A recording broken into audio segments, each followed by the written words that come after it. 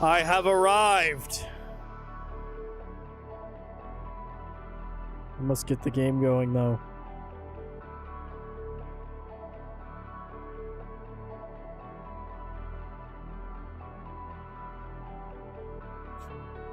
No way. Why isn't my chat box working?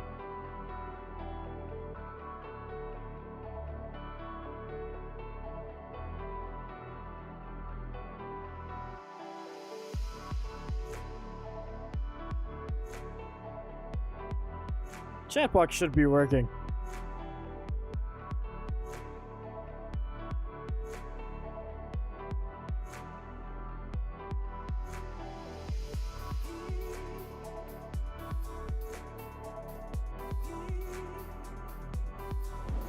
Is it working the other one? There we go.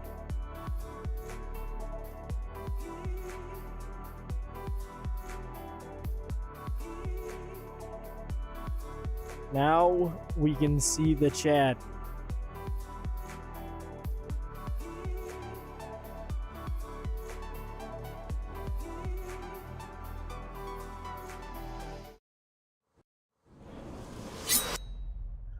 Welcome back to the game. Hello. I have to text my, yeah, it is the man with no hair. I got a buzz cut. I got a buzz cut and it has been a while. I gotta text the man who cares about this stream the most, so I've done that. Oh, you probably can't hear the game either. Hold on. There we go. Now you get your game audio. The finale of Life and Suffering of Sir Brante. And then maybe when I'm done this, depending on how long it takes, I might play Far Cry. I'll play Far Cry Primal for the first time. But, yeah, crazy indeed. Crazy indeed.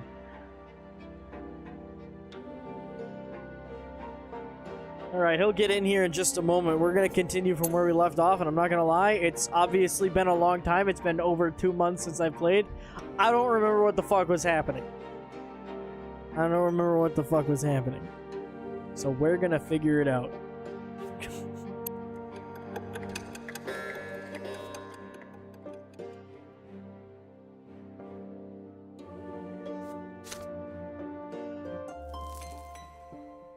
Committing to the finish of this game. I just got a text from Jason. He has told me that if I want to finish it from this point, I'm gonna be here until like 2 a.m. So let's rock and roll, because it's gonna be a long fucking night.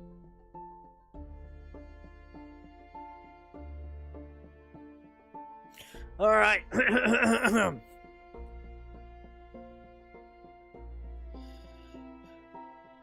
Getting ready to present. I feel like I need alcohol.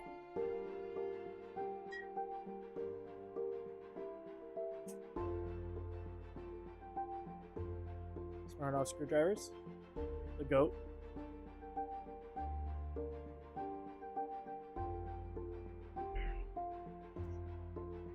All right, let's get it done. As the carriage wheels clack a steady rhythm over the cobblestones, you watch the lands of Magra, rendered dry and desolate by ancient magic, sail by the window. You are back in your home province, but you are no longer the boy who left it by this very road 4 years ago. You return a nobleman and a judge. You continuing the family trade, you have returned to serve at the province's prefecture. Your home in Azot is but a few hours away along this dusty road. The carriage is stuffy and hot from the sun. Even with the thick blinders shut tight, it is a familiar heat, but you will now need to get used to it again. I am not the best narrator. Do not hire me for an audiobook. Ever. Just do not do it.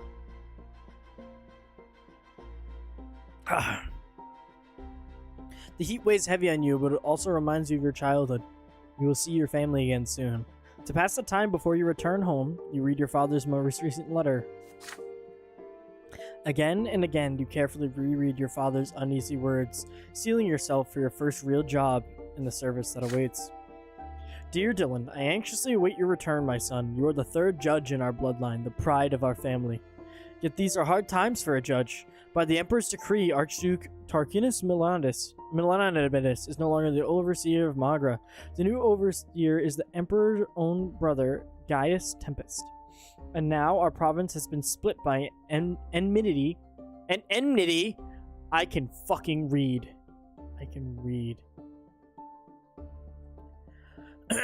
And strife between the Archduke and the Overseer. The nobles have split into two factions, and so too have commoners.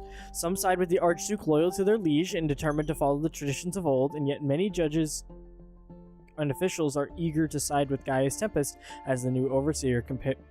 Compared to his brother Cornelius, he is less radical and more cautious, but he too seeks to transform the empire and bring the states to peace. Forgot you were here, blah, blah, blah, blah. Oh, maybe till 11 p.m.? You know what? If I forget, like I normally do midway through the stream and start reading this shit in my head, it might go by faster, but with my reading skills and having been out of English classes for the last, like, 3 fucking years, that may not happen. So we'll see where that goes. Yeah, other Archnians... Oh, fuck, its letter's not done. Other Archnians are outraged that Archduke Milanides... Is that how you pronounce his name? I don't know. I feel like I butcher this every fucking time. Milanides has been deposed. Yes, I know it's enmity. I can't fucking say that word for some reason. It's the simplest word. Enmity. Don't fucking make fun of me, asshole. Blood has been deposed. One among them is Dorius Otten, High Commander of Magra. Shut the fuck up. I'll get through this one way or another, and you're only making it harder. Although Otten and his men have sworn to serve Gaius Tempest and follow his orders, it is no secret that his loyalty remains with the Archduke. While Gaius and the Archduke are at odds, there has been no open confrontation yet. I fear patience may one day run dry. I need fucking...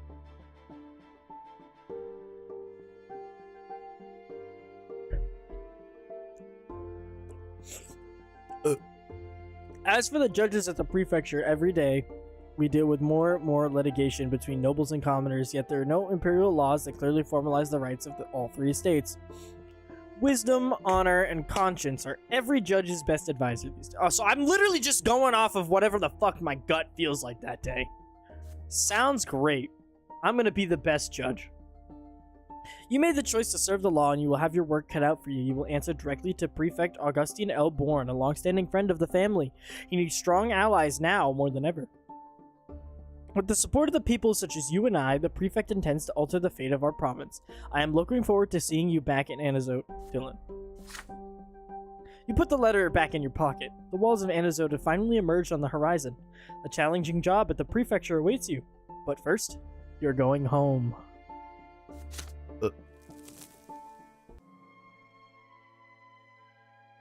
Alright, I'm doing a quick test because I have no idea how delayed my chat is. I think it's only about 1 or 2 seconds, but we're going to test it. Type 1 right now. Shannon's not locked outside anymore.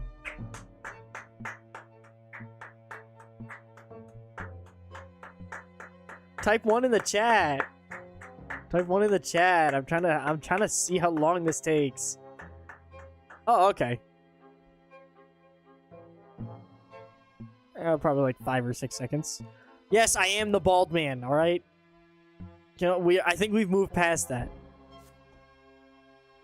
Alright! Important things that only one of them will happen. Otten is sentenced. What? Otten seems like he fucked up. Oh, shit. So I can just straight up die and that can be my outcome. Wouldn't that be a way to cut the game short? Alright! Nobled by the sword. That'd be kind of cool.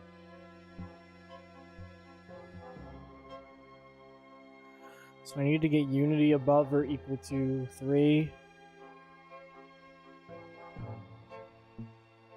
Or is that what I already have? Fuck, I forget. What is my stats? Where do I see this shit?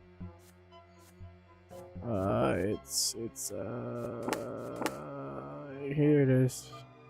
So my Unity's good. I don't think I'm getting that one then. I don't think I'm going to be getting ennobled because my reputation is not high enough in the slightest. Unless I fucking pull a miracle.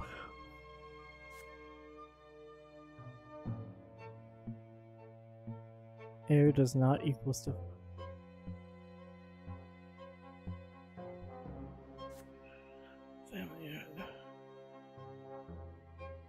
Damn. So I either get one of the two hard outcomes, or I get two of the bad ones, is what it seems like. I mean, heir of the family may not be that bad. But with how... Oh, I have to be ennobled by the sword. So basically, I either get the bad outcome, or I get one of these three. Or maybe two of these three. We'll figure it out. There's more! Sorry, that caught me off guard. Depends on your choices this chapter, you can actually get ennobled by the sword. Interesting. Interesting. Okay. Events that happen to the Brante family in this chapter. Fuck. Holy shit. Okay, so yeah, I can see lots of opportunities. I hope that happens. Ended by dishonor. Wow. Sir Brante goes killed into the... Oh, does not equal... So he can die. And Gloria can get married.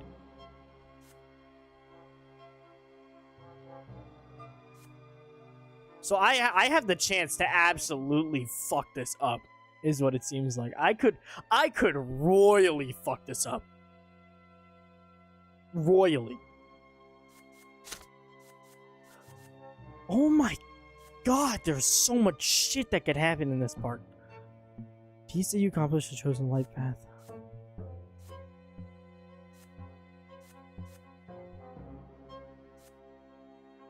Oh my fucking god.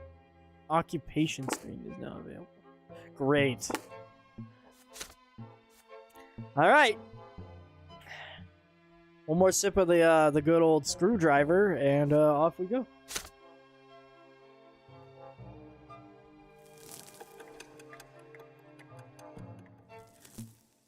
Lock in. Alright, story time, everybody shut the fuck up, it's story time. The carriage stops. Period. The familiar gate. Period. Your bedroom window. Hyphen.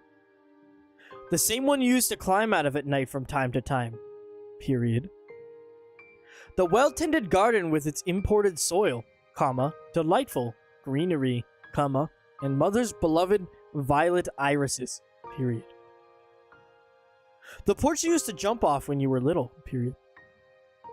Okay, I'm done with that bit. That's gonna get really old really fast. You are home. You touch the handle of the front door and halt for a moment. It has been 4 years since you left for Eterna, but it feels like yesterday. The air inside is cool. As usual, Father cannot stand a stuffy room and insists on constantly airing out the house. You hear hurried footsteps coming from the direction of Father's study. Before you have time to take off your traveling cloak, you are crushed in Stefan's strong embrace. Your brother has grown taller, more broad-shouldered. When he detaches himself from you, you notice how harsh his features have become. He looks even more like grandfather now. You've grown so much over the last 4 years, Dylan. Just look at you. You left a low-born boy, but you've come back Sir Brante. I'm so glad you've joined us in this noble estate. You respond by giving your brother a wrapped gift. Stefan unwraps it carefully. When he sees the sword, the boyish smile appears on his stern face. It's beautiful. What a wonderful gift, brother. Maybe I should start a collection. What do you think? There's no hurry, Stefan. And now let me have a look at the prefecture's new judge. It's my dad! Father approaches you, his hand extended. You can shake it and wrap your arms around him. Father looks older, his back hunched, and he squints. There are deep lines around his mouth and silver threads in his dark hair and mustache. Taking a step back, Father examines you from head to toe. It's too early to be yawning. What fine posture. You had excellent teachers. I'm proud you made it, son. Mother comes out of the living room leaning on Nathan's arm. You immediately see signs of the illness you read about in the letters from back home. Her back is bent, her hair is gray, a thin web of wrinkles covers her face, and her complexion has lost its color. She can barely stand unassisted. Nathan leads Mother to you. Slowly, very delicately, she embraces you. You press your face onto her shoulder, breathing the nearly forgotten, dearly beloved smell. Mother holds your shoulders and studies your face for a long time. You've been away so long, son. Oh, how you've grown. Just a short while ago, I was cradling you in my arms. You look so much like your father when he was your age. Sir Brante. That's not my fucking name. Well, it is in the game, but it's not my fucking name. Nathan approaches you next. Your younger brother is now as tall as you are, and his hair almost reaches his shoulders, but he still has the same lost look in his eye that he had when he was a boy. Dude, he looks like he's fucking homeless. That is not the kid. That is an entirely different child. We kidnapped someone. Or he did drugs. One of the two. He looks like he's 30 years older. Aren't I like 18 or some shit? Dude looks older than me. What the fuck? And here's your ne'er-do-well little brother. He hasn't changed a bit or grown an inch after all this time. He couldn't get into the seminary, so he just hanged around.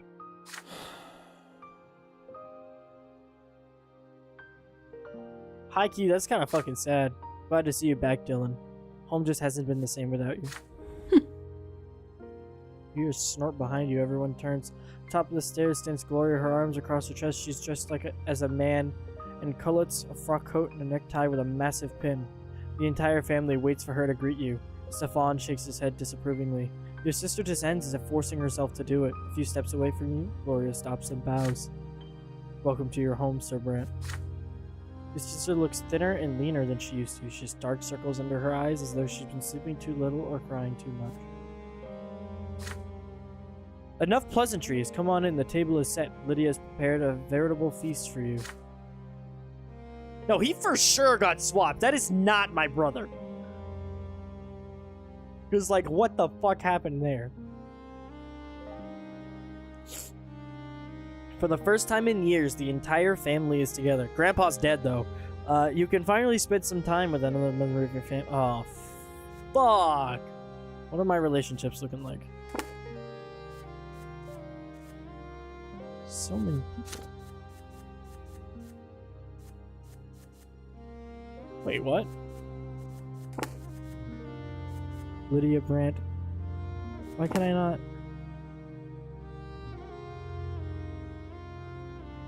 Just my relationships with them. Not... Oh, is it family? Oh, it's family. So my mom, Gloria has an indifference. Nathan still fuck. Nathan still likes me. This is me. And Stefan. So Stefan really likes me. Nathan likes me. Gloria doesn't really like me. She's indifferent to me.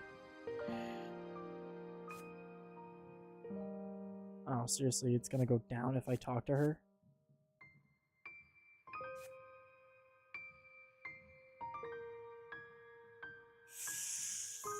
Yeah, who would have thought families on our family tree? Look, listen here, you little shit.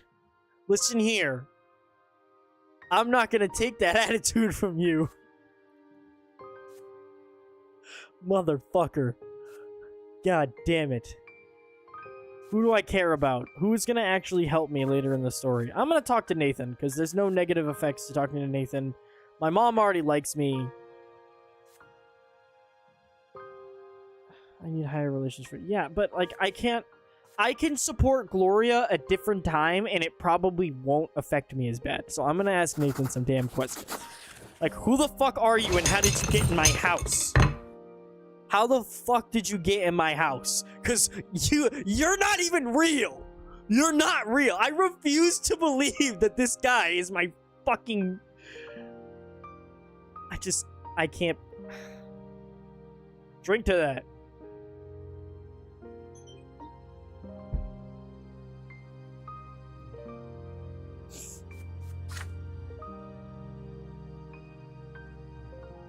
Worked as hard as I could, studied my theology, read books, but during my examinations and seminaries, started talking about something else entirely.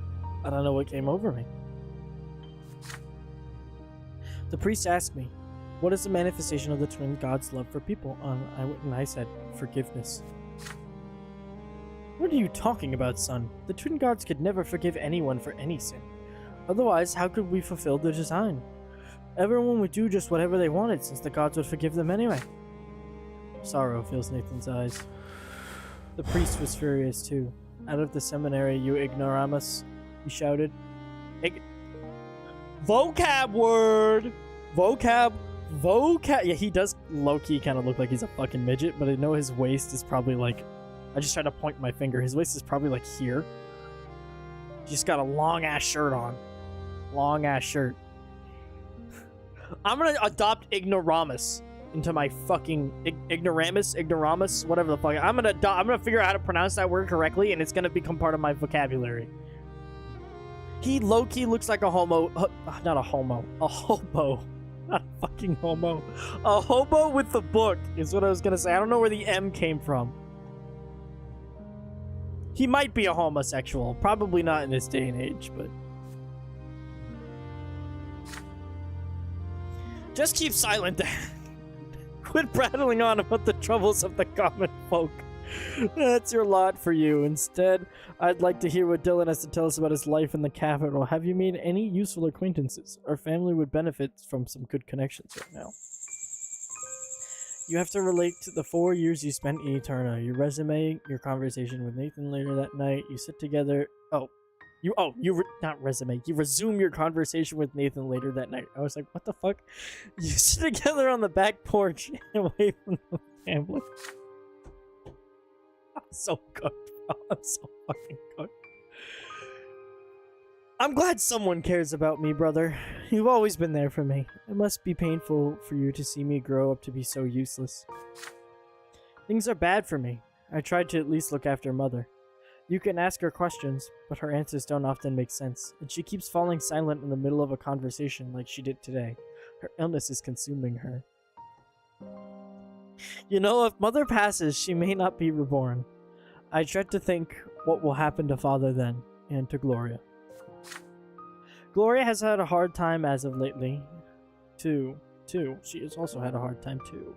Stefan has treated her like dirt for the last year. I think he plans to drive her out of the house so her origins won't taint the Brant name anymore. Stefan only cares about one thing now. Getting our family ennobled by the sword.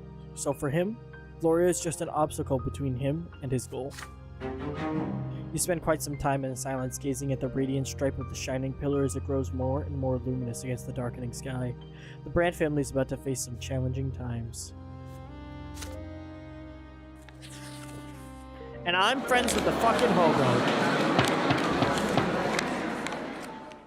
Your service judge begins today. He dressed early in the morning, donning a brand new jacket with a cravat and hat. Give me 1 second. I don't know what a fucking cravat is. Cravat. Oh, it's just... It's basic... Oh, okay. Seriously? Whatever. It's an immaculate look, if you dare say so yourself. Abso-fucking-lutely. Honestly, it did look kind of nice. You head to the prefecture with Father. Prefecture moved recently and now occupies a massive new building of white sandstone in every corner of Anazote. Oh, in the very center. I can't fucking read. What is wrong with me? A stone statue looms above it. The sword of the younger twin, the divine law that directs worldly judgment. All legal disputes in the province are to be resolved here. You and Father walk up the marble stairs, past commoners, merchants, and lesser nobles. All petitioners and litigants huddled by the pillars. Dyslexia.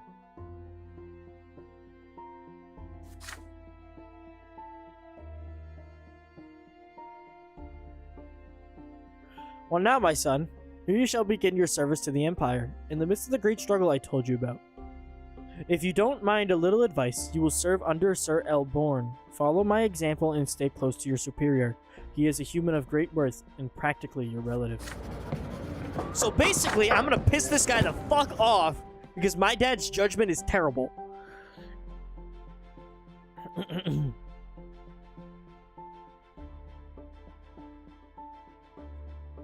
You walk past the courtroom and up to the second floor where judges work in their offices and receive petitioners.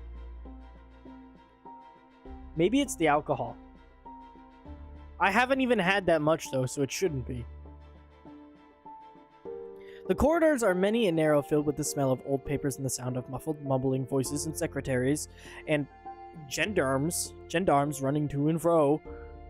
Father guides you down to a corridor that ends with the door to Sir Elborn's office. Dylan, it's time for you to stand before the prefect. Remember the... I wanted to say relationship. Remember the friendship between our families. Read what's on the screen. Don't fucking say lightweight. Don't say lightweight. This is my first one, and I'm not even feeling anything. I don't know what's wrong with me today. I can't read. I haven't read in who knows, like, I mean, obviously I read every day. I look at my fucking cell phone. I haven't properly read well-mannered articles of text in a very long time. Generational alcoholic. Eat my fucking nuts. Eat my fucking nuts. That's all I can say at this point. Eat my fucking nuts. You knock and enter. The spacious oak-paneled office is not without decoration, yet its adornments are tasteful and elegant rather than garish. I feel like that's supposed to say garnish. I don't know. I can't read. I'm not feeling it. I'm not drunk, is what every drunk says. Eat my fucking nuts. Eat my nuts. I'm doubling down. Eat my fucking nuts.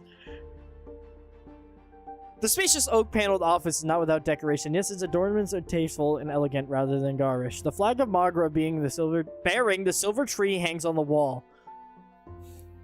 Behind an imposing desk sits Baron Augustin Elborn, surrounded by papers. He looks like a fucking prick. His face wears a focused expression you recall from his visits in the past, although it is more wrinkled than you remember. He looks up and his face comes to life. He rises and extends a hand to you. That does not look like his face came to life. I hope he's fucking smiling. Why, young Dylan Brandt? What a pleasure it is to see you again. I see your years at the capital have turned you into a stately young man. I was told you proved yourself quite capable at the college and Antidote needs worthy... Okay, hold on. Who were you again? Judge Prefect.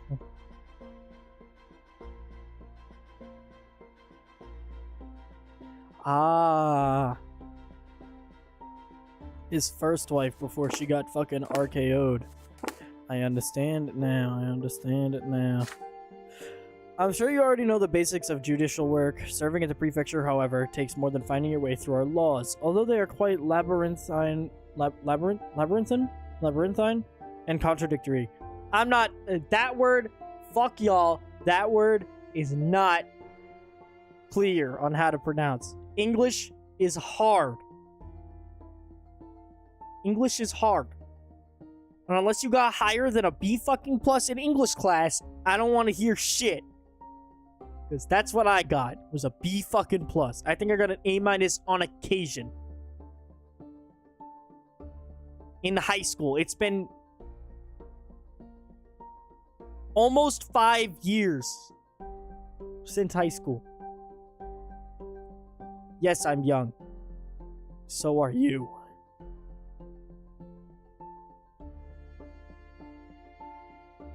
Where was I? Oh, yeah. Labyrinthine. And contradictory. There's no denying that.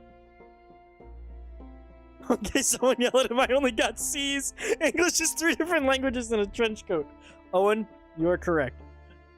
Anywhere you look in our province, you'll see friction between the estates. Old noble blood, new nobles, rich commoners, poor commoners. They all have their legal disputes. Sounds like... just like fucking real life. Just like real life. So you got the same grade I did. You got the same grade I did. And look at me. Still fucking up. Still fucking up. 80s to 90s. I'm still fucking this shit up. And you would be too. I'd love to see you read this shit out loud. It's easy in your head. It's not when you're I'm not even popcorn reading. When you're just reading in general. Well, I didn't try. Oh, shut the fuck up. Nobody tries.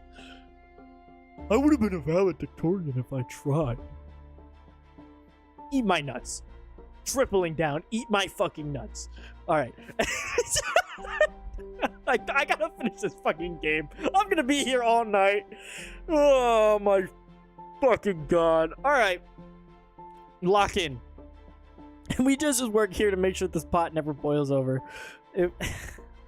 If we are too eager to follow the traditions of old and bow to a noble privilege, the common estate will grow desperate and lose all hope for freedom. But if we openly side with the commoners, the nobles' ire will be quick to find us. So basically, I have to side with the nobles, or I'm gonna end up eating their cock. Eating their balls.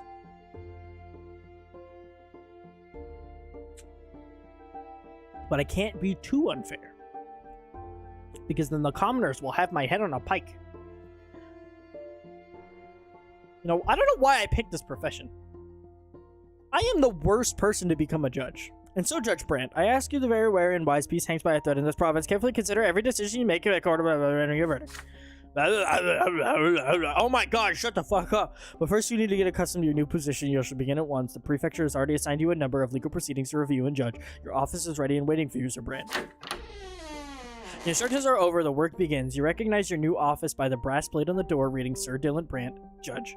You find it rather cramped on the inside, yet still reasonably comfortable. The sturdy desk has all the stationery you need. Behind the desk is a large chair of I almost said caved, carved wood, and in front of it are several smaller chairs for petitioners. Heavy curtains hang over the window, worthy opponents for the morning light to try and shine through.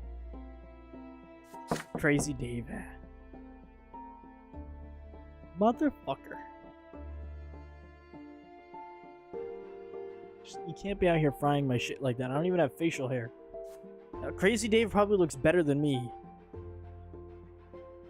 There are papers on the desk already, including instructions, orders, and rulings, and all sorts of other prefecture paperwork. Fucking zit on my face. You're about to begin when you hear a sudden knock at the door. The source of the disturbance turns out to be a stout, smartly dressed nobleman. He greets you with an elegant bow you would not have expected from such a sizable individual.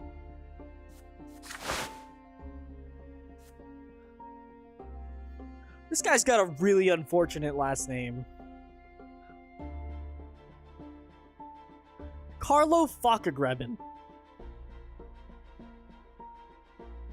Carlo Fakagrebin. Carlo Fakagrebin? He's Fuckgrabbin. I'm just gonna call him Fuckgrabbin. Carlo Fuckgrabbin. Sir Brante, congratulations on your first day of service. Allow me to introduce myself, Judge Carlo Fuckgrabbin. A humble servant of the law like yourself. It is my hope that we'll become fast friends. And now, if I may, a word of warning to help your work progress smoothly. As a token of our future friendship, I am aware that Sir Elborn is your immediate supervisor. As a loyal servant of the Empire, you will, of course, take his word as your guide. Yet, there is no reason to neglect all the other judges at the prefecture, all of whom are noble men of great worth. Their guidance will most certainly aid you as a judge. Oh, it's coming up now. It will be my pleasure, Sir Brante, to facilitate your introduction to the noble judges of the prefecture as soon as possible. I see glory in your future service to the Empire, yet it certainly cannot hurt to receive reassurance and support when you might need it most. I shall not detain you any longer. I wasn't detained. You may be a big guy, but you aren't holding me here. I could get out if I wanted to. I wish to make any valuable connections. My office is right across from here. Oh. Your big ass probably don't even fit through the door. Another elegant bow from Judge Fuckgrabbin, and the door closes. You are alone at your desk once again. The scorching sun is rising over the province behind the window. Today is an important day. A day when you are to take your first steps to your new profession. What will you focus on? Ooh, why would my career go downhill? Why would my career go downhill? Because I asked my papa for advice.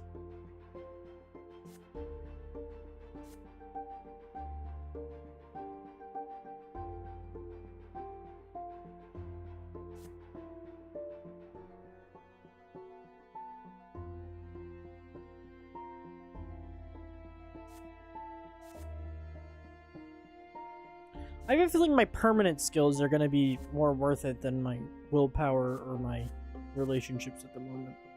So I'm going to ask my papa for advice. For a while, you busy yourself with paperwork and upcoming cases until you remember that Father's office is right next to yours.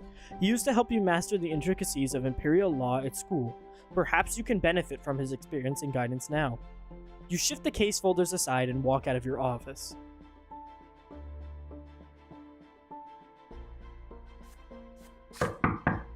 Your father is in his office, standing at the window with a deeply pensive look. The subject of his thought in his hand is in his hand, a letter bearing the Archduke's seal. He turns around and pats you on the shoulder and asks you about your meeting with Sir Elborn.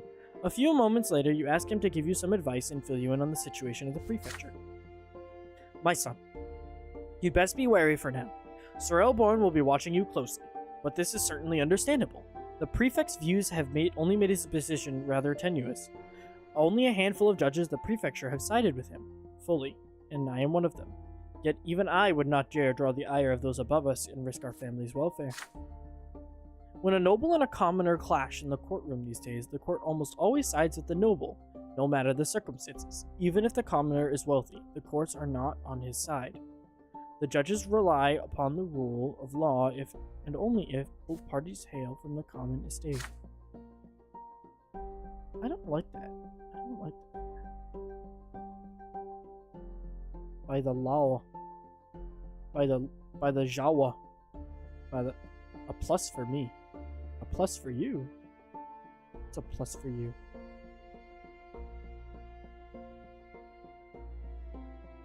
Time to get more drunk. Not that I'm drunk in the first place, because I'm not.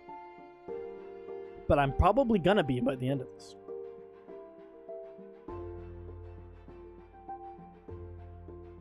Oh god, Shannon must be... I just realized, April, she's talking about me getting fucking graded. She's probably way behind. Shannon!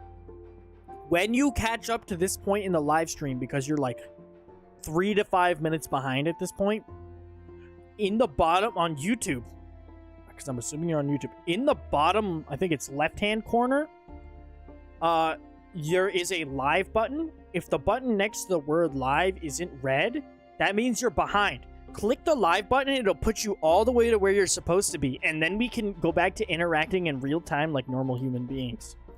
Thank you for this ad segment. I hope she's paying attention and listening to that, because if not, she's cooked. She's cooked. Sir Elborn aims to change this. Little by little, he is eager to ensure that imperial law applies to all 3 estates in equal measure, but there are many who oppose him, from Archduke I hate this guy. I hate this guy just because of his fucking name. Melanidas and his loyal commander Otten to follow our own judge. Like, why can't you just have a simple name? They could have just called you, like, I don't know, Michael or something.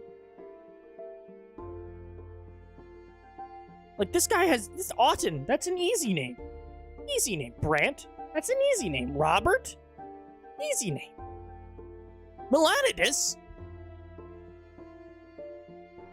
just fucking puked up the alphabet and rearranged the letters. Like, right now, Sir Elborn enjoys the backing of Gaius Tempest, but the Imperial Overseer may abandon him at any moment, so here's my word of advice to you. Be careful.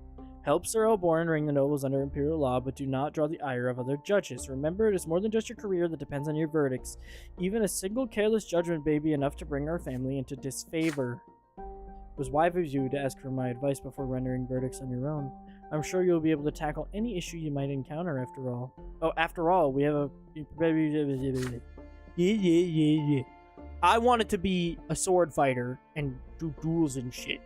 But now here I am, doing law and paperwork. The discussion continues. Father shares his own experience of carefully siding with the common estate, whenever possible, while properly respecting the privileges of the nobility. Even a partial victory in such a legal dispute comes as a great surprise to any commoner. Soon, the vermilion rays of the setting sun... As you walk through the corridors of the father, you see other judges watching you closely. There is a knowing look about them. Sir Fuck Grabbin Your new acquaintance is one of those judges. Sir Brante Sr., Sir Brante Jr., it is good evening to you. It is a joy to see a son following in his father's footsteps, both in and out of the courtroom, I assume. I still believe you would do well to take me up on my offer. A grown man needn't cling to his father's coattails, although the decision is yours, of course. Follow the courteous the prefecture and ended. Yeah, diplomacy, yeah. Yeah, influential and shit.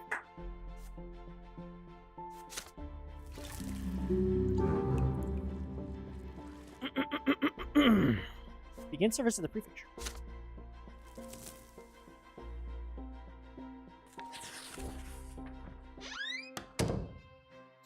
You come back home after a short stroll to the city. As soon as you set foot in the house, you are greeted by Stefan, who invites you to have a talk in Father's office. When you enter the room, Father has a heap of letters in front of him and is signing them one after another. One after another? Son, Stefan and I must discuss an important matter with you. While you were in the capital, our family formally petitioned the overseer to grant us the nobility of the sword. We have 3 generations of noble blood already.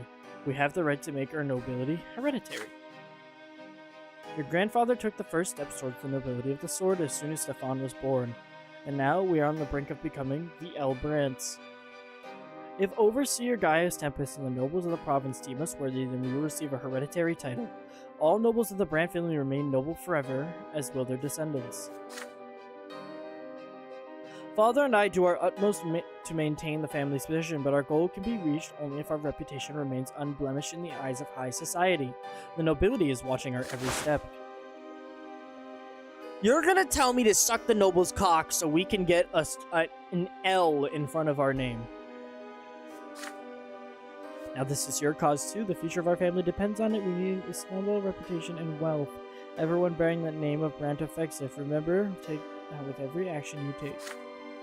You will have to appear before Anazote High Society. We're going to host a reception for the nobility at our home soon. You must uphold the honor of our family, brother. You relate the news from Materna to our guests and present yourself in favorable light. With Stefan at the helm, the entire family spends a full week preparing for the majestic reception. The house is flooded with decorations and new tableware. Delicacies are cooking in the kitchen round the clock, and the napkins now bear an embroidered oak branch in the chains, the Brant family crest. Gloria is the only one to neglect the common cause. Were it up to me, I wouldn't be seen at this hypocritical gathering, but I don't want to let Sir Robert down. He's the only reason I plan to stay for the event. The evening of the reception has come. Dignified conversations and clinking of glasses fill the house. Among your guests are many high-born, powerful people. Your father and Stefan dance from guest to guest, making sure no one is overlooked.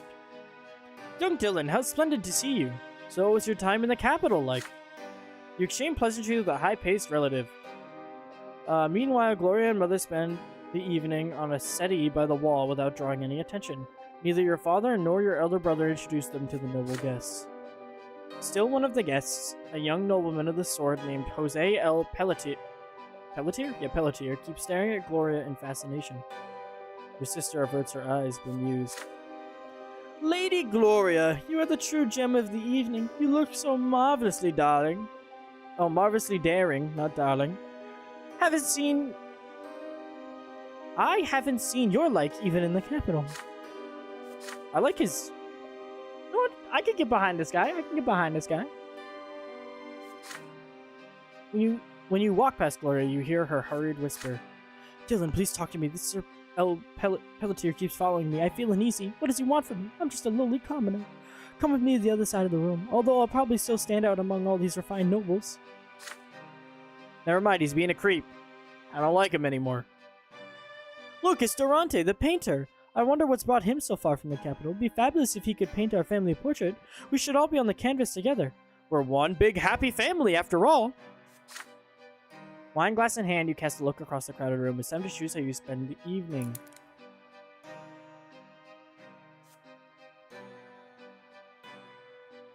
Oh, my wealth is low.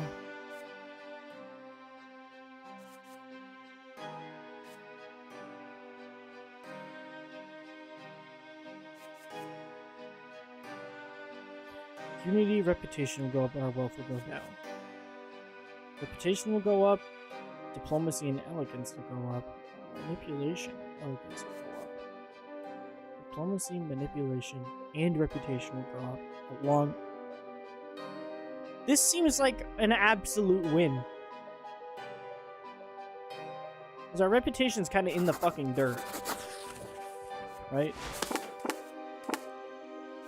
Oh, we were in a modest position. Whatever. When you approach Stefan, links elbows with you and leads you to the most prestigious place by the table where the most eminent of guests are seated. May I present you my younger brother, Dylan Brandt. He has just returned from the capital. Dylan, why don't you entertain our guests with the latest news from Eterna?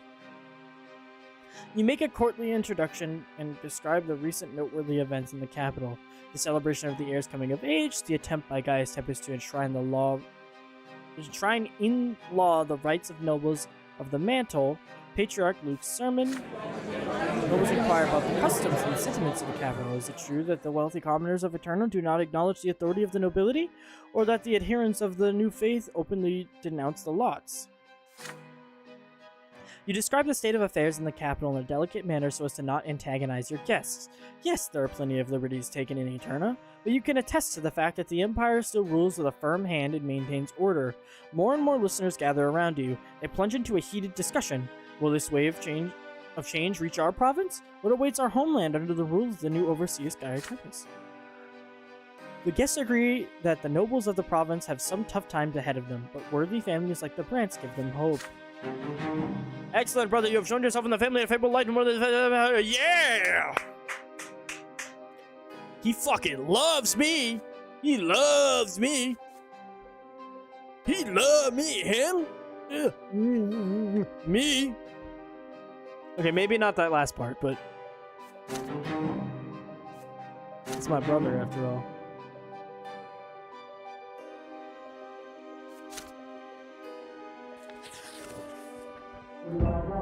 I actually got weird. I apologize for my actions. I apologize. Forgive me. Forgive me.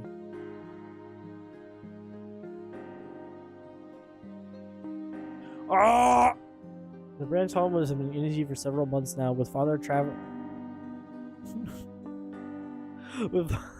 all over the province for his judicial duties. The animosity between Stefan and Gloria has grown into a full-blown feud. Your elder brother tries to use his position as heir to keep his sister in check and make her behave in accordance to her sake. Gloria repudiates his authority. Their fight rocks the house on a daily basis. Eventually, after returning from his latest trip, Father gathers Stefan, Gloria, Nathan, and you in his office. His somber look portends a difficult conversation. Stefan gazes at his father defiantly. Gloria is poised to lash out and running away. Nathan keeps quietly to the side. This seems like it's the same as it always fucking has been since the start of the damn book. Children! For a long time now, our family has been striving to become nobles of the sword. Every noble member of the Brant family will gain a hereditary title. This is your grandfather's dying wish. Fuck Granddad. Honestly, fuck That guy was a prick. Then why am I here, Sir Robert? She's right, this is a Brant matter. Stefan, you're a great guy to me, but eat a dick. Wait until I finish, Stefan. See? He gets it! I am still the head of this household. You're truly so concerned about honor. Show your father some respect. Kneel, bitch!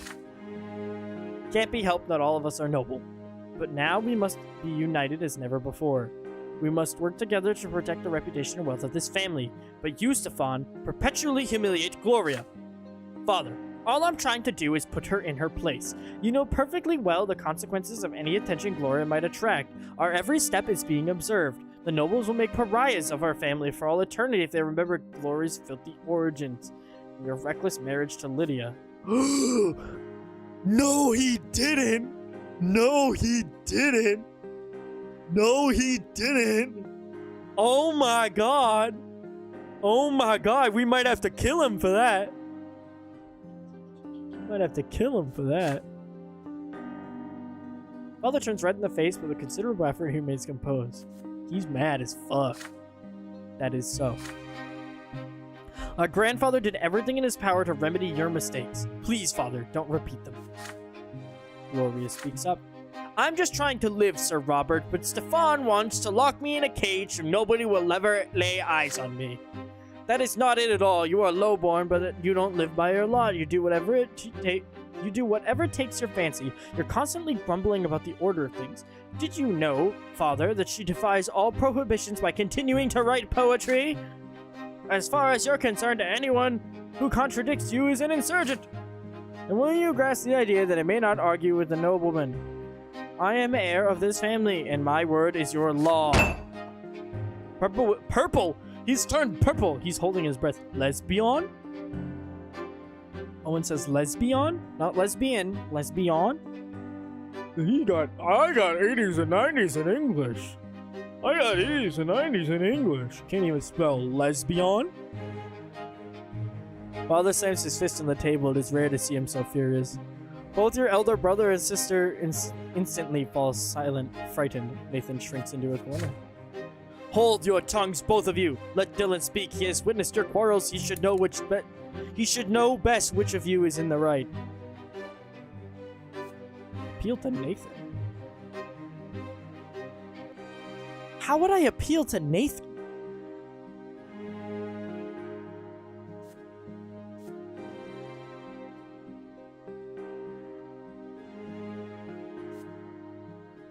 Sorry, Stefan. You're already at like max love for me. I'm defending Gloria this time. You're kind of a prick. You turn to Stefan abruptly and point your finger at him. It's no wonder Gloria fights back so fiercely. Stefan torments and chastises her incessantly. If your elder brother stops smothering every impulse Gloria has, she won't resist so viciously. Your family, after all, not a pack of wild animals where the strong dominate the weak. Are you blaming me for her escapades, Dylan? Me, who selflessly labors to preserve our family name? This is outrageous! Father, will you really heed his advice? Purple with rage, Stefan clenches his fists. Father rises from his seat, eyeing his eldest son gloomily. Dylan is right, Stefan. You have overstepped your bounds. I took Gloria into my house, so you, my son, must respect her and be considerate of her. Your origins do not give you the right to put such pressure on your sister. Stefan rushes out of the office and slams the door behind him. Gloria cannot conceal her joy upon hearing you and Father chastise Stefan. The little tyrant! That'll teach him what goes around comes around. I hope he leaves me be from now on. Soon, rumors start circulating, and his out high society suggests that you are orchestrating a plot against Stefan and the legitimate heir of the family. It is not hard to guess who started those rumors. Great! Now the entire city knows there's trouble in the Brante household. Fuck you! Oh shit, I didn't realize it hurt our reputation. I should probably read. That's okay. We'll get it back. Sucks. It's the morning of a very sultry day, and you're back at the office. You're beginning to get used to the duties of your new profession. Father visits you on the job now and then to see your progress and provide advice. But by now, he is confident you can handle the work on your own. I didn't get any of that advice. That's background information. I don't have any of that information. I'm just gonna go on whatever the fuck my gut tells me in the moment. That's how I played this whole damn game so far. And I've gotten pretty lucky. So...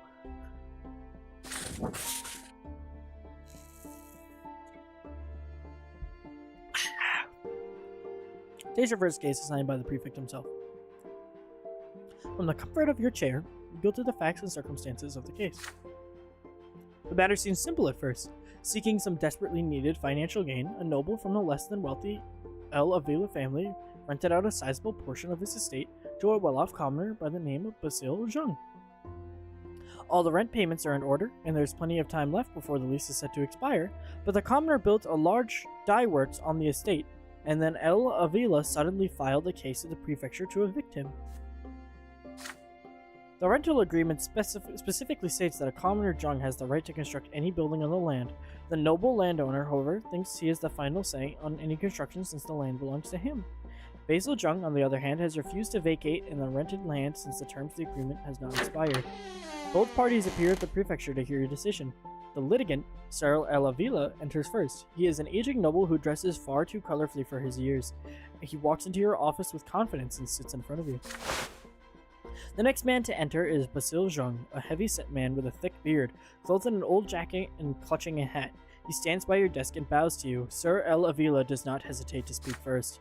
Your Honor, I demand you drive this commoner Zheng from my land. His dye works is a noisy, nasty, ugly building, and I refuse to have it on my property. My family had already had to endure their warehouses and their filthy workers right by our own estate, but this is simply beyond the pale. Either the court says that the dye works must be demolished, or I, Gustave Elavila, will do it myself. You ask Sir Elavila to compose himself and tell the commoner to give his statement. Basil Zheng gives his account, speaking a deep, rough bass. Your Honor, it cost me all my money to build the dye works. The contract says it clear. I got the right to build anything on the land during my rental period. And Sir Avila didn't say a word at first, but now he up and demands we demolish it. My family will be ruined. That's not gonna happen, I say. Avila screams at him in return, outraged by what he calls cunning trickery. The bearded Basil disagrees again and again, his pudgy finger pointing at the clause in an agreement. It is noon already. The sun is so hot even the air itself seems to melt away. This is your first case ever.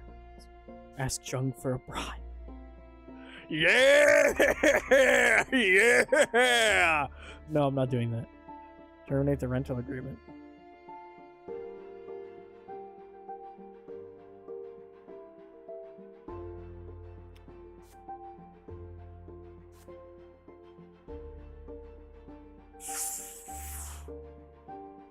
I'm gonna protect this guy's rights.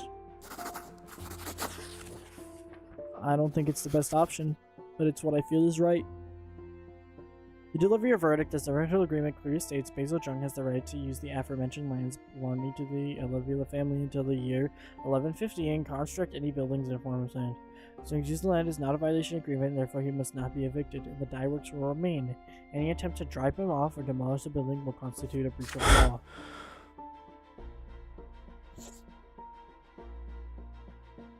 How dare you! This is my own land and I can do whatever I want with it. It is my right. I can rent it out and I can take it back just the same, and your puny little papers mean nothing to me. If you refuse to resolve this peacefully, Your Honor, why, I'll put the damn dye works to the torch.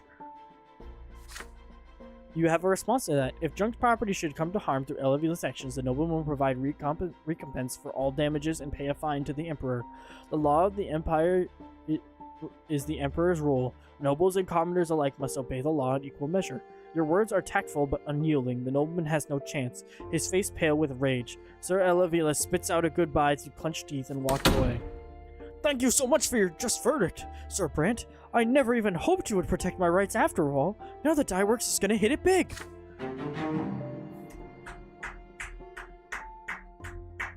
Fuck the nobles. I'm not chewing on his nuts just because he wants me to.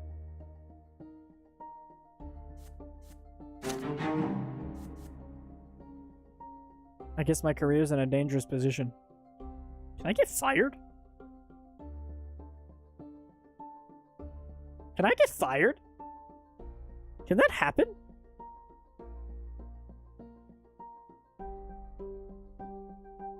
I can get fired? Oh, shit.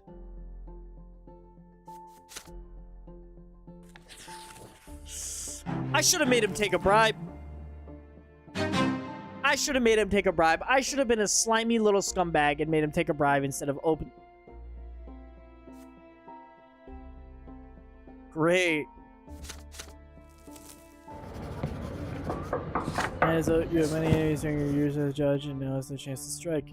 Your career is hanging by a thread. Already? It's my first one, and my career is hanging. This is some bullshit.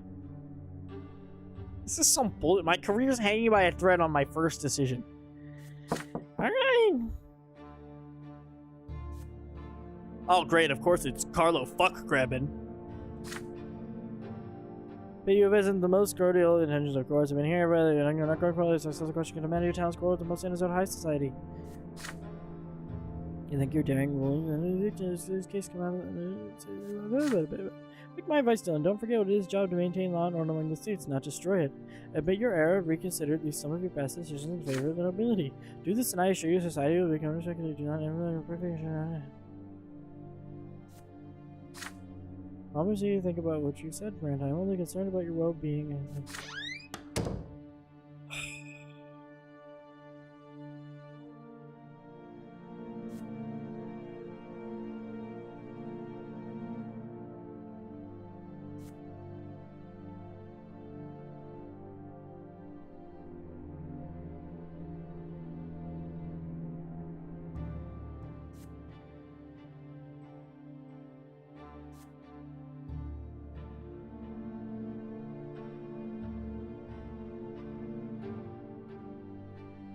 Oh, my justice is gonna drop so much.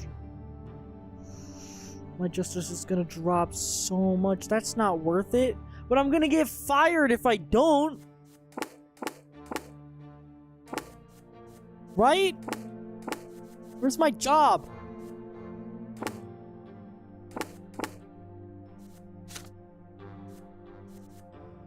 Where's my job? Oh, here it is. Oh no, I just can't hit 0. I just can't hit 0. I just can't hit 0. I just can't hit 0. I'm continuing the fight. Eat my nuts.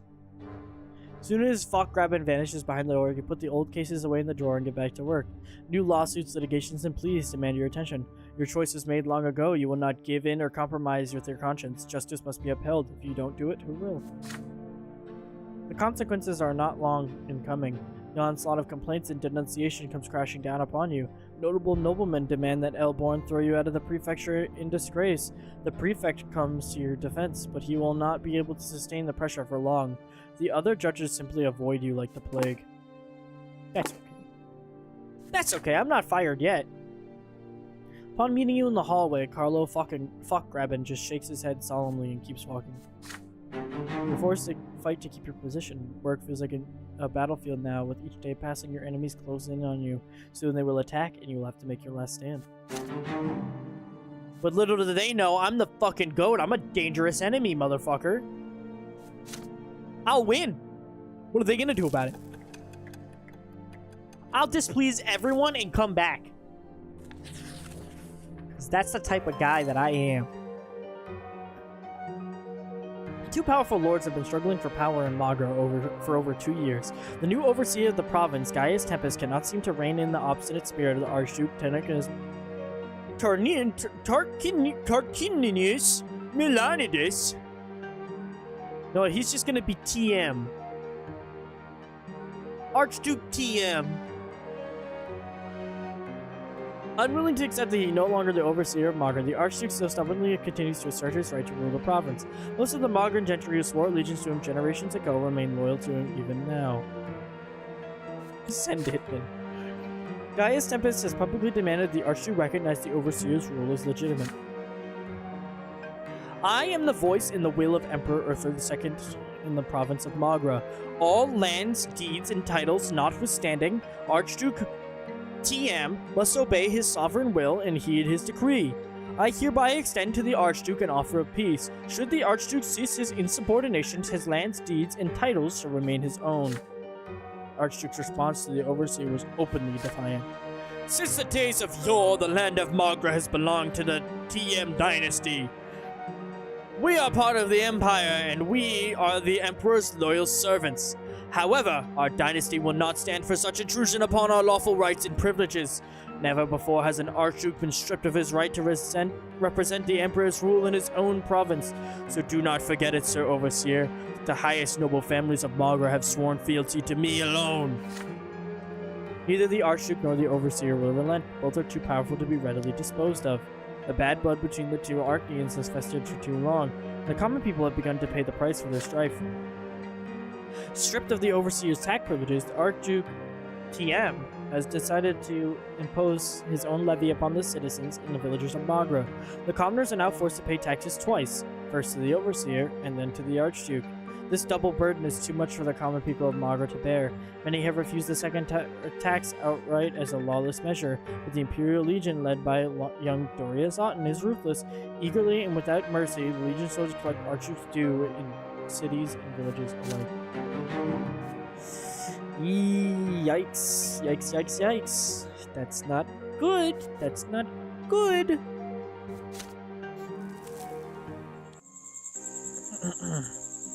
Last year has been an ordeal for you and your family. The pains taken to be ennobled by the sword, the close attention of the city, the aristocracy, the squabbles between Stefan and Gloria.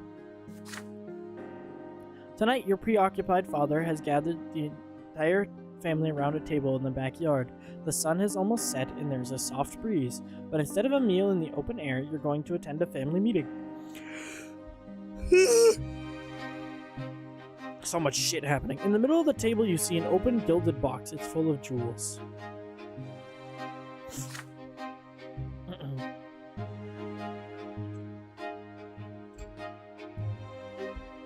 Archduke TM has bestowed his gift upon us.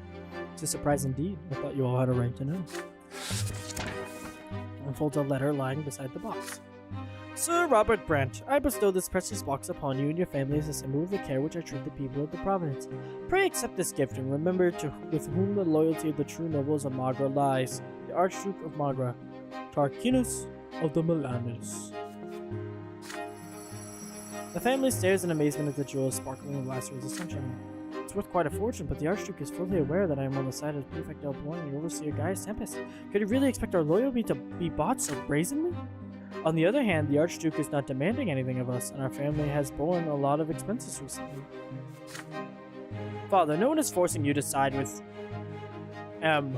Who are we in comparison to the Archduke anyway? We must not anger him by refusing his gift. The jewels are certainly welcome, but they are worthy of being shared with the best families of Anizote.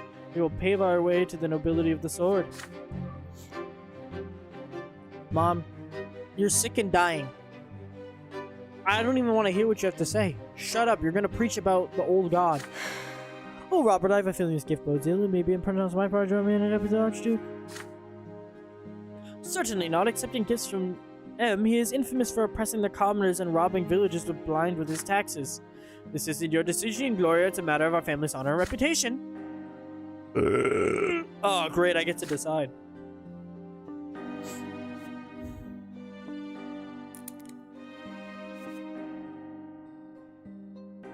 Aha! Aha!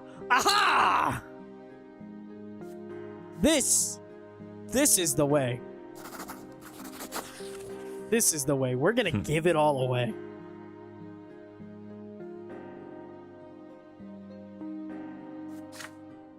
I'm inclined towards the same solution. Let it be so. I'll send a note to the Archduke expressing our humblest gratitude.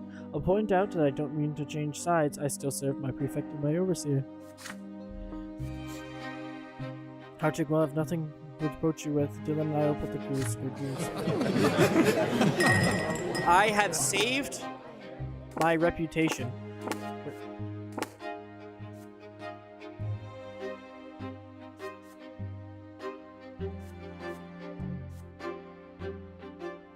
Dude, I'm literally one away from being in peace. That's crazy.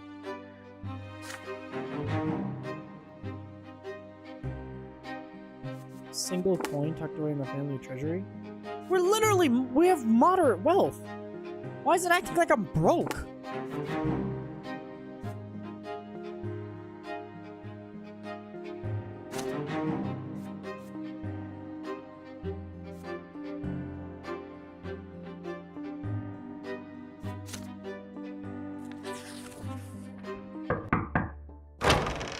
You have completed your first year of service at the prefecture. Several days after your second year begins, there's a knock at the door. You look up from your paperwork and tell the visitor to come in. Sir Elborn's secretary slips inside quietly. The prefect has an important matter to discuss with you in his office. Augustine Elborn looks weary and aged, but he greets you with his usual characteristic warmth. Take a seat in the comfortable chair across from him. Sir Elborn asks his secretary to pour you and him some wine. You're not gonna fire me. I'll stab you in your neck. Sir Brante, good to see you. I hope the judge's trade is coming easily to you now. I must admit I've been watching your first cases closely. You've already had to resolve a rather difficult land dispute between a commoner and a noble. We even see more litigation of this kind in our province in the future. Now it's time for you to answer an important question. In this great dispute between the two estates, where will you stand as a judge? Take a look around you. Life in the empire as we know it is changing. It is our duty as nobles and judges to make peace between all the estates on the basis of the law. However, the prefecture faces a great hindrance in its pursuit of its goal. Many nobles are still determined to abide only by the traditions of old, especially the Archnians. For those nobles, the only law above them is the court of honor, where nobles' rank and duels decide everything.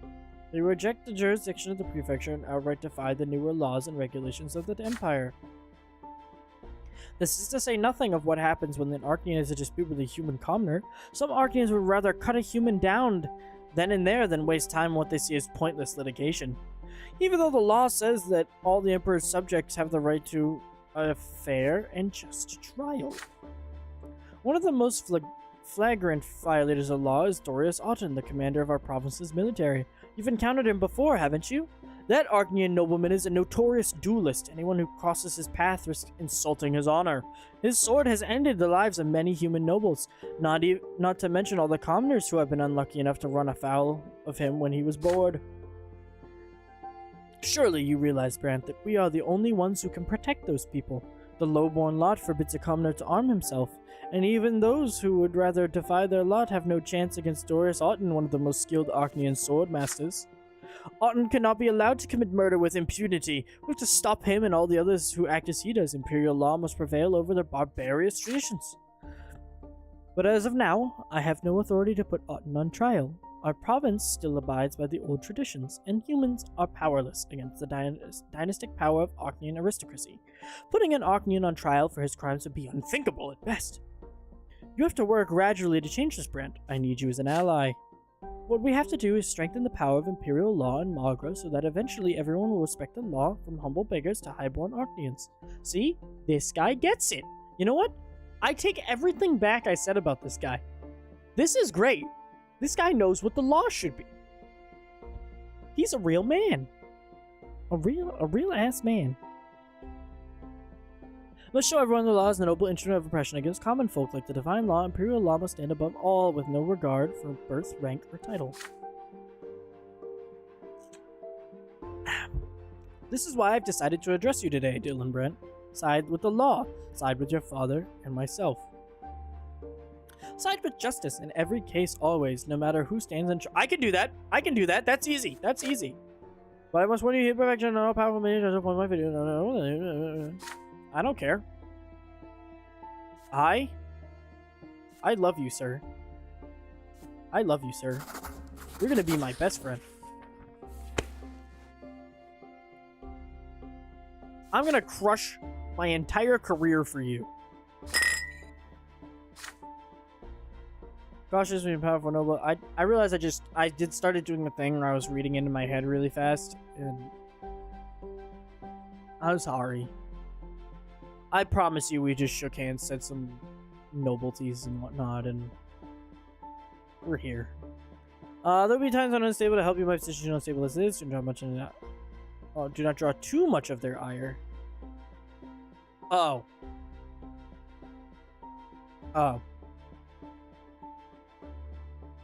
So I can't just outright deny them or I'll destroy his cause. Fuck! Hasty move too fast and force the log as the nobles too soon. They might pick up their swords as they have before. You have to prevent an uprising and a bloodshed. Fuck. Right. So I'm gonna have to sacrifice a couple commoners here and there. Status them hummus. Okay. Okay. No, I can live with this decision I've made. I also don't like the tyranny of the mobility.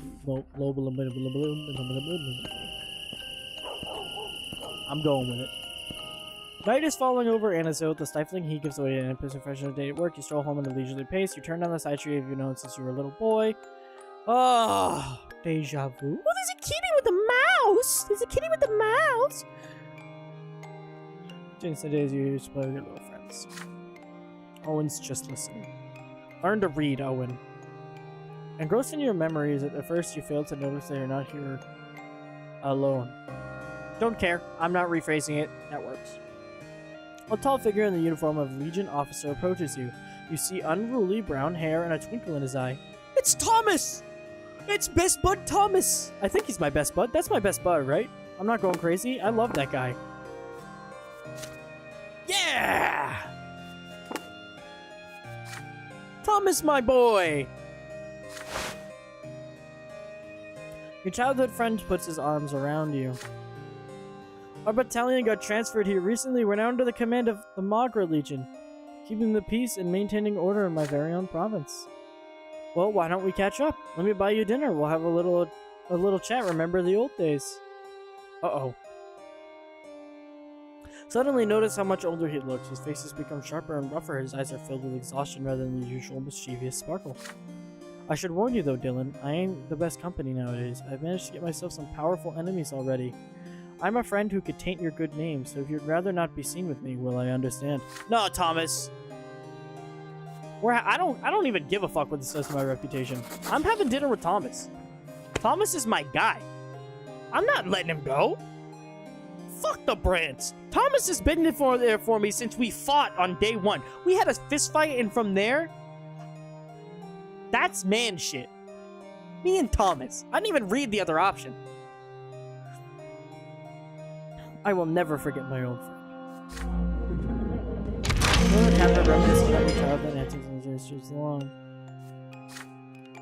Latest case about your first years back at Anazote, family news, requests, Thomas and Lance are concerned. In tough times, your family's always been different. Mine, on the other hand, is the same as it ever was. My pa is always in his workshop, my ma's always doing chores, but look at me. I came home a service-class nobleman, although it doesn't bring me much joy anymore. Uh-oh. Oh no.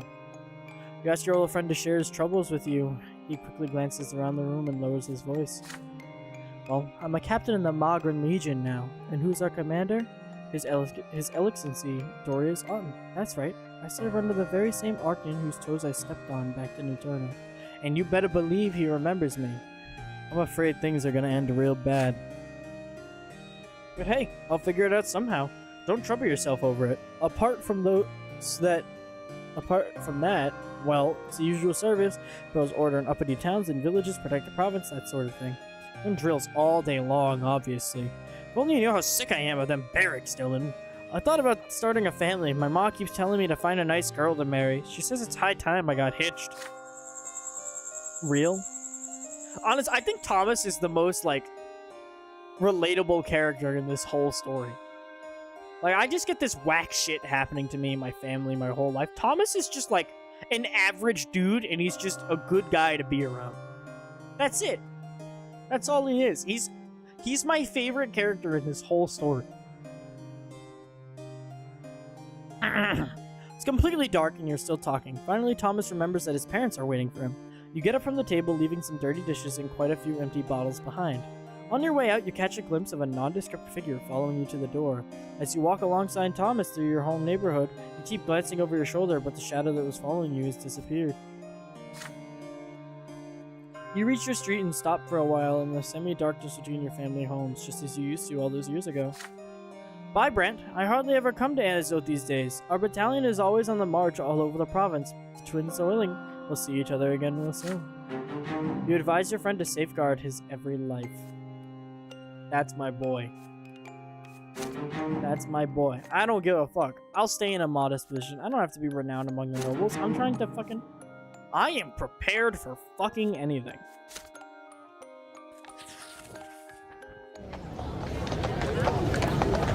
Your first year at the prefecture has come to an end. You're not a young student anymore. You know now that a judge's trade means so much more than knowing the law and carrying it out. Resolving a litigation of any importance requires a striking balance between the code of law, high society's opinion, and the whims of the provincial powers that be. Your second year is beginning, and it feels much tougher already.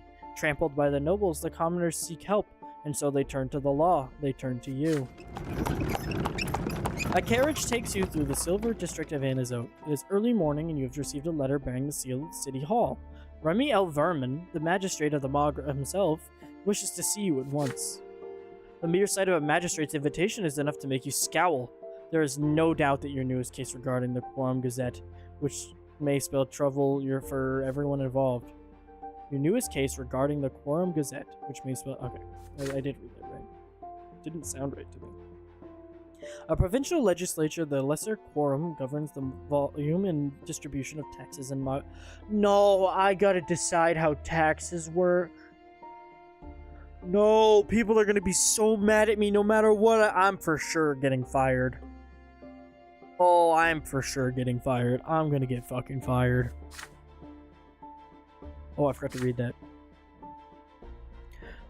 Coastal Crown governs the magistrate action by the law created by Emperor's own condition episode of just go. Yeah, 0 taxes. I'm sure a lot of people would like that. The commoners. And nobody else. Now the representatives of the lowly state have a newspaper of their own. This quorum gazette distributed across all the commoners' rights against provincial governance. Every man behind newspapers may Egmont will off industrialists silver mines this article and his demands for this litigation. Take out a newspaper and read it and addresses Imperial Overseer Gaius Tempest directly. We demand that Sir Overseer Gaius Tempest cease his habitual disregard for our meetings. From our Emperor Uther II, we received the lawful right to assemble and sit in the lesser quorum, and we say to the Overseer, our voices must be heard. Our message must be accepted. The carriage stops in a square by the luxurious building. This is the city hall where imperial officials manage all domestic and economic matters in Minnesota. You are escorted along winding staircase to the door of the magistrate's office. You now stand before Remy L. Verman. You look like an old cunt. The magistrate maintains a haughty bearing in spite of his venerable age. His face bears the sharp, proud features so common among the old aristocracy. Ah, yes, Sir Judge. You are from the Brante family, I believe. I appreciate your prompt arrival. I'd rather not waste time and get right down to business. The matter of which I called you here is urgent indeed. You are judging a case against that newspaper with the lesser quorum, are you not? I've had a torrent of complaints against it from the most venerable members of the quorum. They say Mayor Egmont has insulted Gaius Tempest, our overseer, and the Archnean from the Emperor's own great dynasty. And I say they're absolutely right. Yeah, you're a cunt. The Empire gave these uppity commoners a hand in managing the province's very well-being, which is already a violation of their lowly lot. But no, that wasn't enough for them, it seems. You've earned the mantle only recently, Sir Brante, but you must realize this is an affront to the honor of the entire nobility. I expect you to do your duty as a judge and immediately find a pretext for shutting down their pathetic gazette. Elborn, your prefect, might think otherwise. However, Sir Brante, if you exercise enough wisdom and cunning, I am certain you will realize which position is most beneficial to you. With your youth and potential, it'll do you good to have powerful friends on your side. I'm sure you will reach the only appropriate and just verdict when closing this case, and I hope you will be duly judicious. For now, farewell. Fuck that guy. I'm getting fired. You return the prefecture lost in thought, you write the words all shut down. I'm not. It's fake news! Fake news! Anyway, people running the Gazette are commoners no matter how wealthy. There was no breach of law, however, the mayor simply said, you could take nobody's complaints. Official the commoners in the prefecture.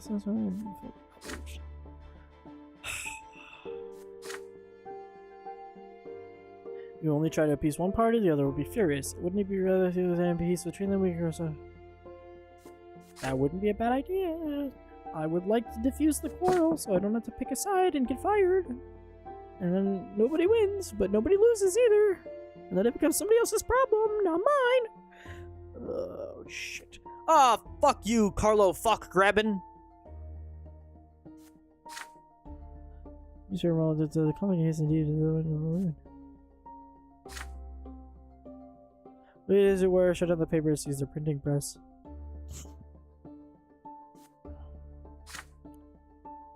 Best good hands. I think shut down. Just think of it, you shut down as a self-serve period will help just email spread the message, all while earning a lucrative reward for your efforts. Everyone wins except the commoners.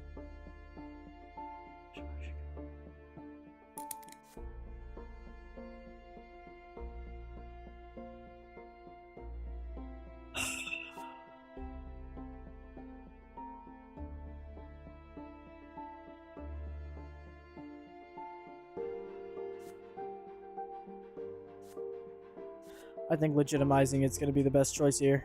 And I have so much willpower, it's not going to hurt. I'm legitimizing it. You spend several days scheduling audiences, exchanging greetings, and preventing invitations to the senior nobles of Anazote. You have to pull all the strings you know and muster all your knowledge of Anazote high society, to say nothing of the family funds you spent throwing a suitable party for such esteemed guests. My father told me to. I can't be blamed for this alone. After much effort, both the nobles and the commoners' lesser quorum have gathered together at your family estate at last. Mayor Egmont, the owner of the Quorum Gazette, has accepted your invitation as well. The nobles are clearly vexed at having to tolerate the commoners' presence, yet they maintain decorum etiquette demands. You tactfully take advantage of the situation to begin a negotiation. You inform the esteemed gathering that you are the judge handling the case of the Quorum Gazette. In your opinion, a periodical for the legislature is a most useful initiative, but only if the entirety of the Lesser Quorum shows support for the Quorum Gazette, and only if the Gazette represents the opinions of all its members, including commoners and nobles alike. The words are met with a flurry of resentful, shouting, disputing voices. People start to argue. Sometime later, the Gazette owner, Mayor Egmont, takes his turn to speak. He looks almost like a nobleman. Egmont is well-groomed and wears expensive clothing, only a wealthy industrialist could afford. Nevertheless, in his rough manner of speaking and boorish posture betray his humble origins. I do say there is some truth in what you're saying, Sir Brante. We did begin the Gazette without asking noble sirs for their opinion. Still, if they let us have our articles printed, I suppose we'll agree to publish their opinions as well. This leads to another fervent debate. Some nobles reject sharing periodical with the lowborn, while the more obstinate commoners of the quorum insist that they already have the right to publish the Gazette on their own. It takes you no small amount of time in negotiating to bring both sides to an agreement. It's settled then. As the owner of the Quorum Gazette, I pronounce the official legitimate newsletter of the Lesser Quorum, and the noble sirs are invited to publish their articles on the state of affairs in our province.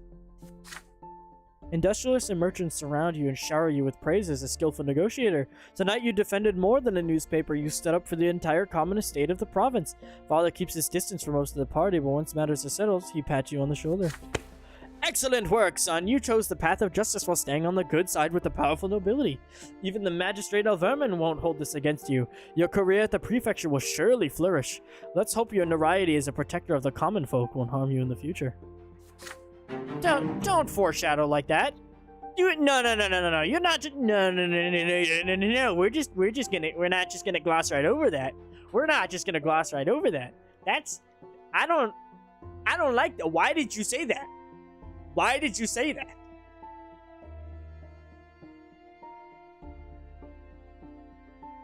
You a fucking nose.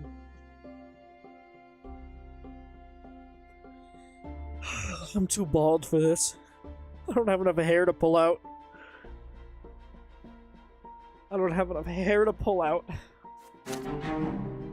I'm in poverty.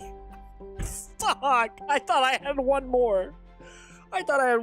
Before poverty. That's fine.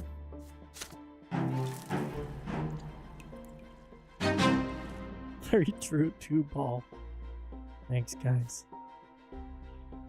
People of Anazote know how to praise you as defender of the common people's rights.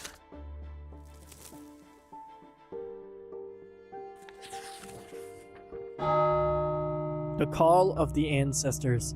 Today is a big day for the Brante family, the day your family line started, the day when you remember all your ancestors. Tonight, everyone who bears the name Brante must descend into the family crypt to keep the vigil by the tombs. This is the time to surrender yourself into your ancestors and hear their will.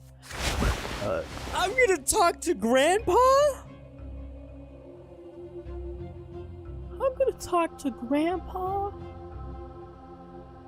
Fuck, man, I don't want to talk to Grandpa.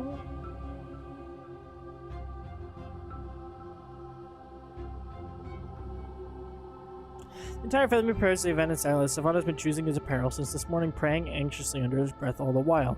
The heir has a special place in the family vigil. Even Mother is planning to go with you, though Father tries to talk her out of it. Lydia, I beg of you, stay home. You are far too weak for an all-night vigil in the crypt. Gloria, you would be so kind to stay with your mother since you cannot, join us anyway. Gloria answers in a muffled voice. As you wish, Sir Robert. The late Sir Gregor would only be enraged to see Mother there. We all remember how their last encounter ended. Father nods curtly, avoiding Gloria's gaze, but at that moment your attention is drawn to a noise in the foyer. Nathan staggers through the door, stumbling over his own feet. He reeks of cheap wine and filth. I'm not late, am I? Everyone gazes at him in consternation. Nathan almost falls into Mother and Gloria's arms. Distressed, they fuss over him. Stefan's eyes his youngest brother coldly. I expected nothing more of you, Nathan. Why even speak of duty to your family when you can't even manage to live by the commoner's lot? Go lie down in the pantry and stay out of our sight. Father, Dylan, it's time. Let's go. Alongside Father and Stefan, you descend to the family crypt, but you cannot help but remember paying your last respects to your grandfather 9 years ago. It seems like he is an alcoholic hobo, and you are very correct. You light and dim flames illuminate the shrine. In the middle of it stands a magnificent stone tube containing the long-decayed remains of Gregor Brandt. Take your knees around the crypt and kneel. The all-night vigil has begun. At first, your ancestors remain silent. Each of you is left with their own thoughts, and a low murmur passes around you. The shadow was in the corner of the room. The voices grow stronger. You know that the ancestors of Gregor Brandt, long-forgotten commoners whom you never knew, are trying to talk to you. But now a memory of them has come to life in the darkness of the crypt. They are pleading for something, demanding it of you, calling out to you, screaming. Finally, you all hear that painfully familiar, deep, imperious voice echo from the far end of the chamber. It's been a long time since I've seen you all. I hope you bear your good tidings. All this time I've been waiting for you to fulfill my mission. Remember, as long as I am in your blood, I will give you no peace. I did not have my family ennobled just to see our line cut short. Our blood tide must join the grand flow of the Empire, and then each of my descendants will inherit nobility forever and ever. But I do not see any of you before my tomb. Where are you hiding? Where is the head of our family, the man who will speak to me? Where is the man who will heed my will?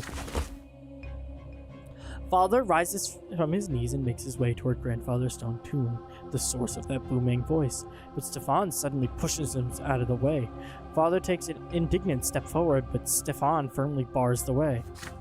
Stop it, Stefan. You are my heir, but you are not head of this family. Father, it is not you that Sir Gregor is addressing. Earning the nobility of the sword is my duty to him. He has long forsaken any hope of seeing you achieve it. You must understand that I am the one who will fulfill that duty. Stefan does not let him pass. Father breathes heavily in anger. You can all but feel the frantic beating of both their hearts resonating somewhere within you. Both your father and brother seem to have forgotten that you are here too. Even in the restless voice of your ancestors. Yeah, boy. Yeah, boy. I'm yoinking it. I gotta see what happens. It's not only you in here, Owen. Jason's here too. Because I think Jason's here. He had to go out on a run. While Stefan blocks your way, you step forward yourself. Now they are both trying to stop you, but you are already loudly addressing the spirit of Sir Gregor. Sir Dylan of the Brants is the man who will speak to him. Well, look who we have here. It's Dylan himself, a recent nobleman of the Magdalen Judge. I must admit, grandson, it has always been my belief that you would not be satisfied by the commoner's lot, even when I punished you for your escapades.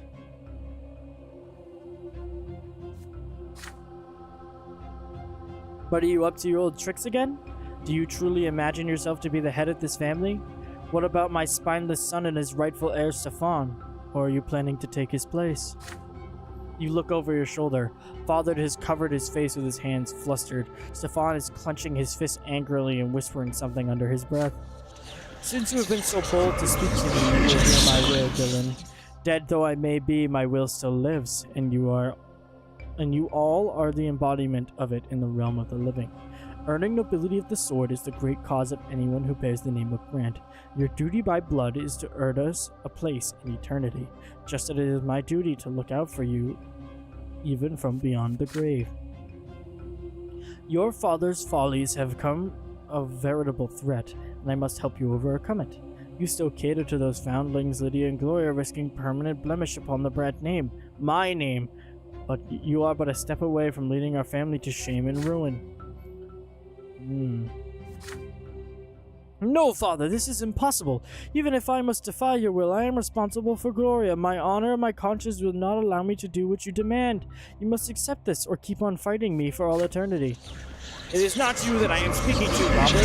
Dylan, they can take the family cause into your hands. Do not take after your father. Do not shy away from taking responsibility for your actions. Do what must be done. Cleanse our family of wickedness. Now time to respond. Stefan's strong arms hurl you to one side. When your elder brother addresses grandfather instead of you, he is shaking. Sir Gregor, Dylan must be out of his mind. I am the heir here. I am ready to heed your will. You have heard it, Stefan, and do not let anyone usurp your rightful place again, otherwise you will lose your very birthright. Answered his ancestor in a strange voice. I will do my duty to my family, Sir Gregor. Whatever the price, I will pay it. Your creditor is silent once more, gathered that you are alone, and you see tears kissing on Stefan's face. That a sound, he detaches himself from you and leaves the crypt. Your father casts a disdainful glance at you and follows him up the stairs. Sorry. Left in semi-darkness, alone, invisible spirits of the dead follow your family everywhere. You're left in the oh, his signature. I am now battle-hardened. I cannot be beaten in a sword fight. I simply refuse.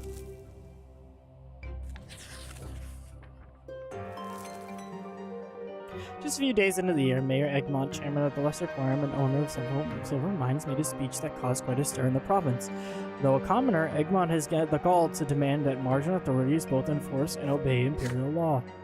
Those use of imperial laws, they aren't enforced as they should be. Even today, any Anisote nobleman who gets up on the wrong side of the bed can draw his sword and run a commoner through with impunity. These gentlemen may be our rulers, but does that mean they can defy the Emperor's will? Sir Bourne has been appointed to enforce the rule of law in Magra. How come the prefect doesn't see this? We commoners aren't trying to seize the noble lot and take over the province, but the rule of tradition is a thing of the past. This is the age of justice. We may not all be equal in its eyes, but even the nobles and the clergy must obey the law. The Magran aristocracy is furious with Egmont and demands that he be silenced, but the rich industrialist has too much money and too many connections to be dealt with so easily. You hear more and more rumors about secret societies of commoners appearing in the city and plotting against the noble rule. The gentry fears that Egmont and his peers might be behind this, but they have no proof, at least for now. How many viewers do I have? I think it is just you, Owen. Yeah, it's just me and you, buddy. Father Leonard, abbot of the Temple of the Silver Tree and leader of the New Believers, supports Egmont and has spoken publicly in his favor. Oh, Jason says D. Participant. Oh, now he's here. I don't know what happened. He said he wasn't here. May those laws be duly enforced and they serve all the people of the Empire.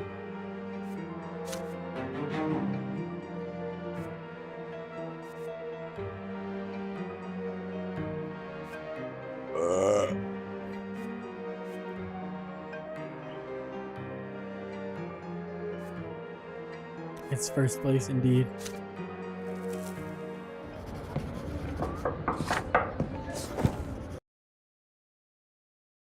You guys are tied, by the way. I don't know how he's first place and you're not. It is another day at the prefecture. A secretary peeks in your office with a message from the prefect. There's a new case he wishes you to handle.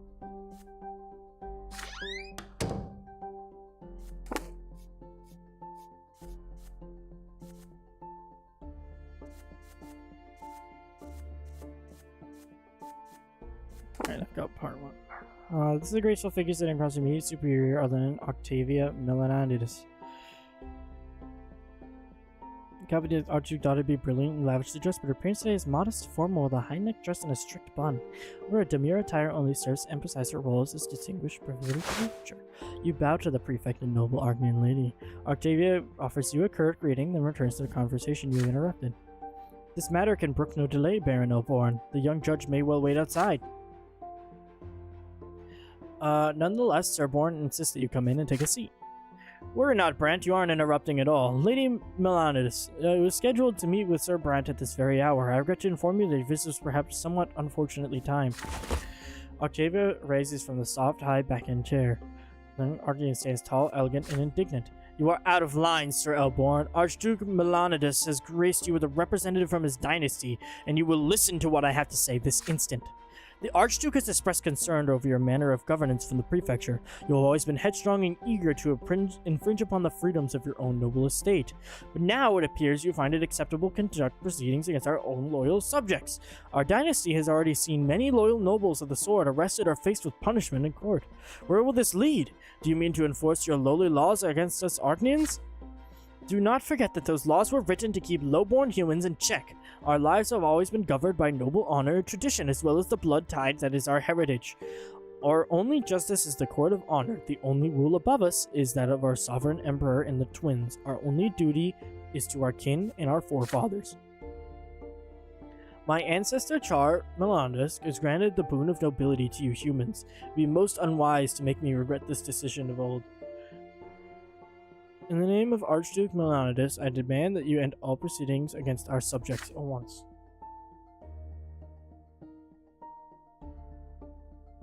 Sir Elborn acknowledges Lady Octavia's vehement speech with a calm smile and nothing else.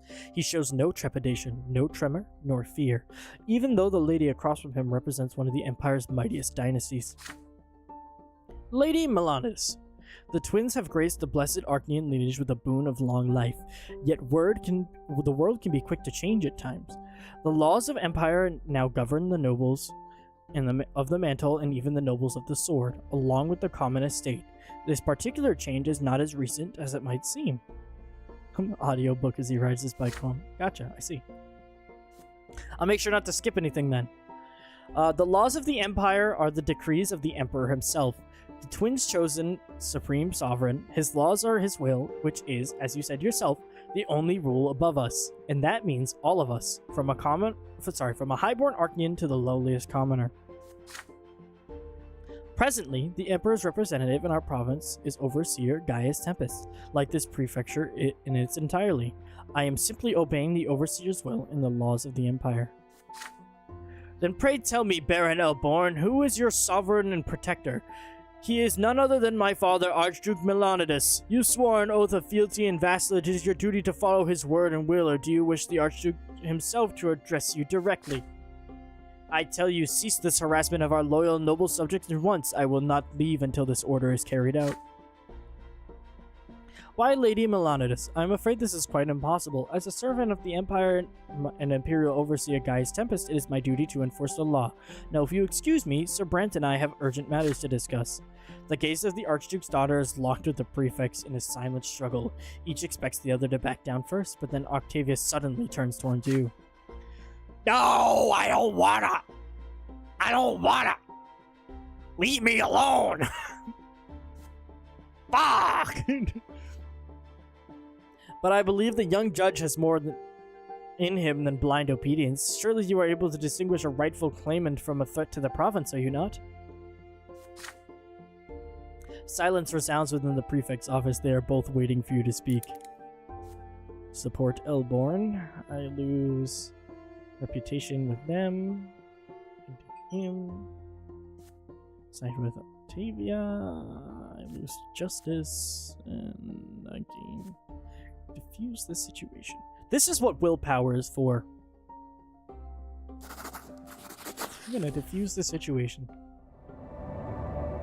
You have Lady Octavia's attention now. She may not have shown it in Sir Brant's presence, but she remembers you from the capital quite well. Skillfully, you take advantage of this connection to reduce the tension. You start by reaffirming her position. Truly, the Archduke has every right to look after his noble subjects. You will never expect an ancient dynasty to abandon the loyal nobles to their fate. Having said that, you shower the Archduke and his noble dynasty with praise, including his brilliant progeny who has deigned to grace the prefect's office with a visit. You casually mention your encounter with Lady Octavia at the fencing tournament in Eterna. I have to admit, Brant, for a human, you fought valiantly indeed. I've witnessed some of the best Arknian sword masters at work, yet your fighting piqued my curiosity. There's a look of relief on Sir Elborn's face as he watches you converse. Still, you return Octavia's demands. After all, she did not come here for small talk. The Archduke's words carry great weight, but sadly, Sir Elborn has no power to decide the matter. After all, he is but a humble servant of the Emperor. Perhaps it would be more prudent to take his matter to the Emperor's overseer, Gaius Tempest, who is also an Archaean of noble lineage. Just moments ago, Octavia winces at the mention of Gaius Tempest. The Emperor's brother took away her noble's family right to represent the imperial authority in province of Magra. Still, the Archaean lady considers her words well before speaking again. To a certain extent, you are right, Dylan Brent. I cannot help but admit it. We Archaeans ought to avoid involving humans in matter of supreme authority. It is still my wish and intention that Sir Elborn present us with an answer, but if he absolutely must learn the will of Gaius Tempest beforehand, then so be it. But do not tarry too long with your answer, or you risk angering my father. Octavia rises elegantly from her seat before she leaves the prefect's office. Her eyes rest on you for a moment. She bats her eyes charmingly and addresses you with a gentle smile, and then she's gone. Elborn pats you on the shoulder, content with the outcome of the interview. She's got the hots for me because I know how to argue. Only we're that easy in real life. Unbelievable, I never expected you to be acquainted with Octavia Milanides. My thanks, Brant, you brought me some time. If you hadn't intervened just now, I'd have to defy the law and end all cases against nobles who serve the Archduke. We'll see what Overseer says about this now.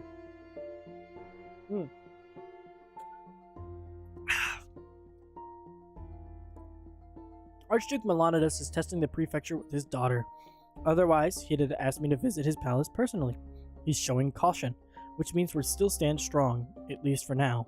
We will continue our service to the law without regard for the outmoded ways of the past. But I digress. This is high politics, and the prefecture still has plenty of cases to resolve.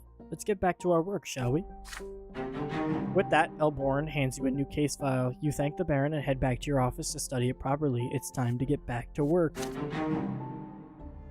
That took a lot of willpower. I went from 30 willpower to 15 in 2 choices.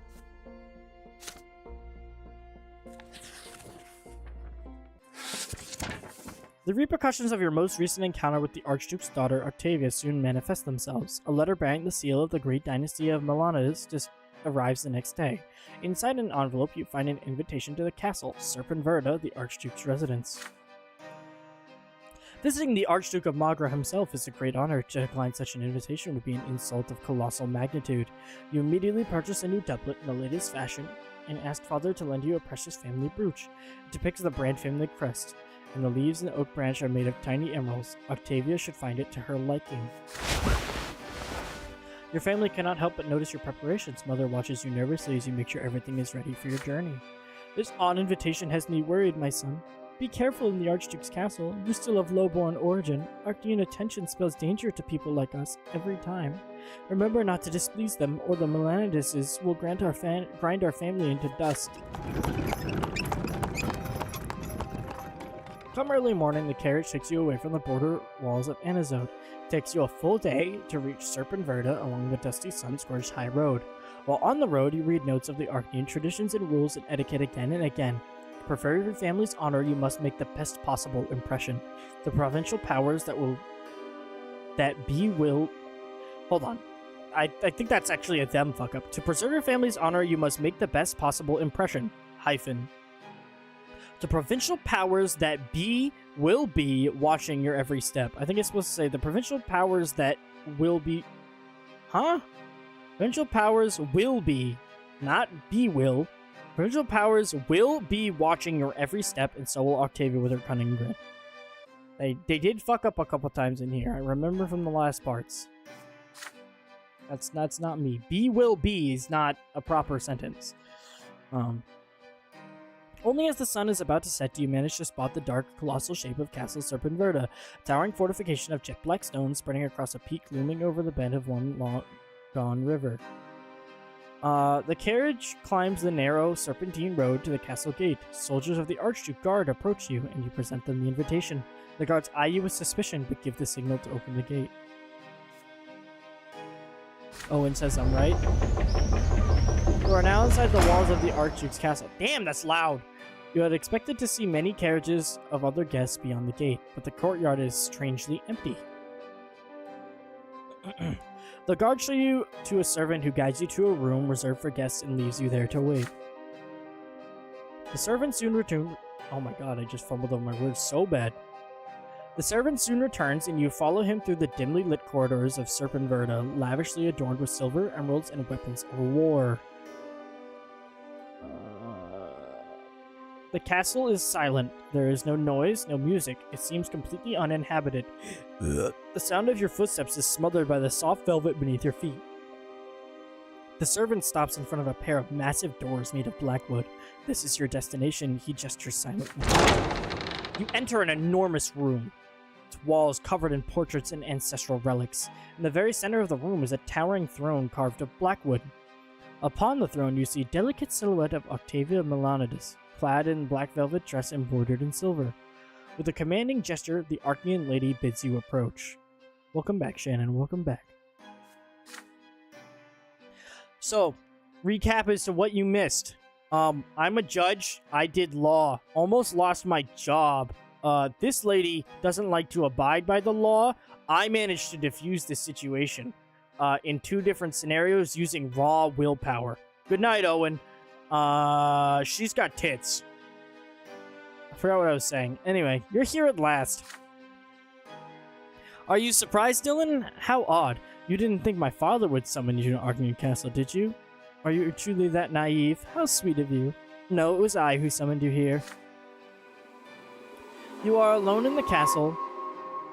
Rude. I mean, they're right. Look, I can circle them with my mouse if it makes you feel better. Anyway. You're alone in the castle. Portraits cover the walls. Portraits architect by Kalo resemble birds of prey, and their eyes seem to watch you with contempt that makes you uneasy. Allow me to introduce you to my family. Family? This is a human by the name of Brant. What do you think of him, father? She casts a defiant gaze at the portrait of the Archduke Melanides. She removes a glove from her hand and casts it as well. It hits the great Archduke right in the nose. Octavia laughs at that, and the tall walls and innumerable portraits echo her voice. Baffled, you ask Lady Melanides why she has summoned you. Because you have caught my attention. I noticed you, even when you were somewhat younger than you are now, and then I started seeing you again and again. I've caught myself thinking about you quite often, and so I've decided that I wish to possess you. You will become my companion. Other humans will envy you, but no one will dare to cross you. My name will open any door you like. In return, you will satisfy my every whim, and I will do with you as I please. I'm gonna become a sex slave.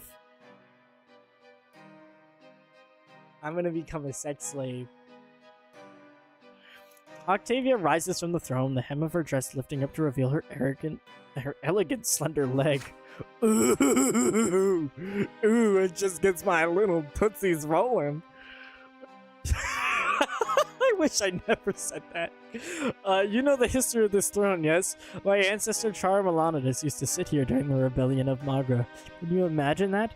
Char Melanides made decisions that transformed the entire empire, all from this very seat, and now it's gathering dust in this vainglorious art gallery of my father's. Now come to me, human. Octavia waits for you to do her bidding. One does not argue with an Archean since the dawn of the Empire. They have taken whatever they wanted. If you refuse, Octavia, daughter to the Archduke of Magra, you will insult her greatly. If you submit to this Archean woman, if you become her plaything, everyone will know you in the good graces of Lady Melanides herself. As a human, what more could you possibly dream of? You recall your chance encounters with her from the days of youth to more recent times. What are your feelings for this exceptional Archlady?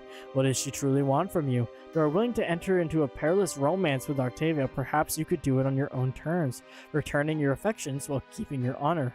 Would she defy all the traditions of her old and recognize you as her equal, even if only in secret?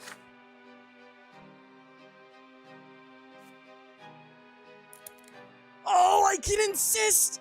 Thank fuck I built up so much willpower! Oh, fuck, thank God. Oh, God, I'm gonna insist on being her equal. I got an achievement! Let's fucking go! This is the best case scenario I could have had! Oh, thank God! Oh, thank God, I was not about to become a little sex toy. I was not about to become a little sex toy, but I was not about to invoke the wrath of fucking God either. Oh, fuck. You give Octavia your answer, looking her straight in the... How much willpower do I have left? I need to know immediately. I am still full of power. Oh, thank fuck, dude. I'm so glad I built up to 30. I'm so glad. I've just been able to do whatever the fuck I want. You give Octavia your answer, looking her straight in the eye. You have been in love with her ever since you were young, enchanted by her beauty and grace. Every chance encounter is a treasured memory, and you know that the feeling is mutual. To you, there is no greater honor than Lady Octavia's affection. But you cannot sacrifice your honor as a nobleman for the sake of this love. You do not mean this as an insult. On the contrary, Lady Melanidas is far superior to you. It is true, yet you too are of the noble estate, and you cannot accept humiliation. Even if you must face the full extent of Melanidas' ire, you will reciprocate Octavia's affection, not as an obedient plaything, but as a man and a noble. Your impassioned speech ends and you steel yourself to face her wrath, but to your surprise, Octavia seems lost in thought, her eyes downcast. Nobody denies me. I'm not used to this. You are a remarkable human indeed, Dylan Brandt. I have noticed this ever since we first met. Your words echo in my heart. You do not follow the usual rules. Any other man would have been groveling at my feet by now. Perhaps you can be my escape from this stifling, sickening world. So be it. I choose a human as my lover, and I care little for what aristocracy of the twins' forsaken province has to say about it. I'll take this as far as I like. But you will be safer if our affair remains a secret to the world. Now come to me, my sweet human. Yeah! Yeah! I'm good with the ladies. I'm good with the lady. I'm so fucking gross, dude. I'm such a gross person. I'm so fucking... I need alcohol. Give me more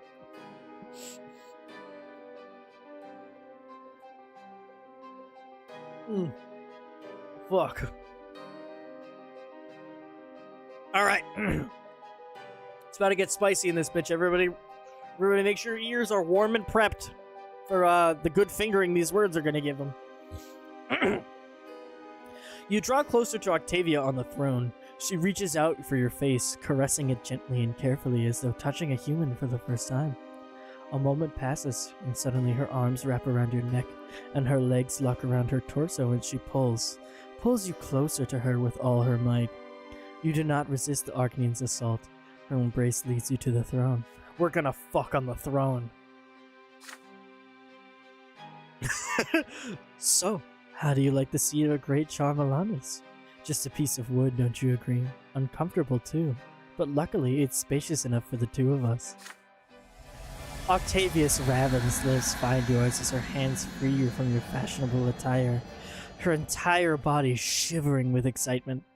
You caress her skin, tender and azure. You commit her to memory, studying her, trying to understand her. Octavia's eyes are dark as the starless sky, sparkling with delight from your sweet transgression. But why does she seek this pleasure with you? Why would she humiliate her ancestors and her very dynasty by having an affair with a human? Seeing you preoccupied, Octavia gently pulls your head up by the chin. She kisses you passionately as her lips start moving down her half-naked body.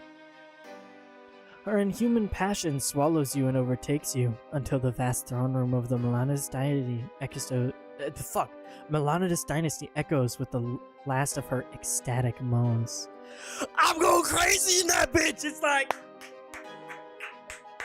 hell yeah, I'm getting in there. Oh, sorry, I'm ruining the moment. Then there is silence, save for the sound of your heavy breathing. Octavia caresses your back slowly and then playfully pushes you off the throne. The Archneans watch you from the portraits, their faces as dispassionate as ever.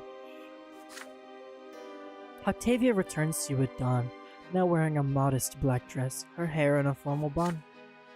It's time for you to leave, Dylan. The Archduke will return to the castle soon.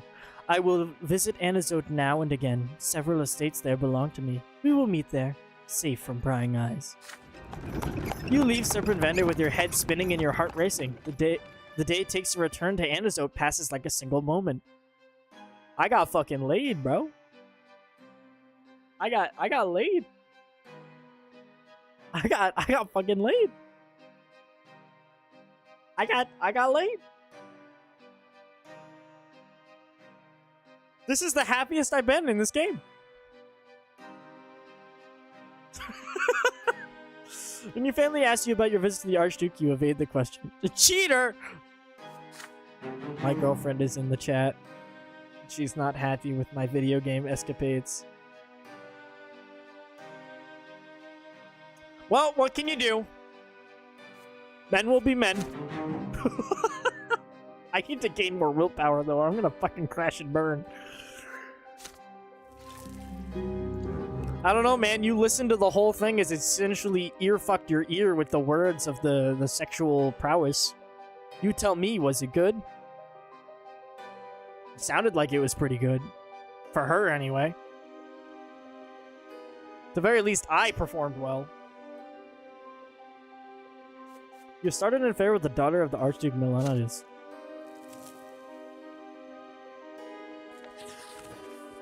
Dude, I have the most ass-backwards life.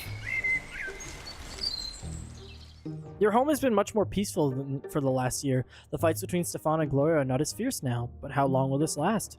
Your job takes up all your time. You see your parents and siblings less and less often. Sometimes you don't even know what they are doing while you deal with the constant stream of duties. But this morning, you head out on urgent business. You take one step out of the gate and run into a uniformed gendarme. Sir Brante, your presence is requested at the prefecture dungeon. Taken aback, you ask what this is about.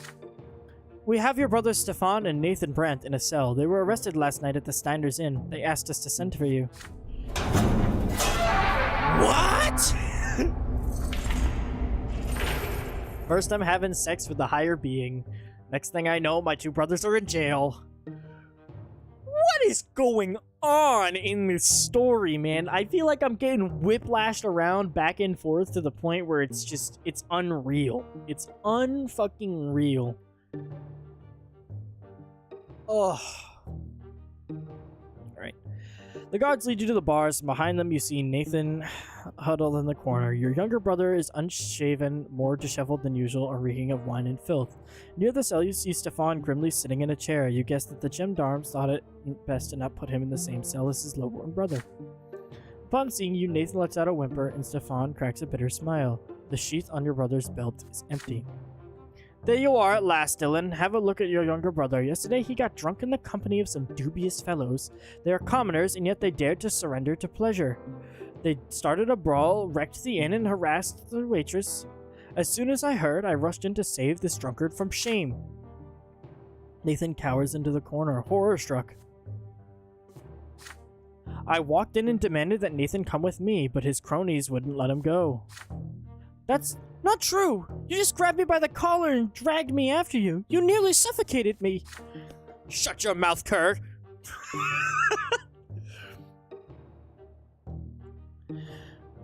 Oh, so brother, they all seem to have some sort of sect.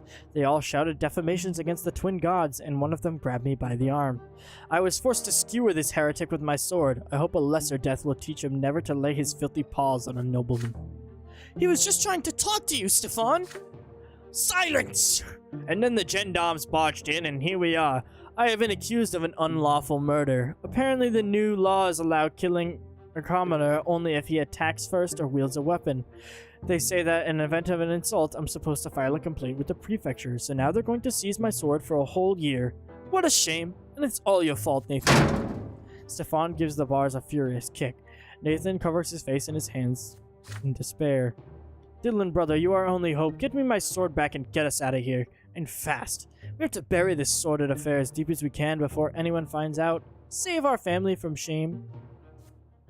And I don't have enough of fucking anything to do anything.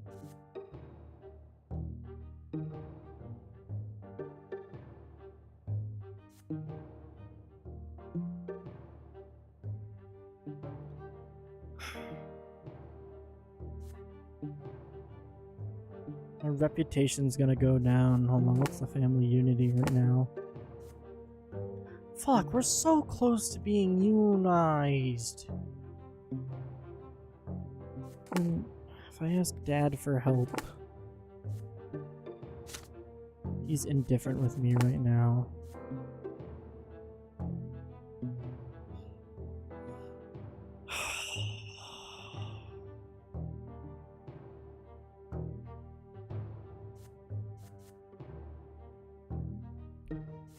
His reputation. Fuck, dude. I don't have a choice. Sorry, Dad. You're gonna have to hate me.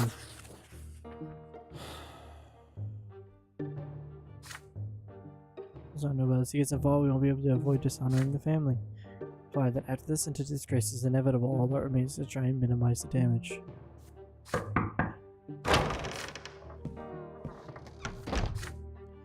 Earned a judge's mantle to get my own sons out of prison. I would have expected something like this from Nathan, but Stefan, I will not demean myself so they can avoid their presumption. Argue that in this case the damage to the family's reputation will be far greater. Stefan will be publicly deprived of his sword and Nathan will be sentenced to hard labor in the streets. You're right, son. I'll have to swallow my pride and plead their case to the prefect. Stefan is his nephew. I was down hard about the prefect's order. As he walked down the gendarmes, sword to be returned at once. He has not broken the law and must be freed. Nathan Brante personally cover his damages in the indistinct. There's no reason to keep a stomach no flame with his bar. Seeing the prefect sail, the gendarme nods obediently and turns to Stefan's sword. Father, I knew you'd come to the rescue. I haven't really done anything shameful. We'll discuss this at home. Stefan sheaths his sword reverently as Nathan is let out of the cell. The elder brother takes the younger brother by the scruff of his neck and pulls him to the door. Nathan staggers and shuffles along limply. The prefecture is highly displeased with the indiscreet nepotism your father took advantage of. Unsavory rumors about the Brante family creep through the internet. You're back home, Father lectures Stefan. Your elder brother objects and blames Nathan for everything. From now on, there will be no more drinking bouts or other nocturnal exploits, Nathan. Who are those rogues you've befriended anyway? Stop shaming this family. You're so worthless and at least let the others go about their business in peace. You understand, you blockhead? Nathan remains silent, staring despondently somewhere above him.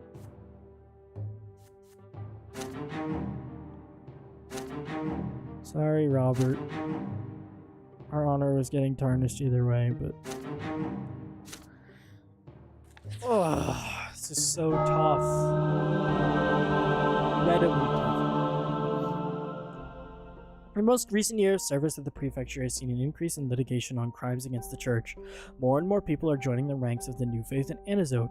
The movement began destitute beggars who had nothing to lose, but for years now, many well-off commoners and new nobles will be joining the fold. People say the leader of the New Faith and Anizote is Father Leonard, the abbot of the temple and Silver Tree. The city's leaders would love to expel him, but he's too highly regarded by the common folk. Complaints and cases of defiance of one's lot keep pouring in. Every day, someone's reported by their neighbors for heresy. Many commoners and adherents of the old faith fear that such flagrant defiance of the lots will usher in the prophesied wrath of the gods. However, you and the other judges have no choice but to reject the most of these cases as a secular institution. Prefecture has no authority when it comes to crimes against faith. Only the Church and the Inquisition have any say here.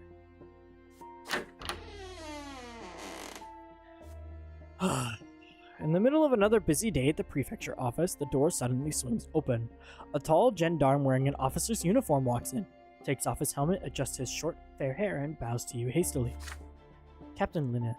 Captain in matters, warning, Your Honor. My boys finally caught Father Mark, the dreaded apostate heretic. The prefect told us to take him to you for judgment. You! Bring him in! Two gendarmes bring in a short, stout man, wearing a worn, dirty priest cassock. Priests wear the sacred symbol of the twins across in the circle, but this man does not. Forced to sit before you, this odd-looking priest is nonetheless strangely undisturbed by his arrest, his eyes curious and glimmering with life. Study you intently. This is him. Father Mark in the flesh. We have caught him trying to preach the teaching of his Caught him trying to preach that teaching of his.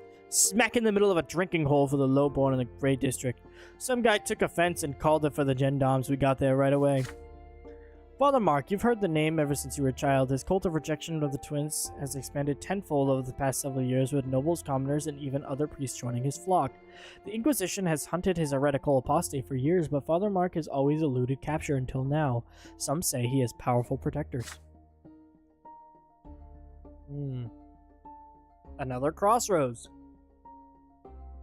They put them all at the end of the game, apparently. Here are statements from people at the establishment, Your Honor. You flip through the pages of handwritten statements. Father Mark isn't just preaching, he is openly defying not only the lots, but even the twins themselves. Father Mark teaches that the gods have neither design nor purpose for us, so we are under no obligation to serve them or prepare our souls for the hereafter. You put the papers away, ready to question the profane priest. What is the subject of his sermons? What is he trying to convince his listeners to do? Father Mark prefaces his answers with a dazzling smile. As a judge, it is your duty to enforce secular law. You know as well as I do that I have broken no such law. I am a priest, my friend, and in the Empire, priests are allowed to preach. I was preaching the proper way to live one's worldly life, for this is the only existence we have. I told my listeners not to waste their lives serving those gods. The twins surely love us, but alas, their love violates as much as their law. This entire world is proof of that. I see my words upset you, but I'm afraid you can't judge me guilty for that. Here is why. You see, mine is the priestly law. If the judgment of the church is to be trusted, which means that the only Inquisition tribunal may find me guilty. So if you can hand me over to those black-clad thugs, but alas, you get absolutely nothing in return. The Inquisition wants to light their fires in every corner of Anazote, and all they need for that is me. As soon as they get me, the Inquisitors will tell the prefecture to step aside and start enforcing the law themselves. Is that what you want, my friend? So what are you to do with me? Let's think about it. As a secular judge, you can't judge me guilty, but giving me to the Inquisition will weaken the prefecture. And so, my friend, everybody will be better off if you just set me free. Trust an old philosopher. It's better for me, better for you, better for your prefect. I did that in the wrong order, but you get the point. Surprisingly, the gendarme captain smiles knowingly at these words. He leans over and whispers a few words into your ear. You cannot help notice the scars all over his neck. I say the old heretic's right, Your Honor. If he's still got the priestly lot, he's the Inquisition's problem. It's too dangerous for the prefecture to meddle in churchly affairs. And strictly between you and me, if the reports I'm getting are trusted, this year, Mark's been rubbing elbows with the Patriarch Cassius himself.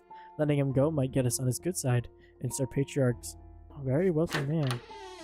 Suddenly, the captain's voice trails off as the door to your office opens without warning. There is a young woman at the door, clothed in a black cassock bearing the telltale silver seal of the Inquisition. Oh no. I am Sister Jean, Your Honor. I serve the Order of the Inquisition. Why do you always have to show up at the worst fucking times?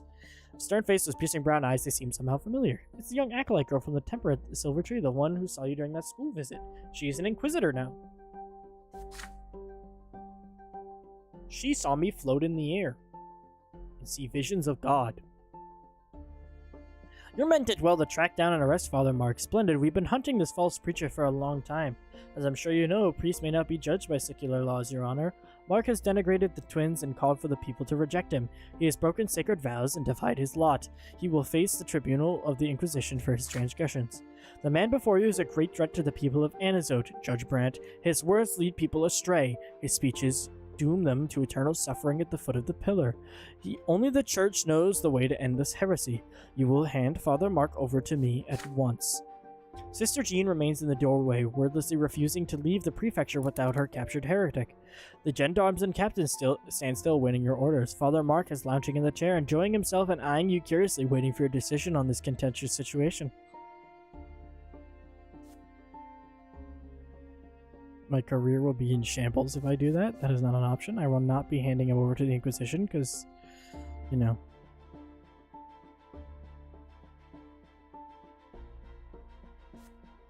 Can I set him free? No, because my career will hurt even worse.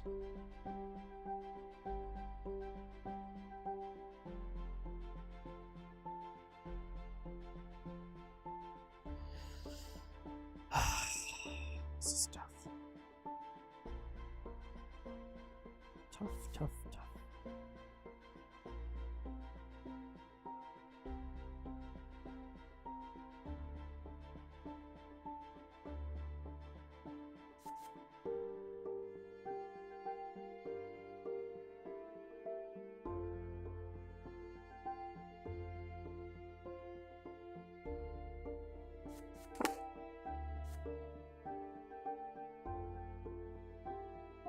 At 2, I could be put into a more dangerous position.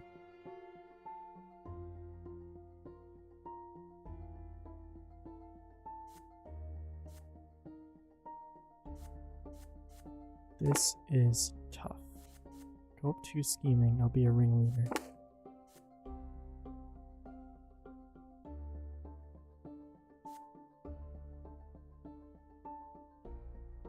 Prosecuting the case would help me balance.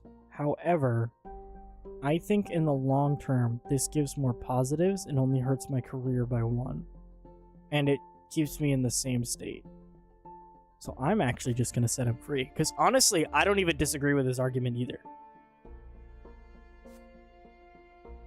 I'm going to set him free. 1 away from 0 isn't 0. I'm dancing dangerously on that line, but I'm not there yet. So regardless of the situation, legal action is required, and legal action takes time. Then make haste, Your Honor. When it comes to protecting the faith, my order will brook no delay. Your Inquisitor leaves your office clearly displeased. You are left alone in your office with Father Mark. He is still as calm as before, eyeing you, waiting for you to speak.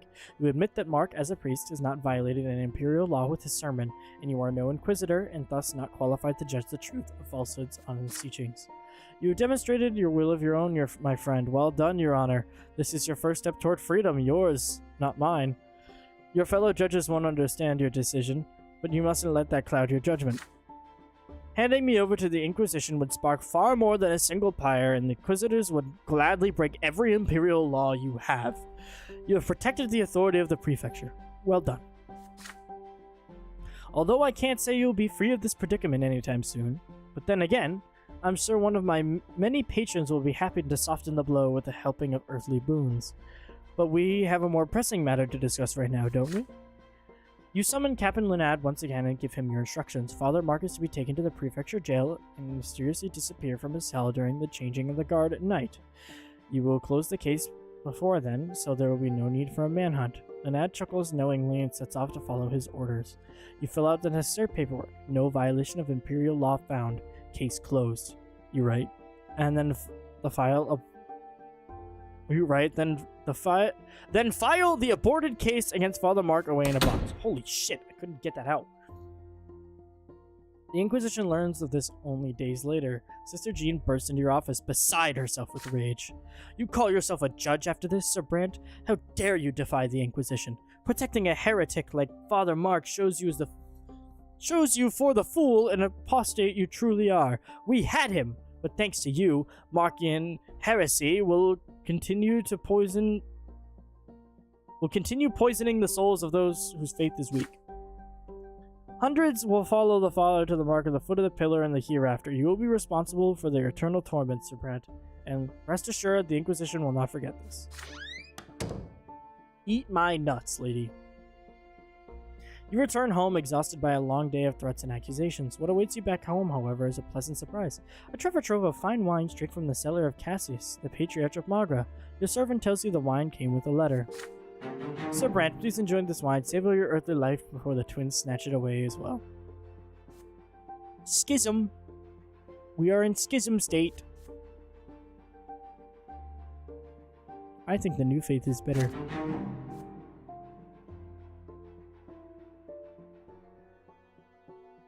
I could definitely speak like a medieval person with practice. I could not read like a medieval person. I could definitely pick up on the language if I was speaking it every day. I was listening to it every day.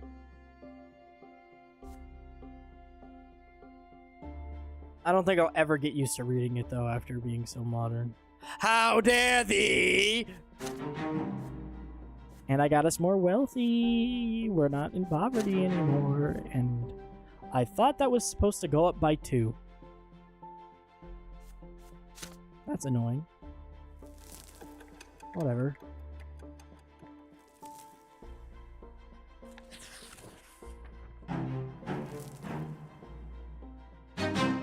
Conditions met. Made a deal.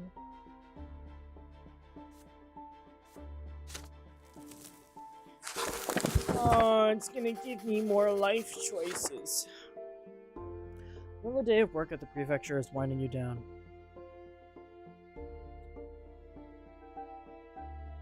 Finished. Drink 1. Close to a little over an hour later, I think. No, it's been 2 hours. Little over 2 hours. It's 2 hours and 20 minutes in. Alright, time for another one. This will get me through tonight. There you go.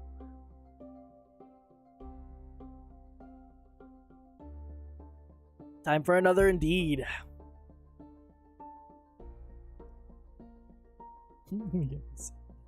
It's alright, Shannon's abandoned us as well. It's just me and you in here, I'm pretty sure. Another day of work at the prefecture is winding down, and hours of paperwork, fingers are cramped, your vision is blurred. Today you must finish incorporating the new decrees of the Great Imperial Council to the Mogren Code of Law. The document will then be sent to the Overseer. A knock at the door distracts you. Your visitor is someone you were not expecting to see. Mayor Egmont enters your office. He is the wealthiest man in Magra and the owner of the Silver Mines, the leader of the wealthy Commoners Party in the Lesser Quorum. He wears a high-priced frock coat made of light gray fabric. He wears no jewelry, but his coat is richly embroidered, the most luxury a commoner can ever afford. Egmont offers you a broad, sun-tanned hand. It is hard, work-weary, and eternally calloused. This is a man who has earned his fortune with the sweat of his brow. Good afternoon, Judge Brante. We met recently about that newspaper business, but today I need to discuss a different matter with you. I came to talk to you on behalf of the manufacturers of Magra. As you know, the principal source of income in the province is the silver mines. Our mines provide silver for the sacramental rites conducted in temples all over the empire. But the upper vein of ore is nearly exhausted. We need to process new deposits that are lower down. That's where our trouble with the law comes into play.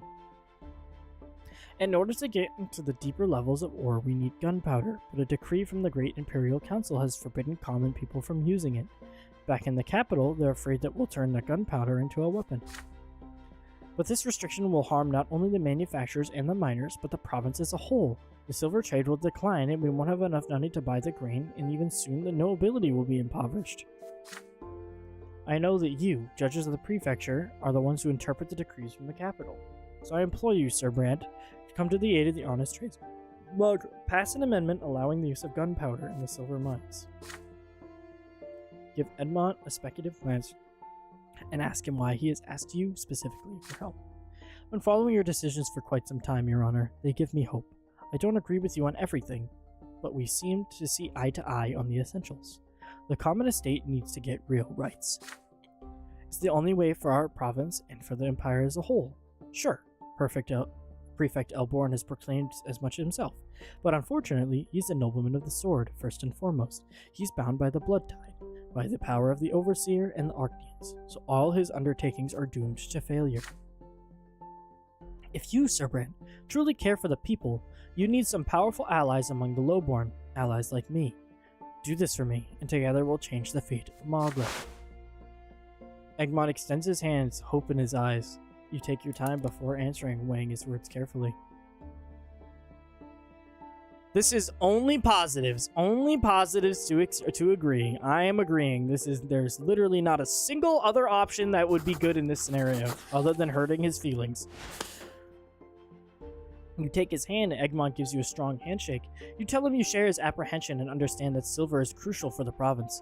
You promise to amend the law so that restrictions do not apply to the silver mines. Thank you, Dylan Brante. Nobles who care about the needs of common folk are few and far between. This is what nobility really means. I share your belief that only a union of the estates will lead the empire to order and prosperity. You can count on my support. Silver is the lifeblood of Magra. Today you've not only saved us all from ruin, but you've also made every Magran a little bit richer, yourself included. I'll make sure the Brantes get a share of the profits. Let's go! I promise you, Brante, this gunpowder will shatter those ancient rock formations and reveal their hidden treasures to us all.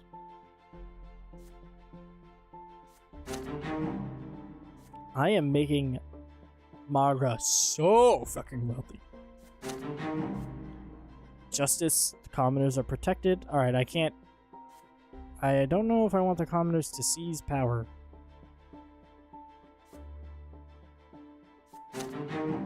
My wealth has gone up too. I did not realize that getting that to the max means the commoners take over.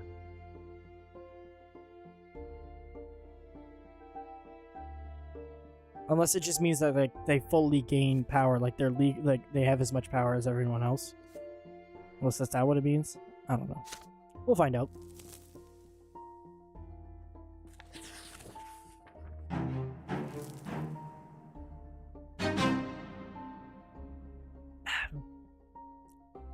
Holy shit, my justice is over 8?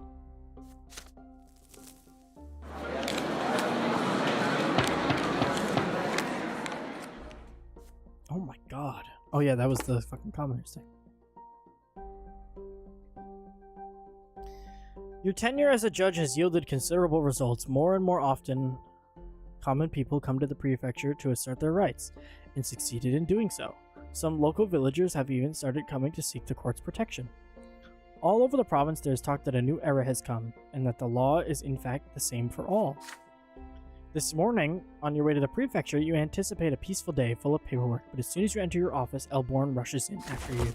Don't sit down, Brant. You've been assigned an urgent investigation. This morning, a tradeswoman, old Miss Steiner, came to the prefecture with her 2 grandchildren. She demands that we punish Elverger for setting fire to her shop and trying to rob her. Well, the Steins had just finished writing up the complaint when Elverger himself came bursting in. He immediately sued the Steiners for his own murder. I've come to warn you, Brant. Even though the Steiners were acting in self-defense, you still have to fight in favor of Elverger. You're surprised to hear this from Elborn. Seeing your perplexed look, the prefect frowns. I'll explain. Before, low-born shopkeepers like the Steiners wouldn't have dreamed of suing a nobleman. Everything was always decided in favor of the nobility, as you may recall. But now the law has more power and our efforts have not been in vain. Okay. However, we're talking about a murder of the nobleman by commerce. I'm afraid these changes have been too drastic. We're governing the elite province are watching our every step. Justifying the murder of a nobleman would be going too far. The overseer and the magistrate might well decide that it's time we take back the common... The overseer and the magistrate might well decide that it's time to take back the common people's rights. We can't let that happen, no. Court's in session, you're presiding over just... Oh, fuck.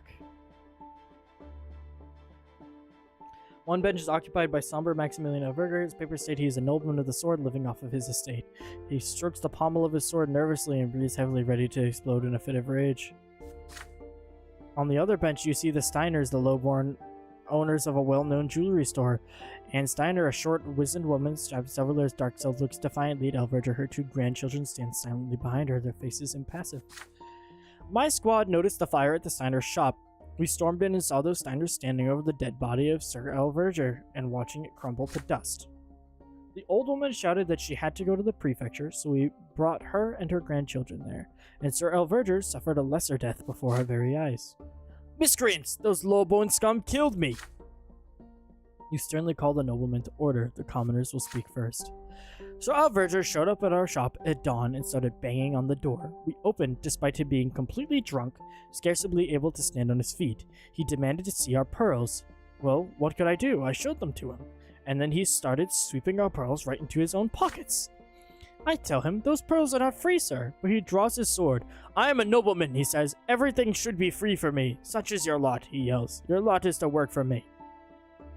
Well, I explain the pearls cost 20 coins, so he takes a lit lamp and smashes it on the floor and then charges at me with his sword. My grandchildren came to my rescue. They went and pushed him. They used no weapon, naturally, sir. Elverger hit his temple against the showcase and fell. We came to see how he was, but he was already dying. We didn't kill him, his own anger did. So I didn't come here to confess to a murder, but to ask you, Your Honor, to protect your family against this bloodsucker. We had a hard time putting the fire in the shop out after what that rascal did. You ungrateful old hag, you should have been delighted that I was taking your pearls. All of high society would have seen them. You're a blasphemer, too, not knowing your lot. The lowborn must not contradict us nobles. It's forbidden. I know my lot. I'm supposed to command. So I'm in my right when I will take what I want from the rabble, and his honor, the judge will agree with me. Your honor, I appeal to you, the one nobleman to another, is simply an outrage for the rabble to behave like this. Those little shopkeepers took my first life from me. Me, heir to the Verger legacy. I demand that these Steiners be hanged at once or burned at the stake, since they follow the heresy of Fotis. Only heretics deny their lot. Ah! Shit. There's commotion in the courtroom. Those who came to support the Steiners are infuriated by the nobleman's words. Elverger's noble friends frantically demand the lowborn be silenced. Call the court to order, but no other room will not go down till you deliver your verdict. Rub your temple. I am rubbing my temples.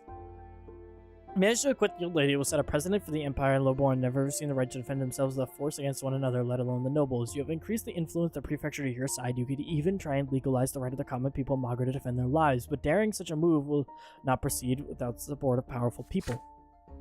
Remember Elborn's warning. What would be the consequences of your decision for the common folk?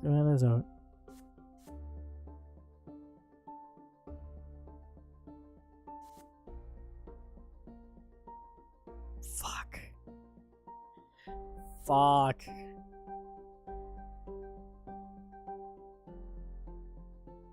What am I missing here? Patronage of the powerful? Was that this time? Was that something I missed here? Or was that something...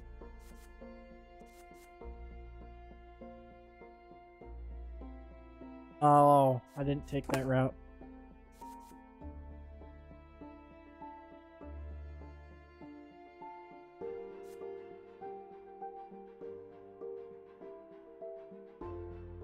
Career is -1. I could ruin my career and free the common people to do so. Wait a minute. Even if I have no career anymore and I save the common people, I fucked a bitch. I fucked a bitch and nobody's gonna want to play with me. Right? Right? Hear me out.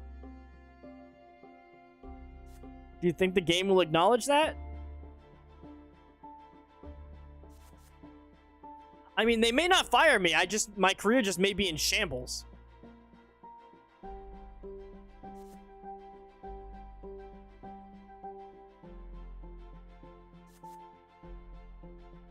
I'm gonna make the people equal. I'm gonna do it. I'm gonna do it.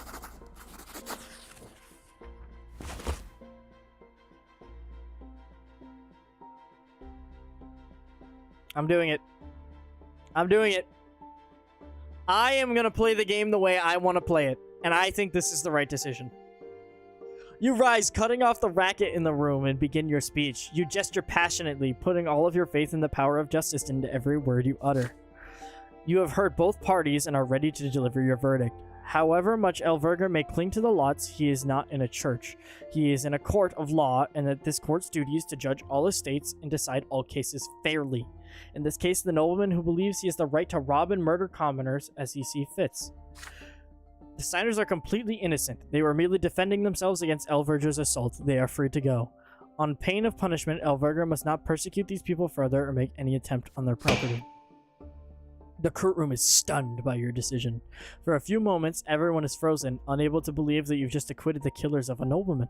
The common folk burst into cheers. The guards escort the enraged Elverger out of the room by force. Flummoxed, the Steiners talk over each other in their haste to thank you. The other judges stare at you in horror. The trial is over. Well then, Brant. It's a shame you didn't follow my advice. Now the lowborn have nothing to stop them from taking up arms. This is a terrible storm brewing. We can only hope that they won't be smashed against the rocks.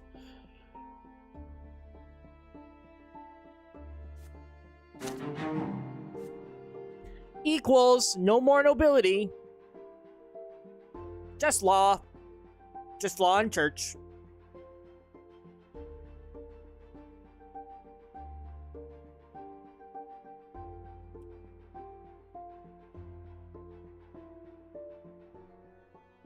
Happy dance. I'll probably come to regret that later, but balls deep, I guess. Sir Brante was not killed in a duel, so I guess I get this. You vacate your position as judge. Oh, I did get fired. I got fired. Oh, but my career is hanging by a thread.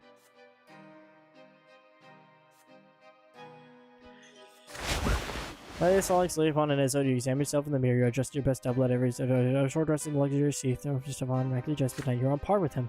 Looking good, Dylan. Let's go to our carriage waiting. I'm gonna save my career. I'm gonna save my career. After I'm with you, it'd be fine. I don't concern with your work, but now casting out. I'm gonna win a duel, and I'm gonna save my career. Swallow your pride.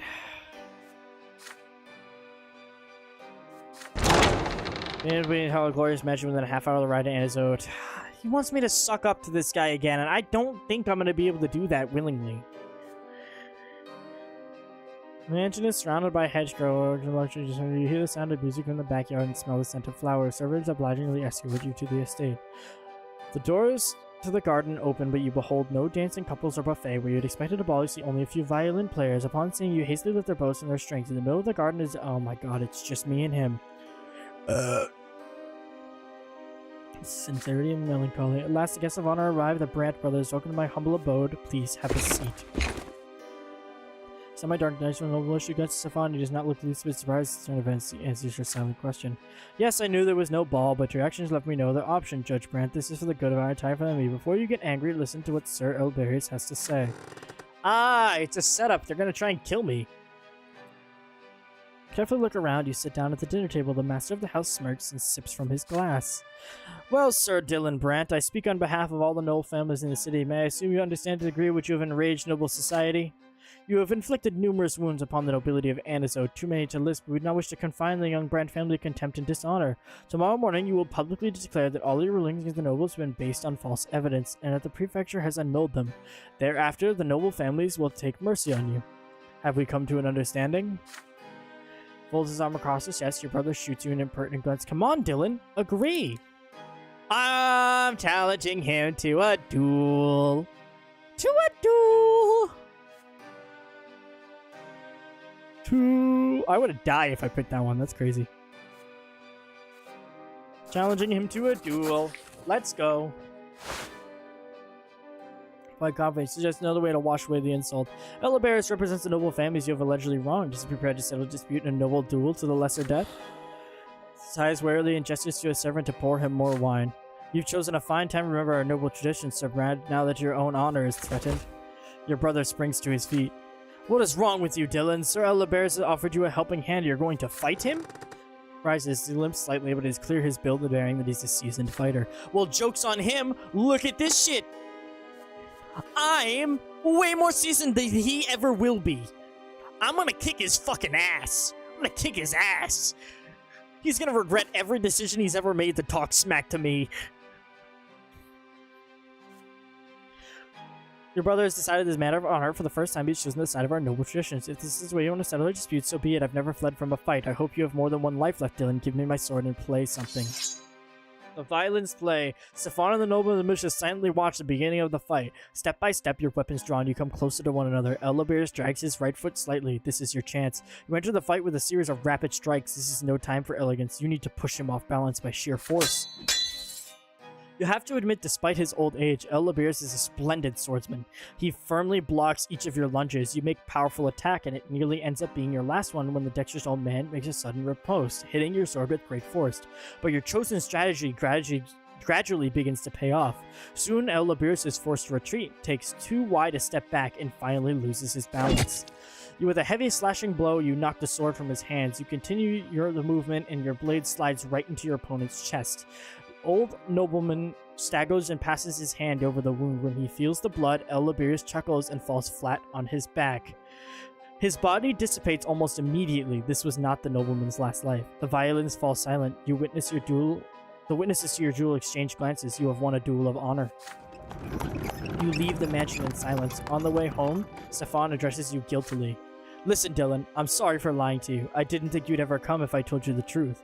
I was wrong. You accepted the challenge like a true nobleman. The aristocrats won't refute that. But for the time being, we are no longer in jeopardy. But I implore you, you must be careful from now on. The family must not be harmed by your actions. The next morning, you go back to work. There's a letter on your desk. You recognize Elborn's handwriting at a glance. Sir Dylan, I hereby notify you that Prefecture has become aware of a duel you fought in the mansion of Frederick Eliberius. According to this decree of His Majesty Ubeda II forbidding dueling, you are liable to a fine to be paid by the Imperial Treasury. Your right to carry a sword has been revoked for the term of 1 week. Oh shit. I hope that doesn't come back to bite me in the ass.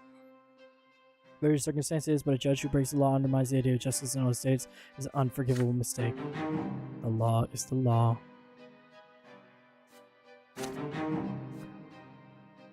Well, commoners aren't equal anymore. I did all that for nothing. But here we are.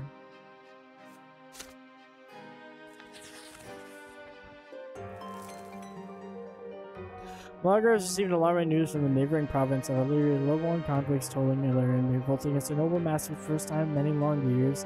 Commoners have taken up arms. Worse yet, the insurgents had guns and gunpowder, and no one knows how they got them. Gunpowder weapons were banned throughout the Empire as soon as they were invented. The lords deemed firearms dishonorable and unfit for nobles. Even the Legion soldiers were forbidden from using them. But now gunshots were echoing through the mutinous Illyrian mines. The Imperial Legion was deployed to quell the riot. The Legionnaires slaughtered the rebels without mercy, and the uprising choked to death on its own blood before it had even begun. The south of Illyria was now a forest of gallows. The convicts' corpses were left swaying in the wind as a warning to any commoner who might dare take up arms. Shit, man. Although the rebellion quickly succumbed to the Imperial military's onslaught, many Legion soldiers and officers were slain by the insurgents' firearms. Their steel armor was no match for bullets. The rioters' weapons were destroyed in a public ceremony, but no one knows who built or smuggled them into the mines. All Imperial overseers issued a public reminders to the provinces: the punishment for owning gunpowder weapon is true death by execution. But the Empire is still restless, still anxious. Somehow guns found their way into commoners' hands, if only for a short time. Could gunpowder and lead one day endanger the old ways of the Empire? Authorities of Magra fear that unrest will soon spill over here. Due to double tax, peasant farms and industrial manufacturers being face hard times, the province's wealth is steadily declining. But the discontent of the commoners is still held back by the eternal lot that demands they accept their suffering.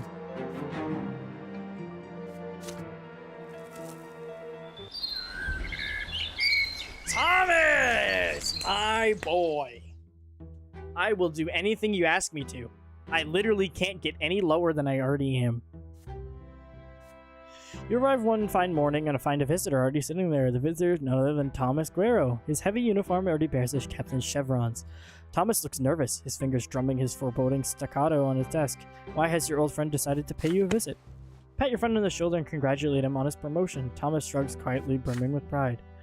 I got bumped up a month ago. Apparently the Legion is running short on decent officers. When I realized why there were so few of them, I wish I knew my direct superior was going to be our very own Commander Otten. Thomas grows grim at the mention of Otten. Listen, buddy, you and me, we always help each other out, right? That Arcane Ambassador, well, he challenged me to a duel for the second time. He cut me down a month ago. That was my second lesser death. I know I never told you, but it was tough. The gods, they spoke to me there, and then in the hereafter.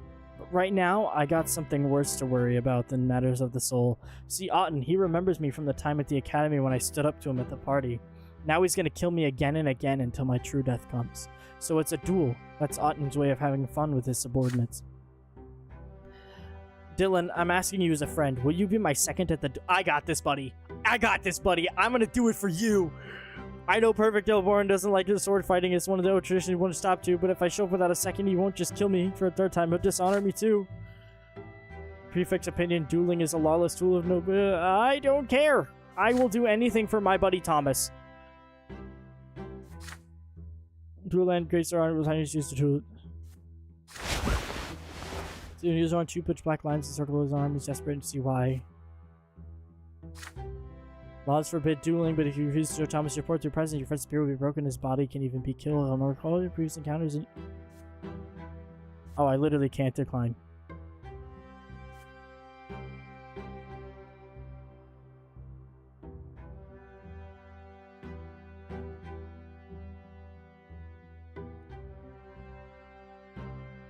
Ah, but he would have been in hiding. Alright, I agree to be your second. I was gonna do it anyway, but I was just curious what the other options were. Best friends with Thomas ever since you were little boys. Does he really think you abandoned him such a cruel fate? Of course you'll be his second at the duel, no matter what. Your friendship will not be broken, even if you as the prefect Elborn's displeasure. As the two of you walk to the palace ruins, you finally have to ask Thomas for more information. What was Otten's excuse for challenging him to a duel this time? Here's what happened. Otten told the head to go by villagers he chose. His only is called. The villagers are taxed. They paid the tax to Guy's Tempest men. He used the overseers to lost his tax to his. So Otten told me and the lads to string up a couple of rowdy peasants, put their houses to torch, and leave us a lesson. So he went there, and let me tell you, buddy, I didn't join the Legion and start hanging people and burning villages, so we did have a word with the village elder first. Locals soon realized what was going on. Losing money is one thing, but losing a spare life is worse. They hemmed and hawed at enough cash to pay harshly for Melanidas. We came back to Anazote with nobody dead and all the money with the treasury. But then the commander summons me and clears claims I didn't follow his order, which means I'm also slighted the honor of noble Arcanian, who is my commander, so he challenges me to a duel. And you know what? I'm not the first, Dylan, and I'm not the last. Any officer in the Legion can end up like me. Auden does as he sees fit with no plans to stop. He's a commander, he's a noble of the sword, he's an Arcanian. We're just dirt under his boot, so who's gonna rein him in? I'm about to kick his fucking ass for Thomas.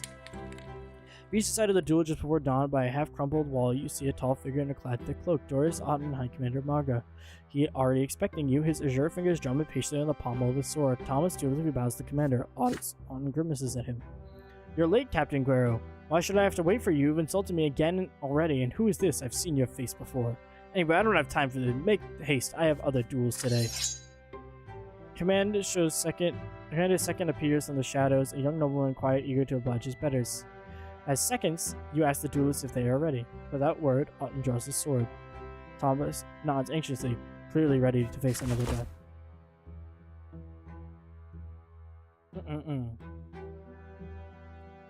The two bow ceremoniously and adopt a dueling stance. The difference between them is apparent as soon as they begin. Auden's sword seems like an extension of his arm. Thomas pales before him like a clumsy child who has grabbed his father's sword for the first time. Everything about this duel shows that Auden treats this duel as no more than entertainment. The Arcanian moves around so rapidly and gracefully your friend can barely defend himself against the flurry of strikes. Then for the smallest moment, Auden tones down his assault, and for the first time during the duel, Thomas makes a riposte. Easily, effortlessly, Auden deflects Thomas's blow and then retaliates. His sword sticks through your friend's shoulder. As soon as you see the blade drew blood, you shout for the duel to end. The debt for the insult had been paid in blood. If the loser of the duel is ready to offer his apology, the fight must stop. What kind of human teach me the laws of the duel? I'm an Arcanian of Auden's dynasty. There is no one here who can teach me the ways of honor. His sword flashes and he stabs your friend straight through the heart. A wet red spot begins to spread across Thomas' shirt. Your friend stumbles backwards. He drops his sword. His knees buckle. A wheeze, another, and then a cough full of blood. And then his bright eyes grow dim and dull. Slowly, Thomas' body disappears. When everything closes, footsteps are all remains. Auden hands his sword to his second, who is ready to wipe it down. Well then, that pitiful human will face another duel very soon. Let's hope he fights better in his last life. When your friend is reborn, tell him my exact words. The Arcanian walks away, calm and composed, his second in tow. Dazed and numb, all you can do is gather your friend's belongings and bring them to his house. Unless you intervene, Thomas is doomed to meet his true death soon. You are a judge, but to an Arcanian of such rank of birth, your authority means nothing. Is there any way you can help your friend? I thought I was fighting in his stance. In his stead.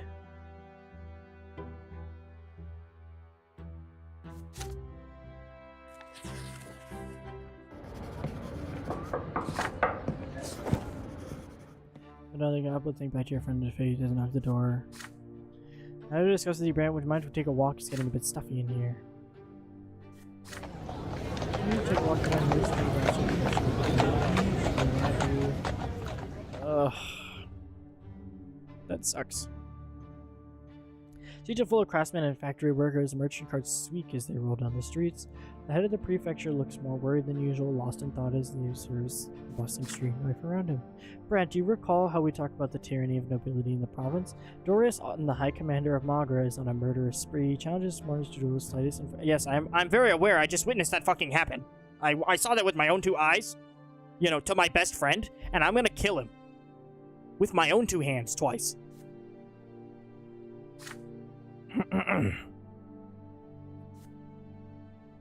Title is Morn Put Task. Form the Auden as Pusher Jr. the title for Captain Art Duel. So, in Brad, I believe there's no to entrust this case to you officially. Find yourself down in your abilities, no best candidate. We'll see you, Lord Valor. At least work too hard to be noblest or to risk it all. There no such burden, do you? As it stands right now, sending an Arcanian to even the smallest punishment is unthinkable. Drop by drop, water can wear down any stone. We will make our way to Auden, but we do still kill your fee. What we need is a perfectly prepared case. We need to find enough incontrovertible evidence. I am not letting Thomas get killed to fucking get this guy into trial.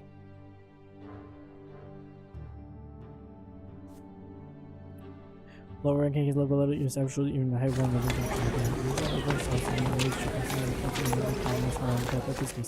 Just look at all these people and need to know that such a thing is justice. The law needs to apply to them all. No matter the lot, with the suffering wearing and accounting on this Sir Brante.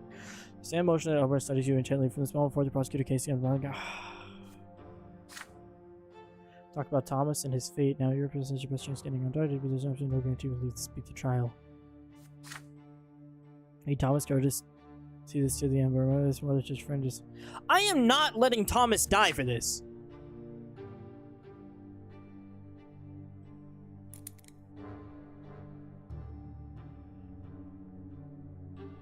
So who rest your friend?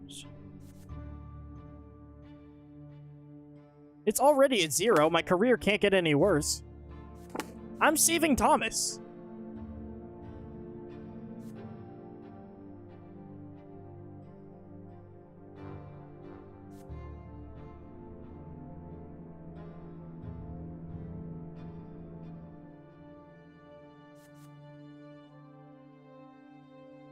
But I don't want to lose any willpower I have left.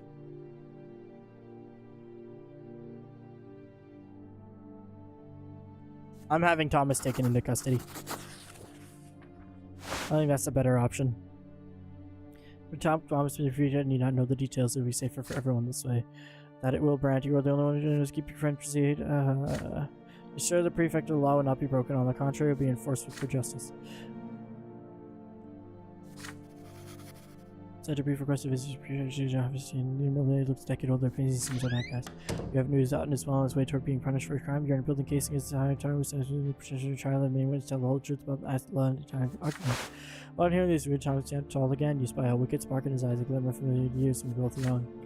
Oh my, Brant. The boy next door wants to put an Archean behind bars. Count me in, buddy. I'll bear witness, alright? I'm gonna have myself a good rant about that highborn bastard. You ask your friend to pace himself for now. First of all, Thomas needs protection against Auden's harassment. You have a plan for that. You start building a case of illegal dueling, but introduction of facts on the way. It looked like Thomas was the one who initiated the duel, and you personally sentenced him to a term in prison and the temporary revocation of the sword. This way, Auden will be unable to reach Thomas to challenge him again with several moments. Put me in jail? Isn't that too much? How isn't it going to affect my standing in the Legion? My only return is dueling out again. Okay, do what you must. I put my trust in you, even if it means spending a couple of months behind bars. It shouldn't be any worse than our barracks. Bad study to write an order imprisonment, capital good, inciting a duel with the superior, Sir Oughton, all such as summonized Gentiles, having seen Thomas' sword, taken to prison. Sly wink before leading that of your office, now Captain Grocery locked in a dark cell. Power to get him out of there. But your gambit does not go unnoticed. One of the judges of prefecture will write your orders, start spreading rumors among the littles, can you besmirch the good name of Sir Oughton. For all, you have created a written record of Oughton being challenged to a duel by one of his captains, a considerable mark of shame for an Archean High Commander. Noahs are talking about it now. This will surely attack unwanted detention, make your work as a judge more difficult. That's okay. You want to know why? Because I'm already at 0.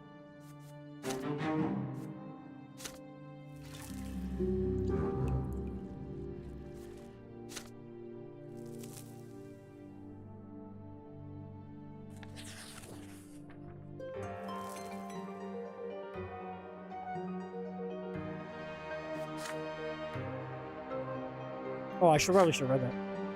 Holy Day is coming to the Empire's thanks to the Silver Treaty. The sign left behind was a reminder of their eternal presence in this world. The momentous occasion is especially important for Anazo, but the clergy cannot agree on how to best celebrate it. Father Leonard has called for all worshippers of the... I know he's not safe, he's in hiding, but he's safe for now. Father Leonard has called all worshippers of the twins to... I will give my own life to save Thomas. I hope I will end the story early to save Thomas. As long as Thomas lives, I don't give a fuck. Okay, the immense crowd is moving in procession towards a temple near the tree where Father Leonard awaits, but an inquisitor by the name of Jean stands in the way, strikes a defiant pose. Remembered by a member of the Holy Order, shut up, Jean. People turn back, those who attend large roads, come into the new faith, those who reject the lots will try the sign. Gotta go being faithful, I told them upon us all. Go back there. Shut up, Jean! You're named after pants. This is the move. People of Father Leonard walks out of the temple, meeting face to face. People of Enzo, known as right deny sacred ritual worshipping of the tree, not even the Inquisition. It is denial not more likely to prove the wrath of Trins. You can't say probably, you don't know that. The Inquisition must know that the new faith does not seek to challenge or defy the twins, merely trying to correct the mistakes of those who came before us. We do not anger them. I'm saying if the option is me dying or Thomas dying, and there's no saving Thomas in any other option, I'm dying for Thomas. Because at that point, it's out of my hands anyway. I'm not watching him die. The time to correct the mistakes those came before, do not anger the children, merely vex those who refuse to accept the honor of new age. He finds himself in a rock and a hard place, seeing that she has no other choice to let the procession pass. You face numbers are swelled by the late, cannot be stopped now. Yeah, we're getting closer to the new faith, baby.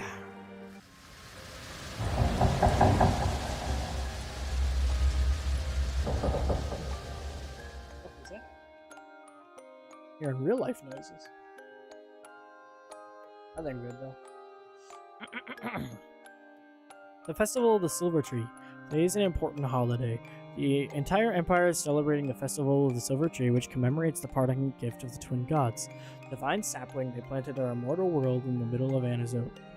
The families in the city spend a day in peace and quiet, contemplating the divine roots that join together all people, their bloodlines, and the entire empire.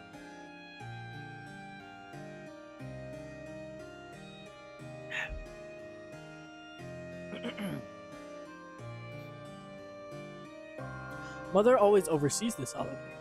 The day before the festival, she seemed to have shaken off her usual apathy and enraged the preparations with excitement. It was as though her illness has loosened its grip. Mother gathers the entire family for a holiday meal. The father is in high spirits today, sharing jokes with you and Nathan. Savannah is trying to suppress an atypical agitation. Gloria is the last to join you at the table. She is wearing new breeches with high stockings and a yellow vest. Gloria, you're wearing men's clothes again. No, Mother, I'm wearing clothes women are forbidden to wear. At least she knows. While Father gives Gloria a stern look, Savannah rolls her eyes but says nothing. Suddenly, Nathan speaks up. A few days ago in the market, I saw a grocer dressed as Overseer Gaius Tempest. He had a huge carrot for a scepter. He got a sound drubbing, of course, but until then, it was quite a hoot. Long last, the ridiculous story relieved. Even Gloria has a smile on her face when she sits down. The feast commences. Your home finally feels warm for a moment. It wasn't so long ago the four of you could never reach up to this table. The first word you said, Gloria, was gimme. Nathan used to cling to my skirt all the time and was staring at you, Dylan. You couldn't talk at all yet, but your piercing stare was so expressive it felt as though you were talking to me. Mother looks at Stefan and suddenly grows quiet. When I met Stefan, he was already 3 years old. He was so serious, a smooth talker to boot. I remember he had a music teacher, but he was too shy to play in front of me, so I used to listen from the next room. Stefan's face twitches. Your elder brother rises and moves to the old harpsichord. His fingers fly gracefully over the keys. A melody fills the house, melancholy and sweet. The last note lingers in the air, and silence falls. The family is awestruck. Words fail you all. Who wrote that? A nobleman from the capital? Between drinking a glass of wine and beating a servant? What the fuck? This cutting remark puts an end to the warm, cozy atmosphere. Stefan suddenly conscious her. No, it was I who composed this piece of music. It is called Mother. Mother rises to her feet. She would have needed help to do so, but now she treads unassisted towards Stefan and draws him close. Stefan puts his arm around his mother's waist, then detaches himself awkwardly. May the twin gods bless you, Lydia.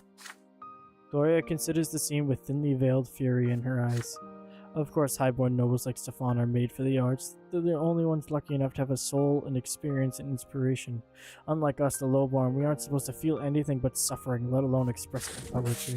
Everyone noticed Gloria clutching pages filled with writing, her poems. Your sister casts a mournful gaze at the family and meets your eyes. I don't want to appeal to Mother.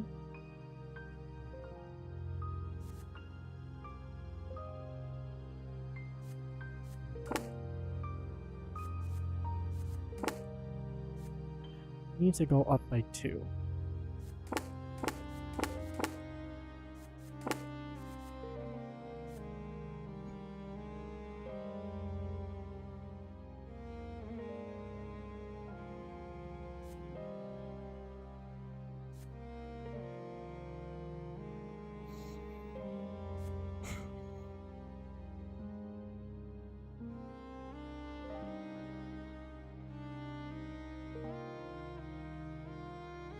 I'm sorry, Gloria. I think you're just gonna have to eat shit in this run. As much as I want you to be able to do what you want, I'm too far in to turn that around.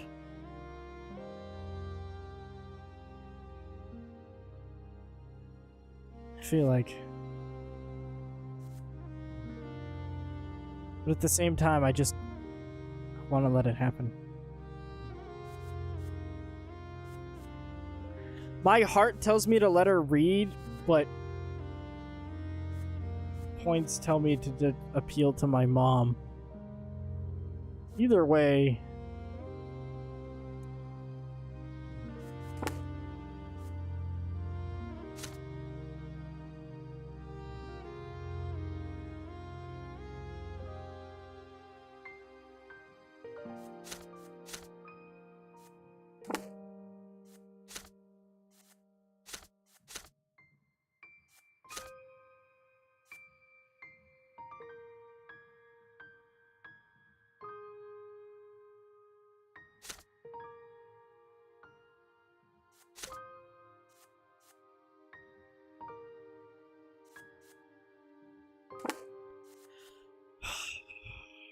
I'm sorry, this gives more benefits than just making Gloria happy.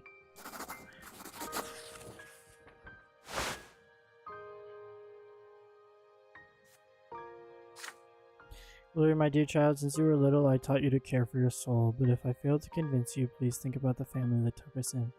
I implore you, do not take on noble activities, do not infringe upon the divine order. Since I was little, do you think I'm not reminded of it with every breath I take, of all the things I'm forbidden to do because I'm lowborn? My dear girl, listen to me. There is more to life than you and your aspirations. You are a member of the Brante family, and our family is part of a greenly... I don't agree with this, but it had the most positive effects. So I'm not allowed to bear your name, but I still have to bear all the responsibilities. Yeah, she's got a point.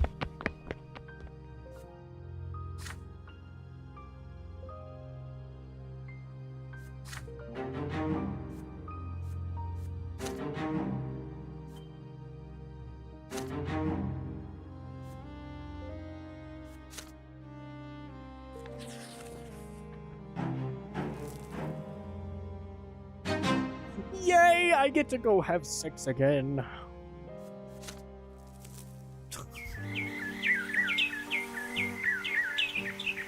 Hello, pretty lady. Octavia and you do not see each other very often. Sometimes, as the days wear on, you forget about your unusual liaison. But then the Archduke's daughter bursts into your life, and you abandon yourselves to a passion until she disappears again. Today, Lady Octavia is waiting for you at your summer home in the city. It's a cozy little villa well concealed from prying eyes by a high fence. Beyond the fence is a glorious garden. You have never seen one so beautiful in Magra. Octavia meets you on the veranda. She is wearing a light white frock that leaves her shoulders exposed. Her black hair cascades down her back. You bow to Lady Melanius. She grins and draws you towards her, so you sit down by her side. The sun is melting beyond the horizon. Octavia commands her servants to leave you alone. Tonight, she is strangely pensive, barely touching her food and drink. You cautiously inquire if anything is amiss. Listen to me, Dylan. I'm at a crossroads. My father, the Archduke, is planning to send me out of Magra for a while. Apparently, in his opinion, my escapades are bound to cause trouble for our family. Octavia stands up towering above you, her eyes burn with a menacing flame. I am a daughter of the great family of Melanidas. I am an Archnian born at the peak of this world. All shall tremble before me. Isn't that so, Dylan Brant? Before you can reply, Octavia abruptly lowers her head, downhearted. But I am not free. Just like you, my dear human Brant, I have a duty to my family, duty to my blood tide, to the Empire. My whole life, all I've ever done is fulfill obligations created by others. I have no aspirations. Everything is preordained. What the world is like, how I ought to live, my father doesn't decide for me. Those two up on the peak of the shining pillar already have. Looking for a way out of this cave, much is the case. I study history, but all I find are tidbits of lost knowledge. But I believe that I am not the first to try to escape the chains of this world. What am I to do, Dylan? You yearn to break free of the fetters of fate, just as I do. You've escaped the commoner's lot and joined a higher estate, but your new lot is just as much of a prison, isn't it? Couldn't it really be that none of us will ever be free? Oh my god. I can share my revelation.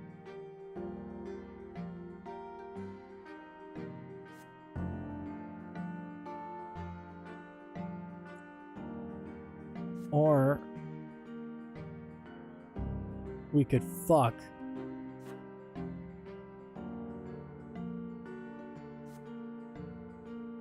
we could fuck. I could gain a lot of willpower. I could gain some willpower and boost theology.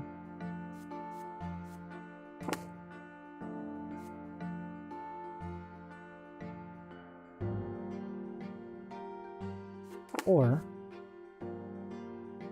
gain 2 more eloquence, which will bump me to a silver tongue.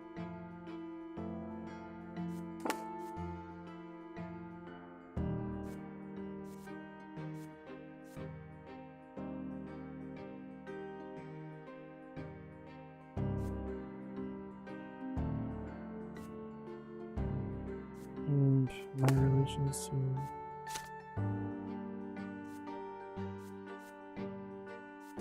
I have 4 with someone. Affection. And she's gonna like me no matter what.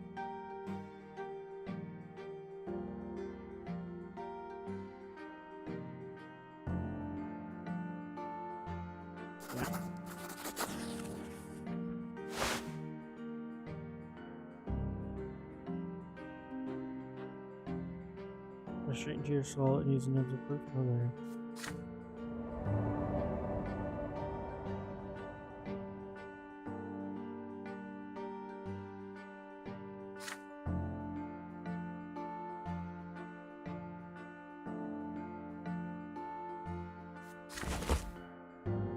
Ah, shit, I forgot to read out loud. Sorry. Sorry, anybody watching this in the future. Sneers and moves away from you. This love of theirs is nothing but a violation, and we're supposed to just not submit, but rejoice? You prose that if it's a violation, only if you fight it, if you struggle. Why struggle? It's when God sees the design and the dream of the world that you live in. Think, feel, understand, which is blessing. So I now accept this. Sorry to what you say, but you experienced this revelation firsthand, and I didn't. To me, it all gives me submission. As though I were a praying combat defeated my master. Must I submit and endure? No, I find it no.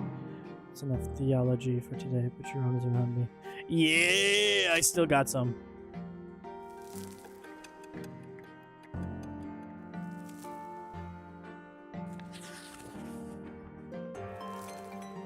Holy shit, this is a long chapter.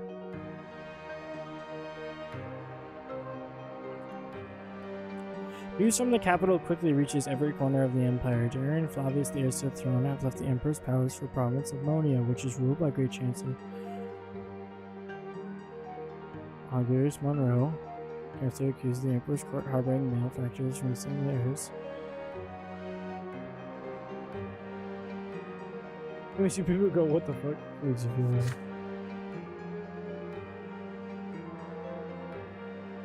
Common people are particularly worried by the news. They take it as a sign of Chancellor seeking to solidify his power by holding the heirs hostage. This continues. Monroe coerced the emperor into revoking imperial law, thus depriving the common estate of any and all rights.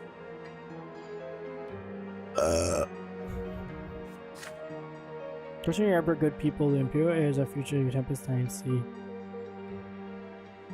Take good care of them, keep them all safe, avoid the empire, avoid the attacks.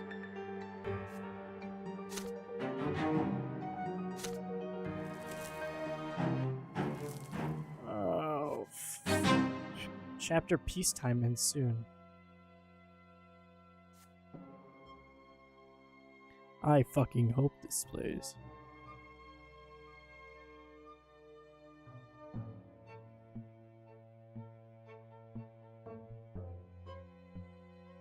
So I have to keep my justice high. It can't go below an 8. That's the only way I'm going to save.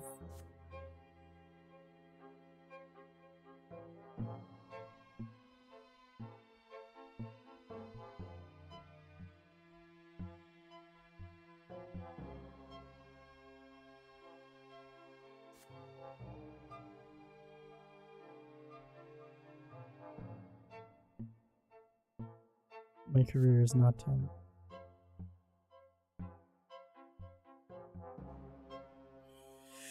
Yeah, I don't know if I want my justice to be 10.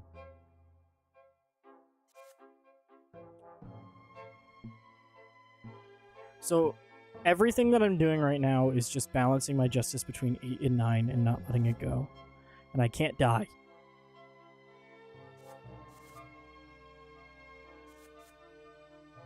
If I decide to betray Elborn, I still don't have the right things to do what I need to do unless I can obtain evidence.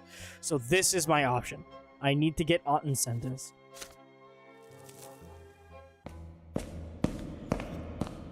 They're walking up the marble stairs that lead to the doors of the prefecture. The sword of the younger twin carved from stone looms above the doors. In the case of Darius, Otten now looms over you.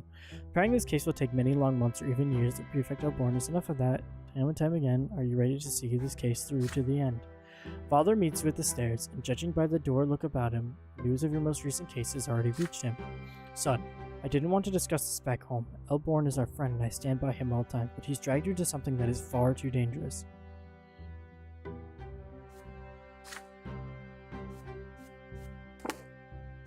I gotta check my goals.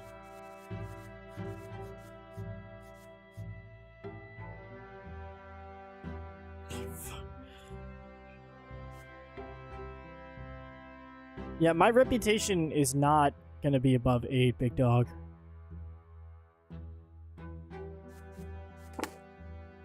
I would have to get my reputation to jump 6 places within this tiny little segment. So I think I'm gonna have to get my brother killed if I want something to happen there.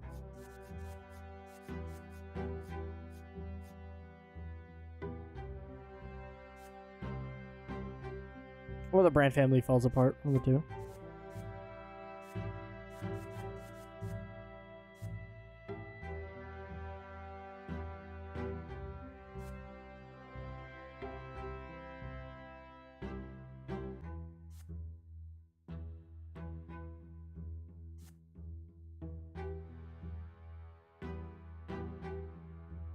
That's just, or I could unite the family.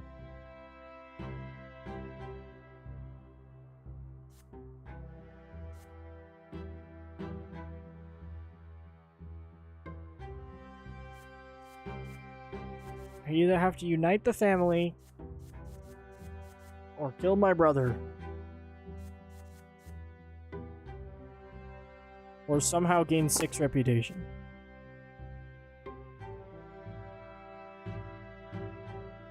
Alright.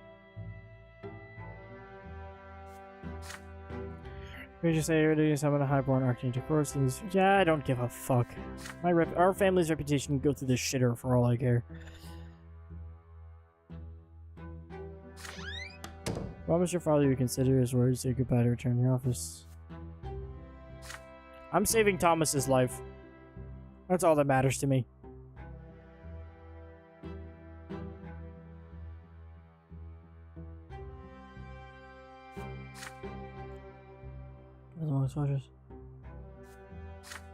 Consider your options, Perfect Thomas.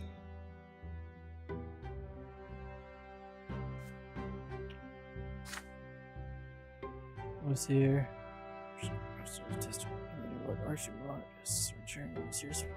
Oh, fuck. Superior, you just keep it a secret from Elborn.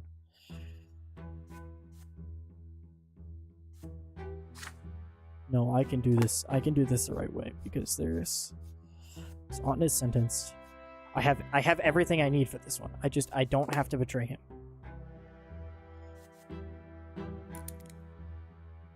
I will die if I do that. Okay, this is all bonus. I'm not even gonna waste my time because I have everything that I need. I have everything that I need.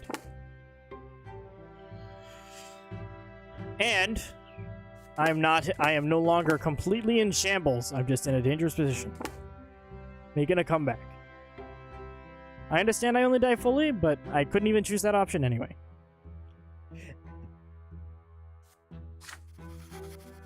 So leaving out to talk to you.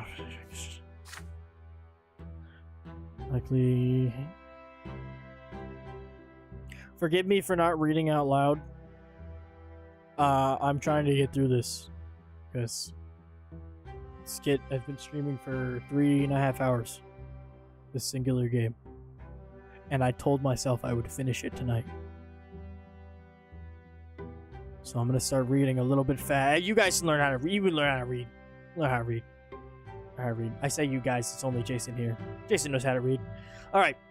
I'm gonna skim over it very quickly. Swords only speak of duels. For which place the officer's family the inaction even easier. Meet their death, line of duty. What else is there to say? Add these conclusions in folder is on. File away. Move on to the cases. One day, at workplace you visit. See progress. Saying you learn nothing else is note brand. What a pity. Legion of Soldiers and all the recommend. You hope you're brave as your father, but this is understandable. Range kills like there's nothing to hinder. Shut up! I can do this anyway. Unless as you say, lack of evidence. Shut up! Shut up! Shut up! On any chance that indicted in court ennobles the province acts of murder, mean defying tradition revolts, no brand good. At the end of the day, you run into your father on the way out of the office. As you go down the winding staircase and in the exit, he gives you a quick hug when home is open. He's disappointed in you, but don't take it personally. He chose to avoid the ire of more powerful honest. You did the right thing. It's such easier for a point to get a false something like see a parent noble sword arcane what were executed. You, on the other hand, don't have a privilege. Can't bring any hope of justice to this world if you're dead. Correct!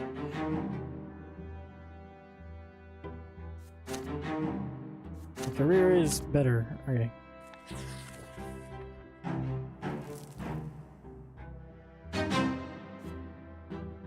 Alright. Stefan's Gambit. Can't use the only PlayStation phone plus one. Signature, but Swan side your brother keeps turning his last with long fingers. Still, we have to talk about Gloria's fighters. I do not care what Gloria does. Aren't you tarnished?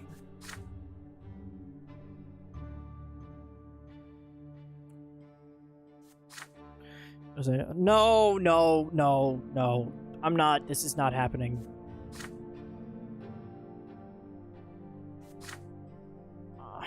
I'm not. No.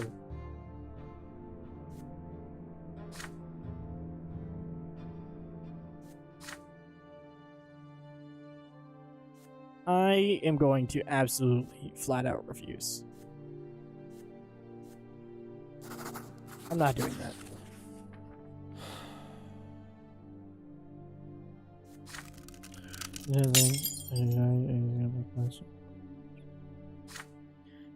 What a pity of our grandfather, Sir Gregor, isn't working with you. Would have made the worst reason is you're capable of grasping your family and blood mean. Honestly, silence you blood upon a curiosity.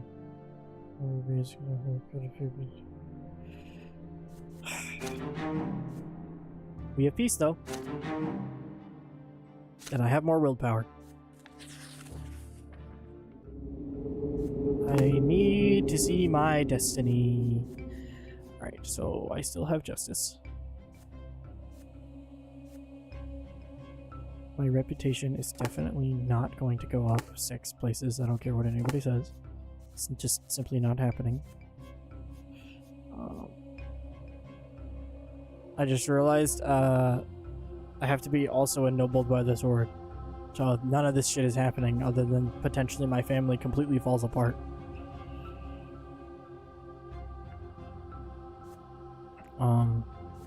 Maybe mom recovers? Maybe?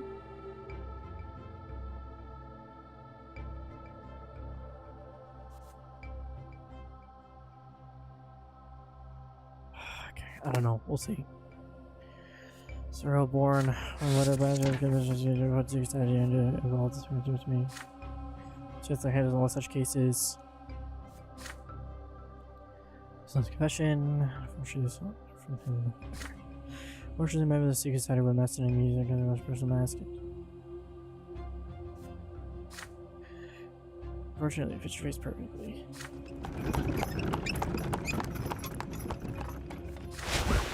The singer with sword changed clothes way you aside, his garb, scarf flowing, circle cloth, change to kill the master, full face, use this solution, probably suitable for any kind of What are you playing up before your eyes? You're droning of familiar music, seeming to come from nowhere. Dude, this is cult shit. This is literally cult shit. Groups holding this subject conversation. Let's recoil.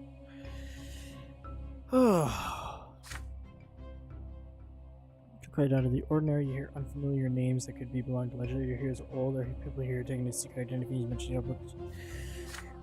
Hear several voices singing far off in a corner of a room. There's no lyrics to each song. And the voice is tender, humility, and rapturing spirits away. You're very self. Also, you're showing your two sense of the prayer.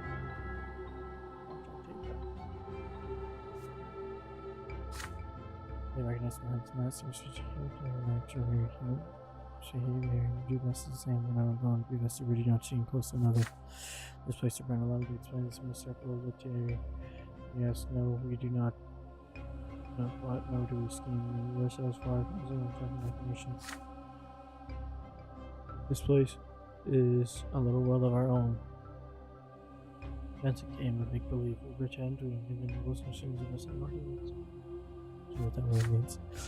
Never heard of Latari? These days, the people of Latari mission historical works on all force and age for Latari of the world from Magra. They were the masters of remarkable art. They could create worlds from nothing with their own conscious minds. So you know the secret space in the blood custom a lot of the future by the blood tides and extra obligations only key real legend. Oh, this is fucking wild. Some of the more freedom drawn to fascination Latari, the idea mind alone. Try the Atari people ourselves to continue teaching, try to become them. Wow. This is what she's telling you, so opening.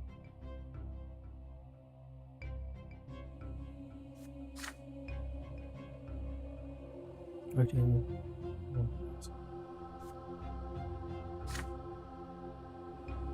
Not afraid of Latari, but just wanting appreciation. Asking you for your staying into another gathering, so gosh, you just got this amazing group of young nobles.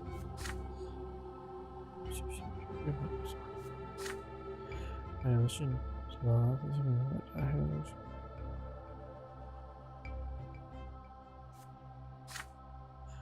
It's a Latari secret of Melbourne, but Latari's kind of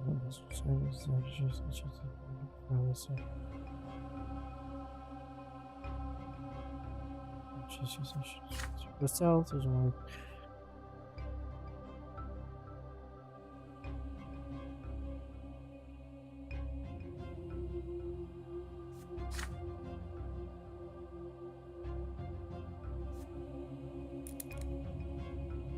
I can legitimize the circle.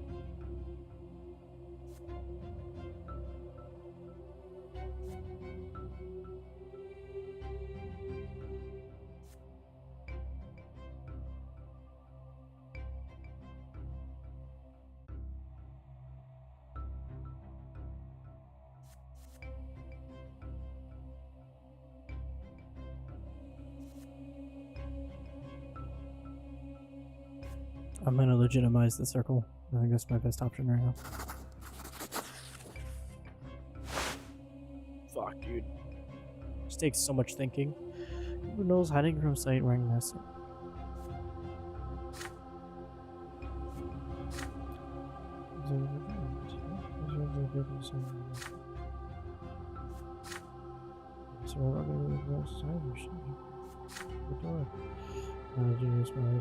Take it, kiss it gently. Well, I should have extended my gratitude. Oh, I wish. But I couldn't leave us to bring the danger in the circle. Already gathered in the middle of the room, ready to begin the mysterious ritual. Doesn't have to be on kill the master and not begin to leave the circle. Following the much history, changing your normal clothes and make the mansion. Melbourne produce concern stress to a snowstorm, which only made thought. Scorpion under several languages. Life legitimacy. Just honest of all, I hope you know you're doing your learning. Brilliant. Mission. Dark. Words on the floor. Better and it will make it on the floor. But I believe you know you can't bring your jokes and what's right about you. Just matching this key delivered to your state. Cheers of fog. She's gonna pay me with money.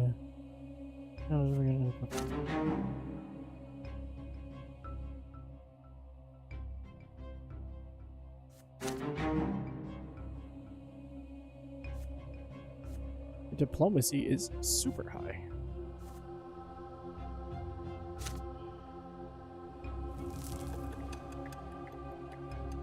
getting so close.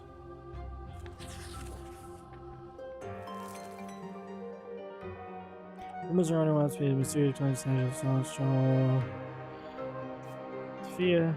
Oh, I remember this lady. I saved this lady. Oh, people. Guys, apparently I'm done talking about David as well. Stop it, nothing to help this is just an position. So we're confused once again. We'll use headaches on last all be shut up. No facing mana and last draw still endures.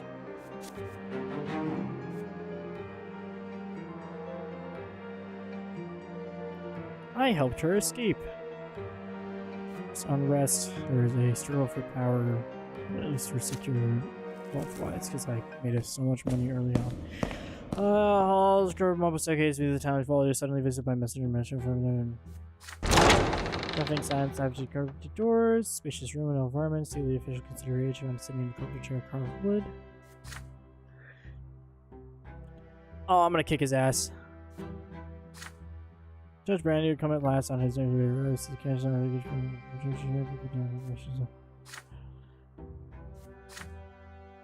Judge always did so by case to kiss me. Just as which are on the prodigal suffers to leave. Junior, that is it's only because my noble needs to be noticed. I think for legitimate duly honor. You are about to get fucking clapped. I'm still gonna die.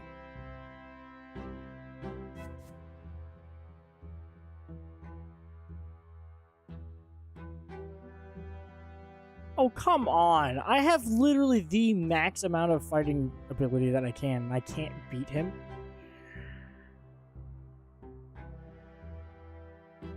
I guess I could just lie to him. I won't have to die that way either. But this boosts my reputation.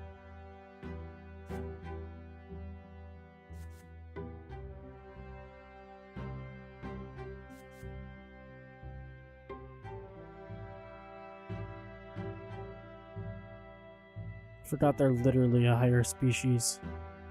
It's so annoying.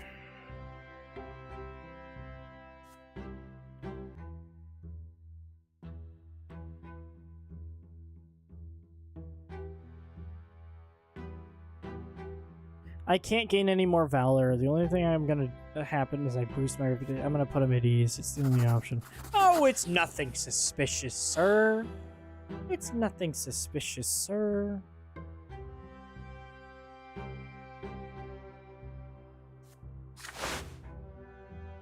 Can indeed you say his excellency is ever right to feel wronged by a prefecture? Quite the contrary. Equal to us.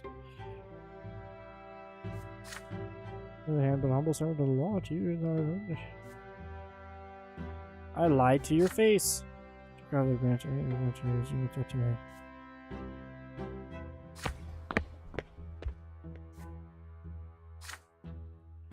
In the place yet. Shut up. I lied to your fucking face.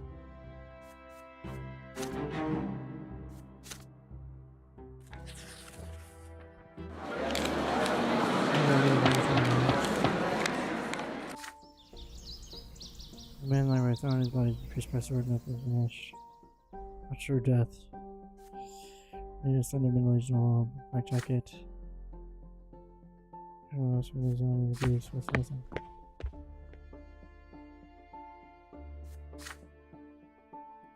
By the court of honor, that is all.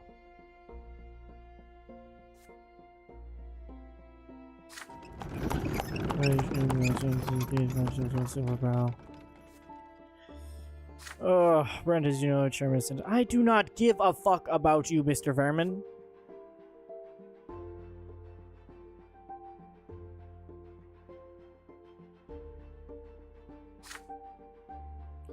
Me not justice and duty demands of duels honor the religious. What about sure be careful and might make it interesting. I don't give a fuck about his ass. But so far from morning if it is anything about that child and such as any trouble and careful. Doesn't matter. So versus use of motion.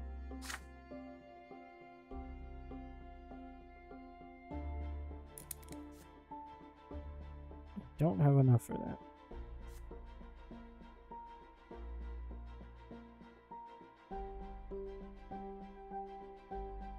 I can't go too high in justice. That would be terrible. Fuck.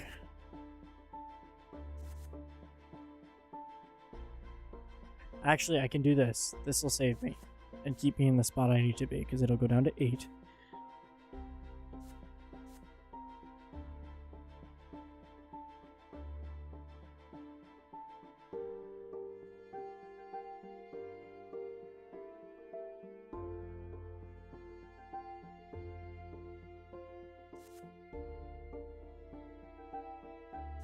This will save Thomas, though.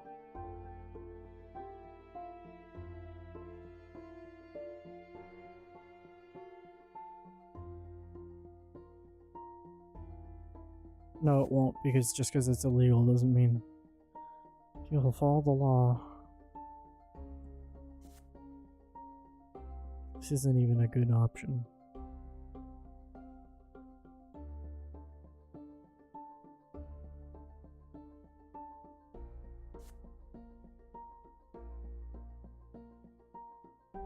Yeah, he's gonna get fined. I'm gonna fine him.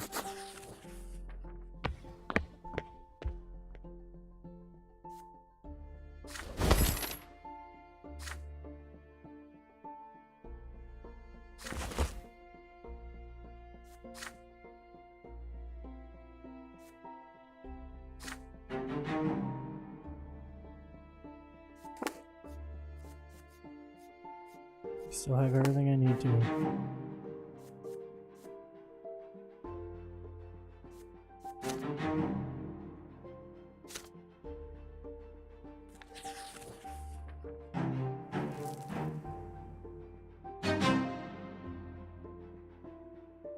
I didn't rescue him?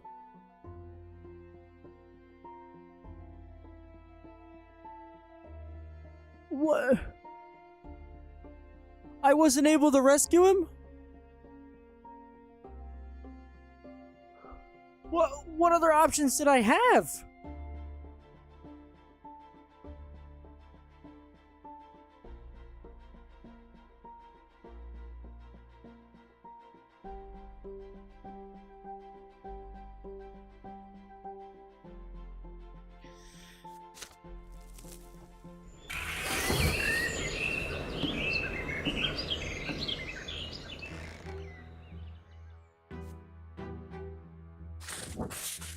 God knows that I've helped you nice family. You're gonna do my children. I family know how I hide.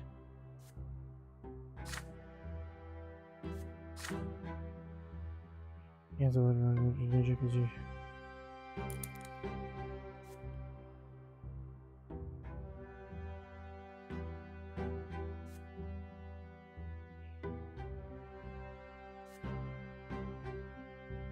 I said straight up I would die for Thomas. Where's my... How many deaths do I have?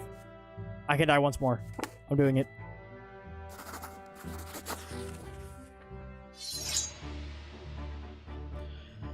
You're sorry yourself, your friend. Determine high reason to let your bonus in place. Still didn't get touch of time.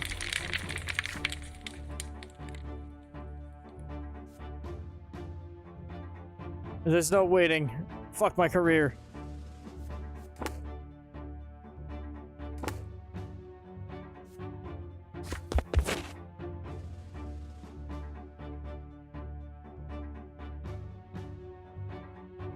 No, it's fine. I can still just go back to being a regular judge. I still have a chance.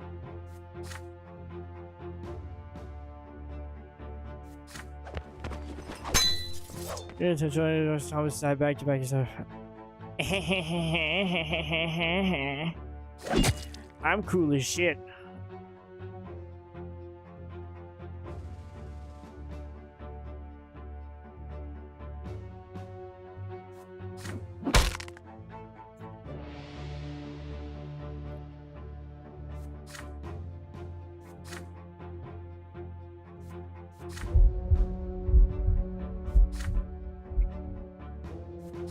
My place, which was last in the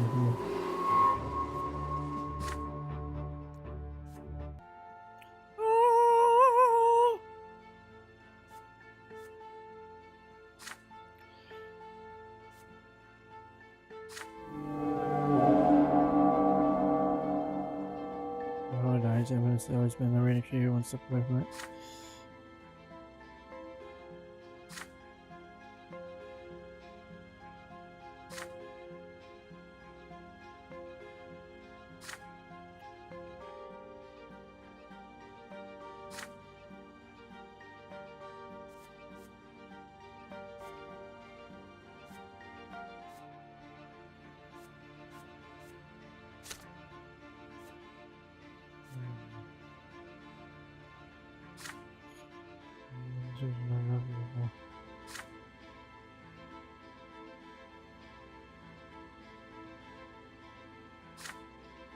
We're back. Worth it. Worth it.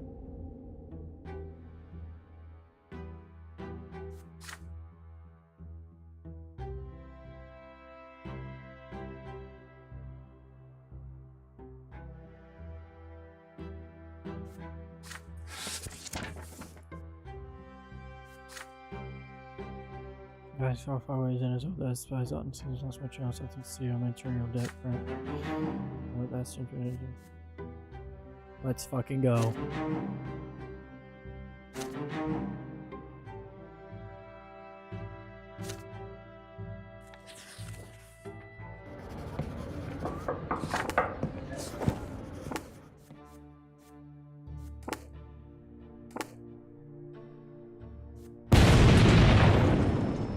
Over miscarriage, actually,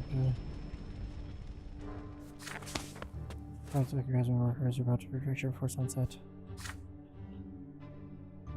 So it's traces on the fingers. You home in the heavy footsteps and you fail the juice of juice. The plus games are also going to buy like a bunch of sales brand.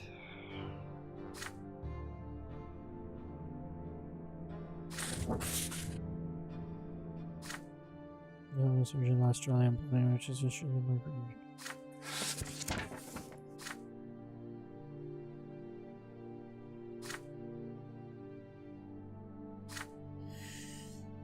Fuck!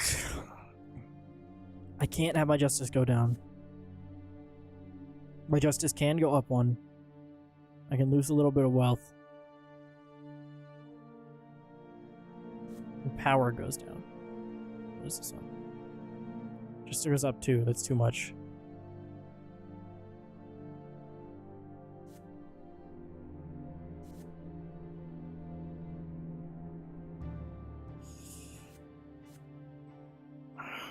Unfortunately, my only option is conducting an investigation.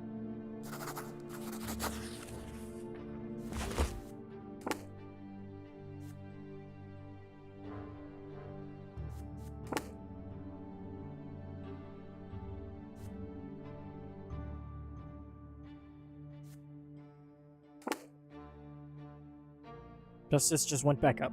Back up 1. I'm balancing it, motherfucker. I want it to stay between 8 and 9.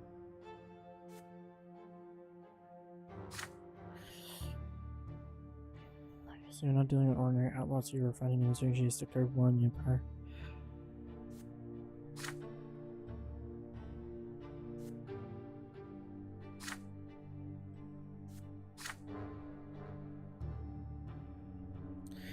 Your way of being an investigation involves yourself and is obvious. I don't like probably. Probably is a gamble. I don't do good gambling. So I'm gonna try and guarantee it. One thing is the idea in your pocket, which is fine. Surveillance, call it off.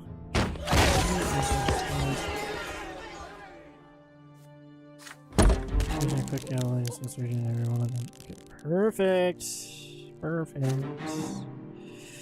Commoners are still protected, and I'm now a judge again. My career is back. And my Thomas is saved.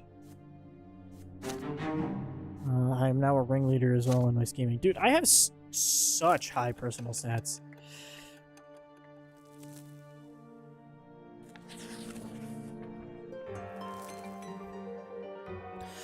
We'll see you guys. Time for this to come to an end. Archer gives a man at all times. People think fuck.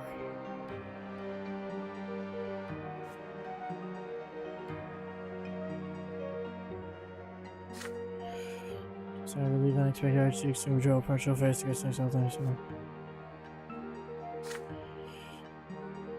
That is really suspicious that he just like up and gave up.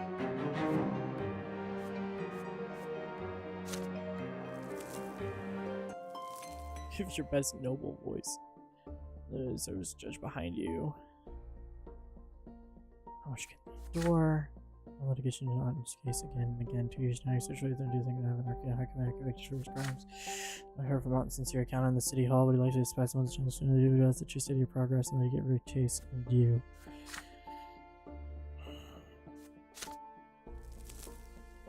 Just gotta get through one more of this big path thing here. I said, guys, there's his presence. Commoner of the prefecture. Let's see. Office. They are climbing a perfect comfortable chair, cranes over to who's oversee guys tempest himself. Oh, hey. What's going on, sir, buddy? Good and common has too many freedoms, now they're rolling as their lot in Emperor's rule. I don't know about that. I don't know about that. Sign of emotion, you notice the muscles. Straight on there. Say, order secretary chance to do the last job of the leaders of the born woman, Sophia is still at large. Which just have trap for Sophia and Arcane attack the soldiers. Did you hear that, Brant? Arcane defending a low-born woman, but how? Then he fastened young Arcane of little note. You know, there's low-born and third one, his high birth, his honor, his low to the interior sea bear. I'm trying to sometime. I'm going to make another change table in his mind. I don't fucking gamble. Anthony Fee, my nipping surgery, like soldiers of ourselves. Arcane. Is that Archipelago lost in the common state? I'm not a soldier program manifests as traitor communicator found using Arcane to show them but happily prosecuted for listening to the law. Institution. Modern empire same for time to have no student front. I just had prosecuting argument great, but my authority finally. Ooh! Judge's been here for a reason. The prosecution. Oh! I know what I'm gonna do. I can tell you exactly what I'm gonna do.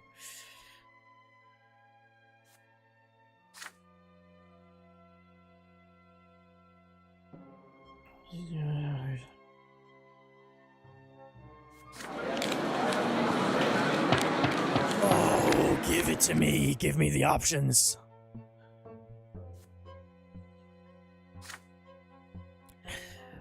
Oh, judges, got this thing open. There's...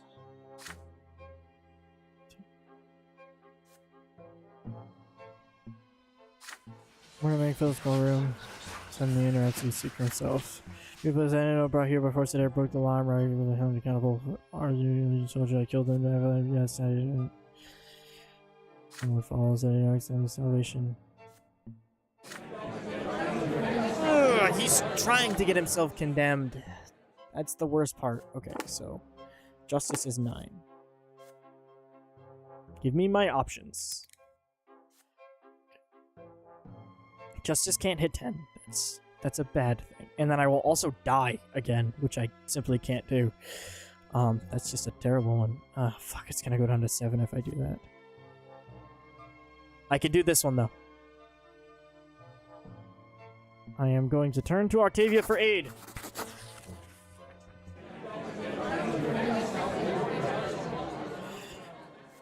Take advantage of my sorry here, but I start to save you in the pair. They're going to be an argument.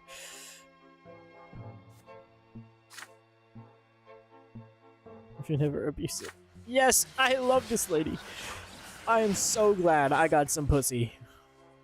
She's going to save me, all because I give her some good old Dickens. I theorize alligator opponent, hungry and just useful sound that pricks up their ears. Ladies and gentlemen, I must confess I've grown quite weary of this trial, but as an Arcane, I feel a duty to save my kinsman from the mistreatment of any sort.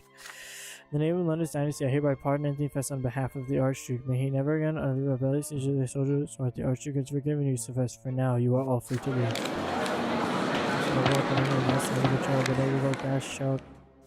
Thank fuck. You see, Dylan was no expense for you, my human. I have taken someone liking this Anthony Fest, no qualms on defying rules of any sort. I imagine my father's scared and he's my pardon. What's going to do? Take me to court? Ah. I was being inspired to call for a vote. Seriously, yourself with the worst, but I'm surprised guys don't pieces of light. I'm trying to know how you measure your case, but if it's a problem, I look at it. Yes. Yes. And I'm becoming a better judge somehow. I went from literal bottom to average again. Good night, Mom. I wasn't able to get one more day of Unity.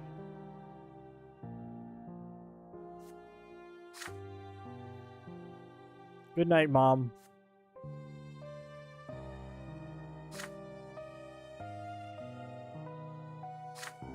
Where's me? Can you hear me?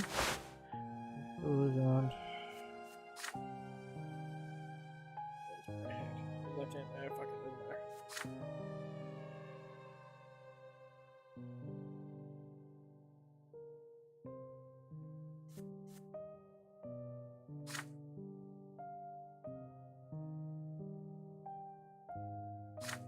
Oh, she's gonna fucking die. She's dead. I don't think my unity is high enough. I was so close. Just one away.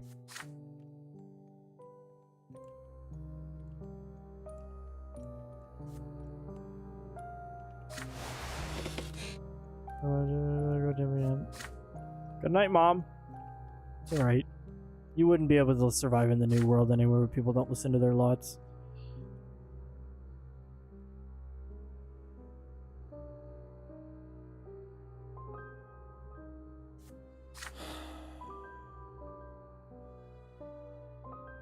Just one higher staff level. Probably. I'll go with it. Mom wasn't really my favorite character. Okay, right by your side.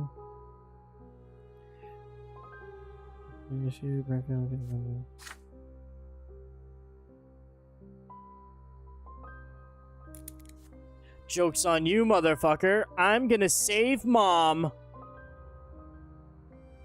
Oh, if only I just listened to Gloria, he says. If only I just listened to Gloria.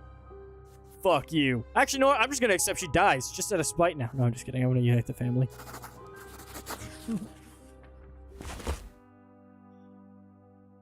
Mom gets to live. Eat shit. Eat shit and die.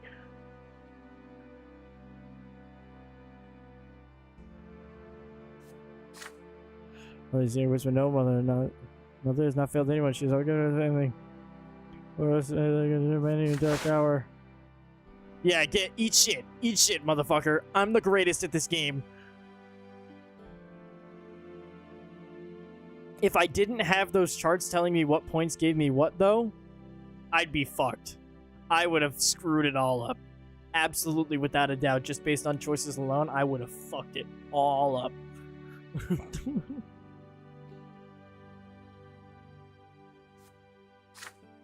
We are still a family. Gently, yes, we are all the Brants. We are a family as long as you're number one. Said the driver says to honors a mother's bedroom plus eating on for so long. Frightened Gloria leaps from her seat and mother's demo and goes straight to the bed. Lydia, how are you? I heard back home as soon as I could. Your words are your concern, mother, bringing back to life. System break color prints to your pallid cheeks. Now, Lydia, brother, your words are better than any medicine. Lydia, that is right. I simply cannot abandon you like this. Twins only know what you'll get up to with me around. But your flustered family dressed them perfectly in the bottom of their heart to bring a tale well upon yourselves. Most animals say. Boy, I mean, both silent and shame. You cannot continue. It is time to wise up and stop scheming against one another. You think I wouldn't love to live in a calm, peaceful home? Just defending myself against Steve's attempt to drive me out. So by love for you, trying to leave you inside your head. You understand? But more important than that. Rest of our family must be a noble sort of smarter sacrifice the family just to have it and hold. Whether we're stuck away fulfilling our grandfather's great mission, and now you want me to reject it? Like your brother called me, some rules said it's important. Is the family standing or happiness? Or promise me words. My family rejects. Choose happiness, Stefan. I am the grandpatriarch. I bear responsibility. Village is sword costs as much and we remain as we are. Sorry, soldiers now. To hopefully the other boy starts to pace around the room. He convulses on the verge of tears. Mother, I agree. I need to acknowledge the face of my grandfather, so be it. Well, it's hard. Well, I've taken our time to maybe it's going to ranch once in a while. If she not believe it, you know, this mouth that she found. So I never change it. I never forget this. My wife, Gloria. And now? Mini speaking, I walked away for a second. Sorry. Dishonor does not frighten me. Gossip does not frighten me. Come to me, my daughter, Gloria Brant. So I united the family, saved Mom, and got Gloria adopted, so she's now officially a Brant. Hell yeah. Best outcome for family. Best outcome for family.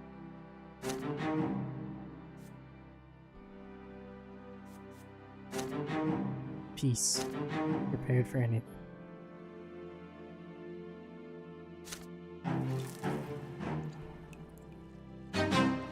Well, the fights the strength for over grave illness. Find a way to bring your family together. Family at peace. Yay! I did it! Don't start saying, oh no, no, no, no, like that. I don't like that. Drink for a long time, so long time. Alright, let's see my destiny here. Cover's family is at peace.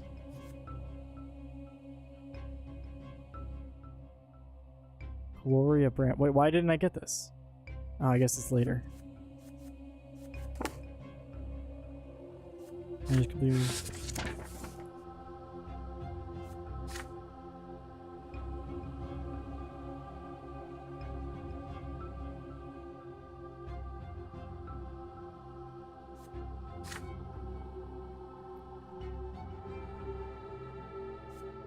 Oh, shit.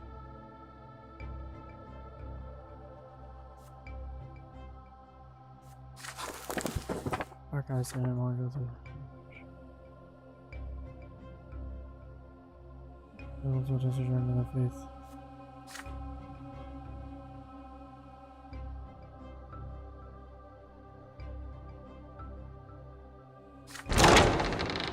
Oh shit, man. My hot babe is missing.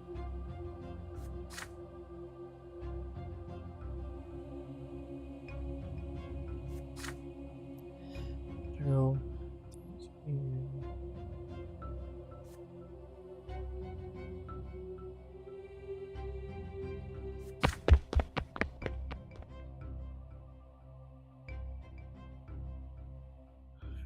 Soldiers. So let's I can see a blood. So exactly.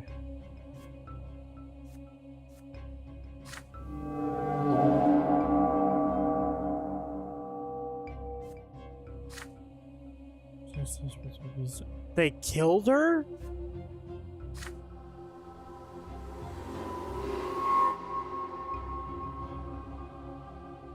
Oh my god. I forgot that God is real in this shit. Just ex Octavia born with to rebirth. There's no more. No inventory now resides in his body. Octavia has cast out the shackles of your narrow world. She's ignition but time for inventory is the only true world. And does only hero can return uncalled Octavia to refuge. The sea is no more. Oh my fucking god. What is my family's reputation? I could disgrace us.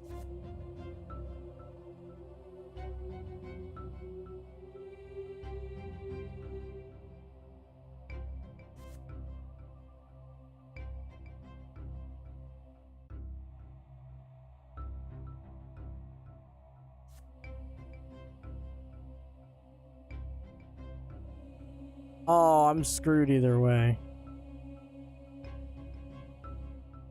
I could either have a spiritual bond with her. Hold on, does that actually do anything for me? In any scenario?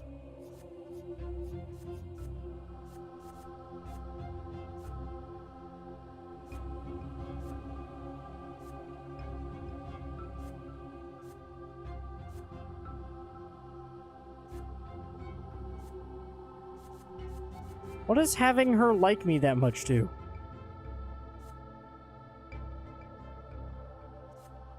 Could it be the next chapter that it has an effect in? Because I feel like that's where most things happen.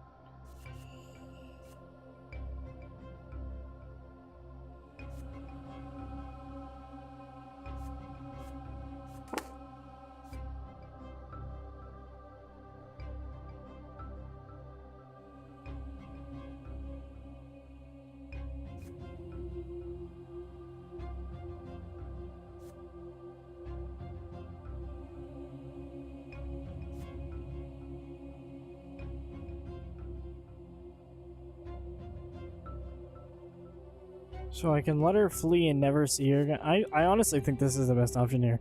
I'm gonna lose willpower when I'm...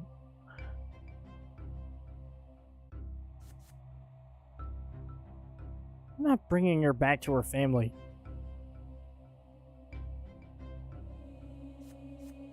I'm gonna accept the transformation. I'm gonna lose my reputation anyway. Like, I have no other option. I'm not betraying this bitch. She just did so much shit for me.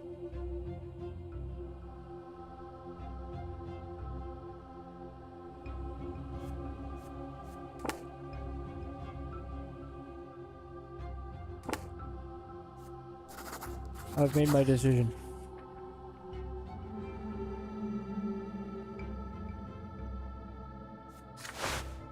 Negotiations. What's happening to the remark? I say no. So let's try to smile at my tears. Thank you to the coffee was strong. As the observers of the sensory connections.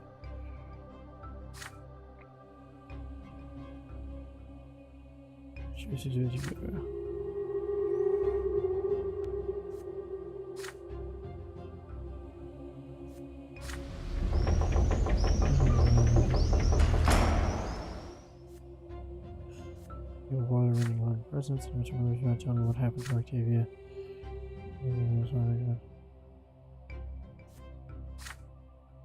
Oh, ocean hit such a hard there, or did you do what you're saying?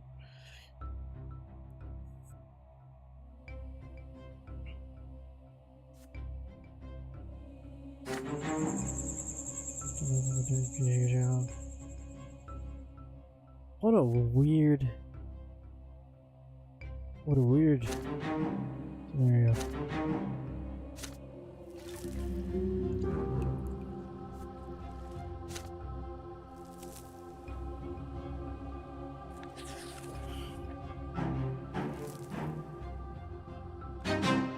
Yikes. Yikes.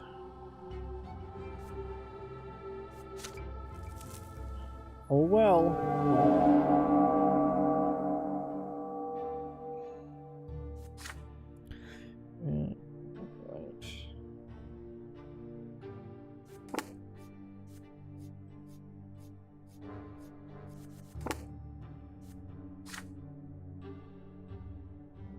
Where you going?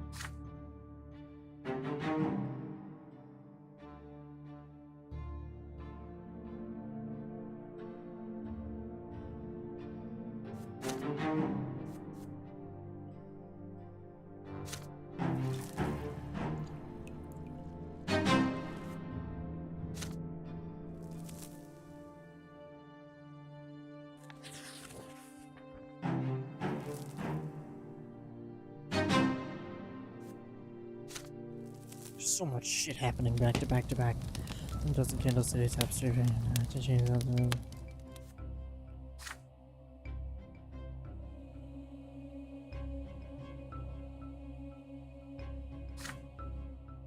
Alright, family tree.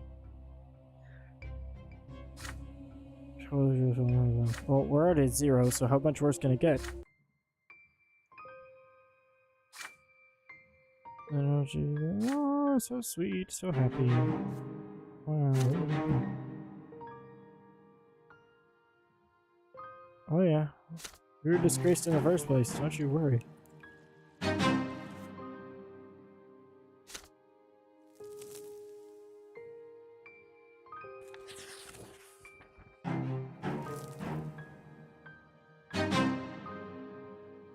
Not exiled. Beautiful. Thomas is sweating.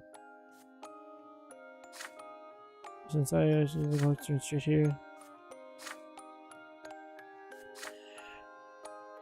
Yeah, the government of Village of Mayor, she gave me shelter and clothes her head love with her from the permission from the sector. A noble woman, I hope for too long I was young, but now I know what titles. Mayor's about to be my wife, but child graduation goes serious. Autumn's left me alone, and I was to be better off far away from her, so it wasn't happening to revolution. Hopefully, it was obviously free or she was saying, I decided to say stuff for worse, this free than ever. Commoner again, earning my little sweat on my brow. 5 seconds safe and high in my distance. My speech just like I wanted. Are you a witness to my wedding? Absolutely, Thomas. Without a fucking doubt, I will do that to you.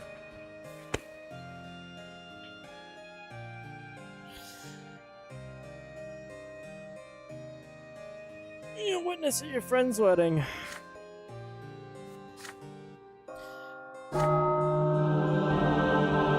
Hell yeah.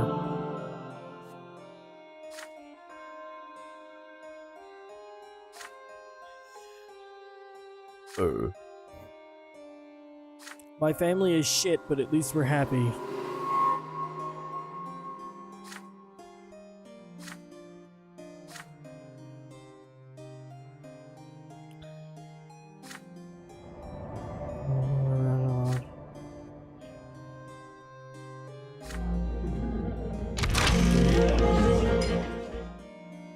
Hell yeah, Thomas.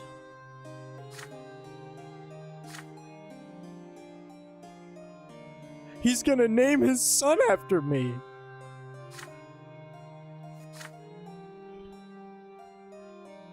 Who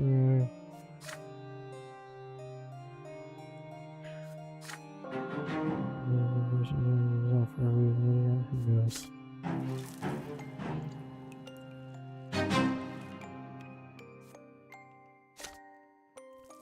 All right, I done did it. All right, anything that happens now.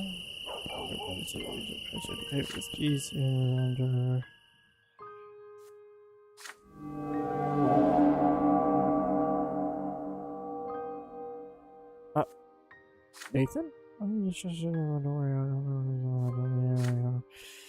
So actually, I have to go to the tree. I say like 100 places in this religion, so it's just I guess I'm thinking about it. Knowing how we live in the world, how it's a good time, too much build the market, the sector, I took a lot, indulged in place, but I found nothing there. Orange heresy, getting no solution, none of them worked. I'm in front of the pain because I am alive, but I'll repent, I'll pray for their forgiveness. Please never forgive.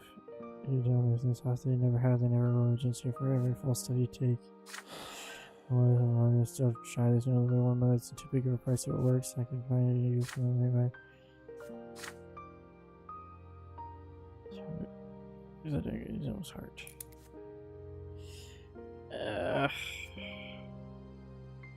This is just significantly a better option.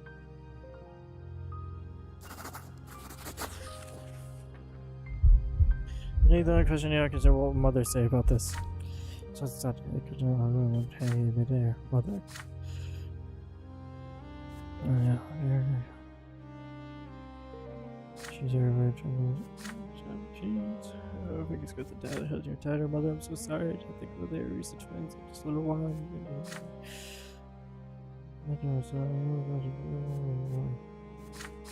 Oh fuck you, Park.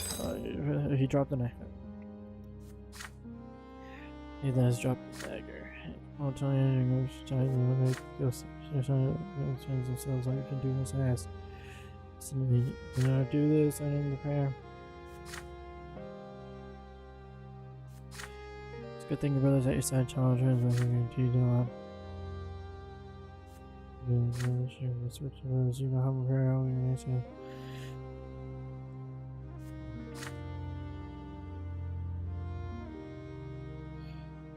Like the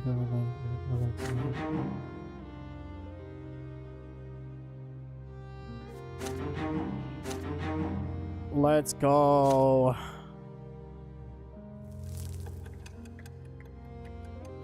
Time to get rid of Ott.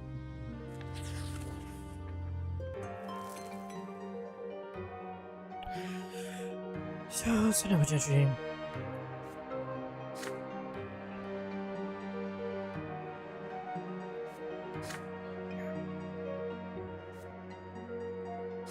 Okay. Mistakes, lots of.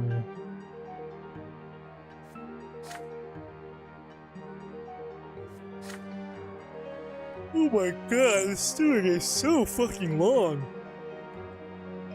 Each I get sponsored.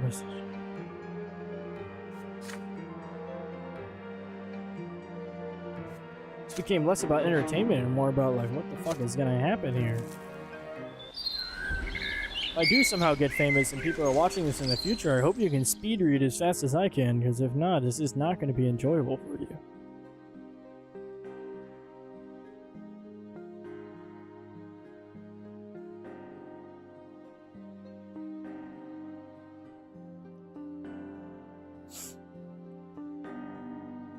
We decided.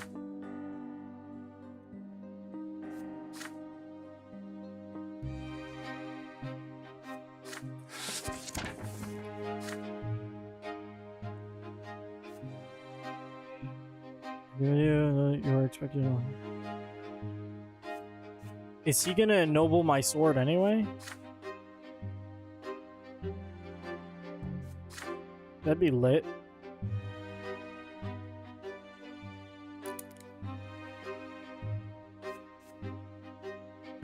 Yeah. Yeah, figures that wouldn't happen, you know?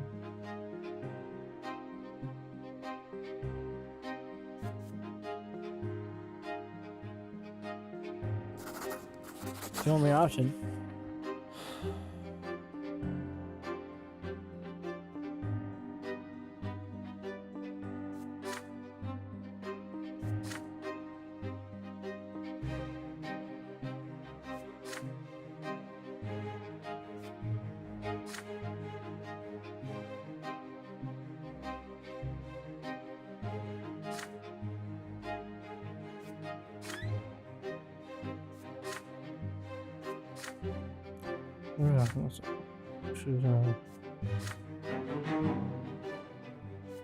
Fuck you, Gregor. You're dead.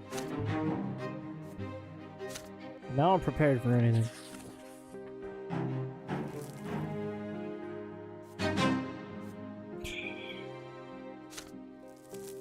What's happening? Please don't fuck up all my plans.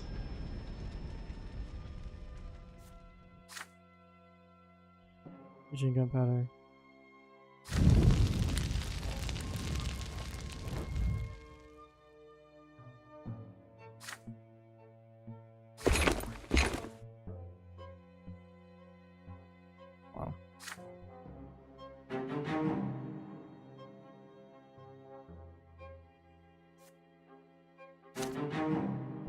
No. No, that is actually like the worst case scenario.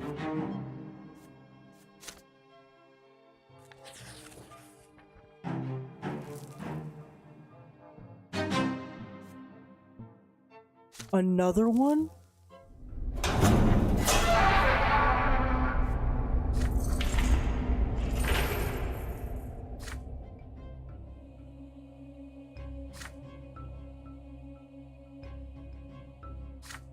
This is actually the fucking worst.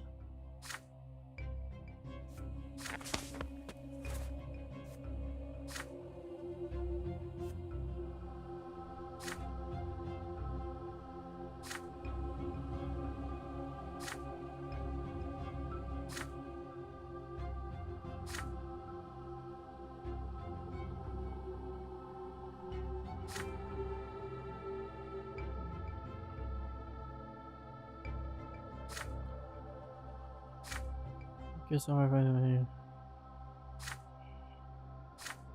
Oh, you son of a bitch.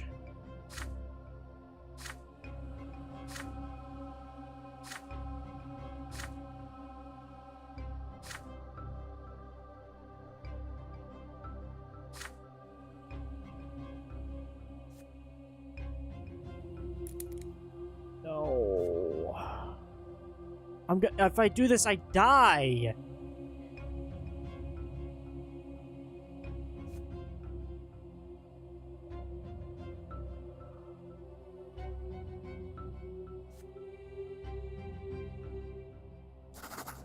I'm not dying for your cause, buddy. I'm sorry.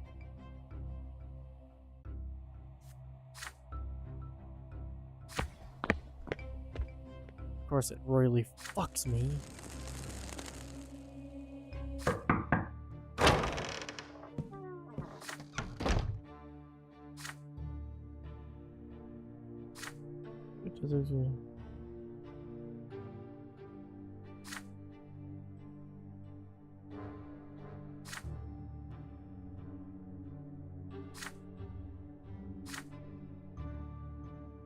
Oh fuck, dude, this is so.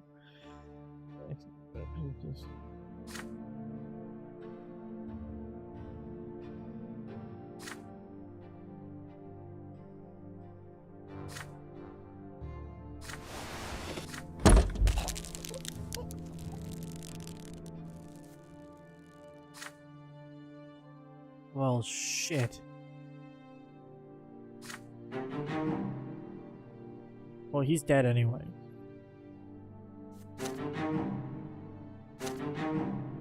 I need one more justice. Please don't end the like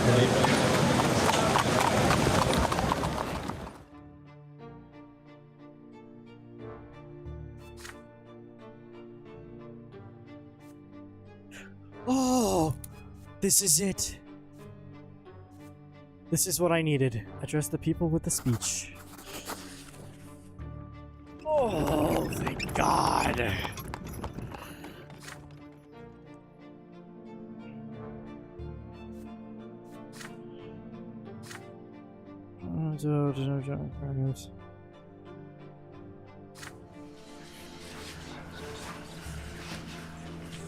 I'm not lucky I made the right decisions.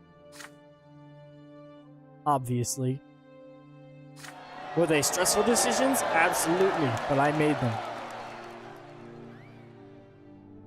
Yeah. Thank God for willpower.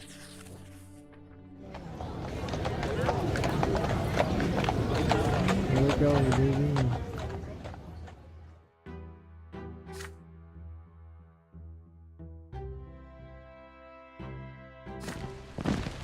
Oh, come on.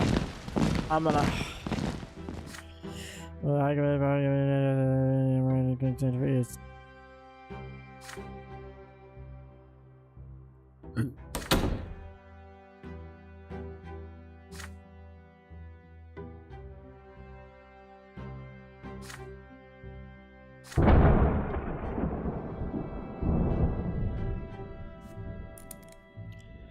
I'm gonna summon him to trial.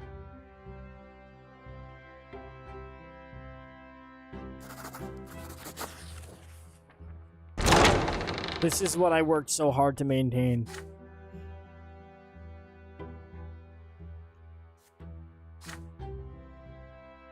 Province.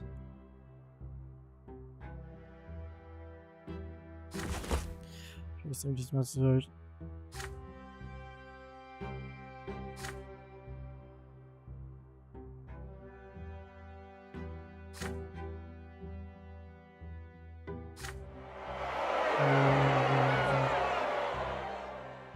Protect the judge, control. Battle with the world.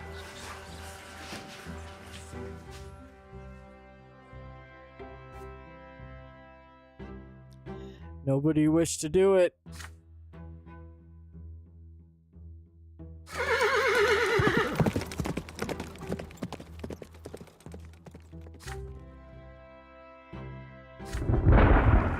Let's go. Long awaited rain.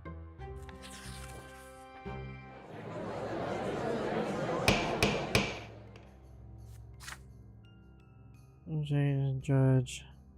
Trial. Receive something different. Judge don't want to that but only cases come back. Go your son and I will know the son of the Emperor's band to bring evidence in effect.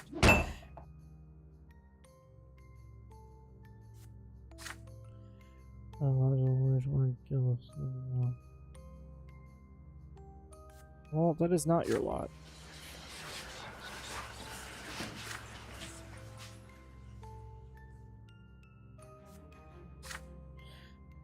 As may violate the remains signifies of his 19 subordinates shall waste his life in the river. So Jack is choosing to say for himself, because that's result she's from the right first. You're overseeing, you are complaining of laws and perspective side by early words. The court justice is the her power. The whispering, the whispering, the whispering.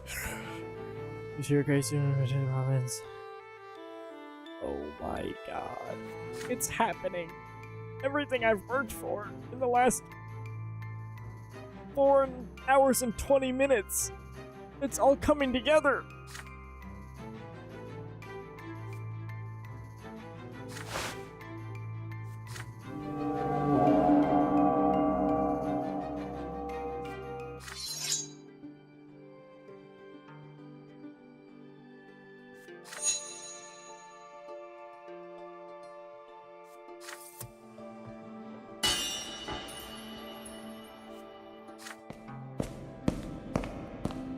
Get out of here, bucko.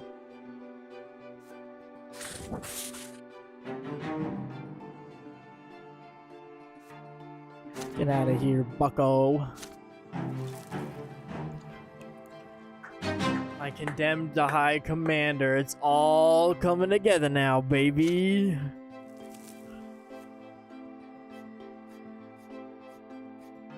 Peacetime chapter is over.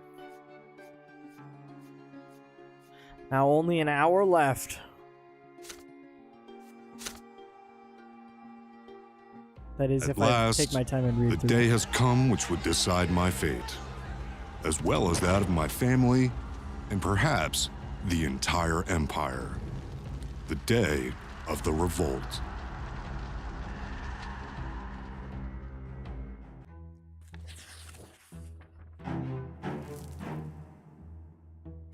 Boom. Oh, I don't get... Okay, chapter outcomes. The city is defended. Peace with the Overseer.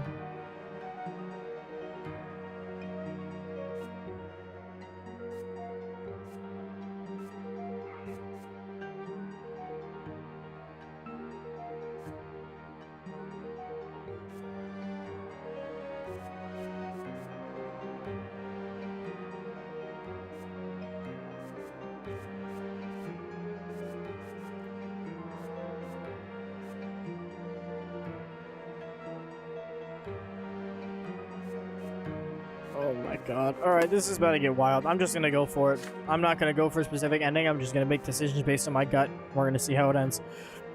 That's what I've decided.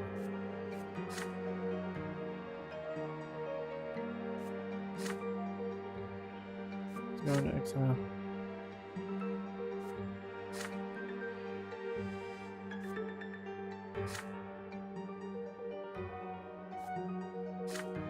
Oh my god.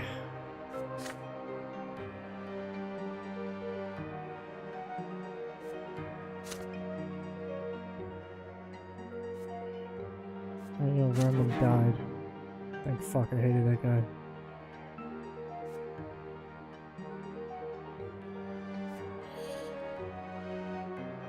What are my options?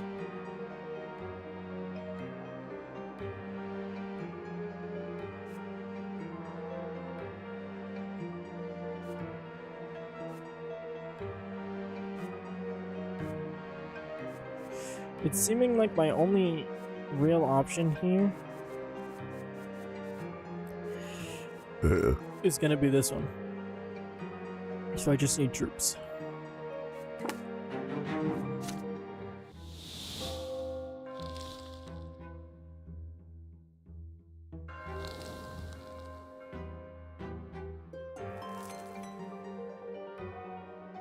So playing with very strange.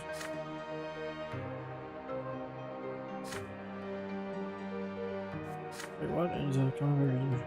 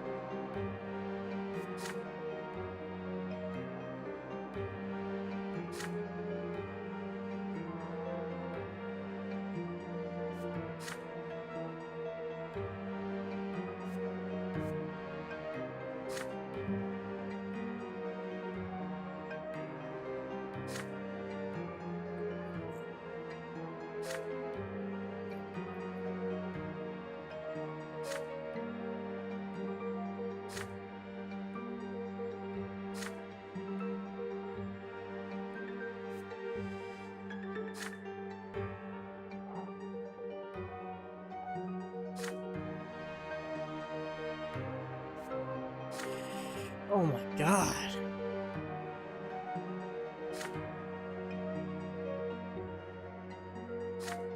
This is crazy.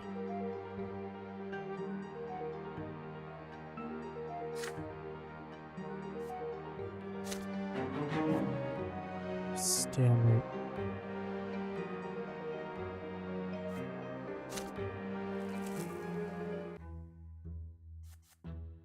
The Legion is defeated.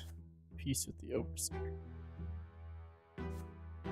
City. I feel like this is the best ending.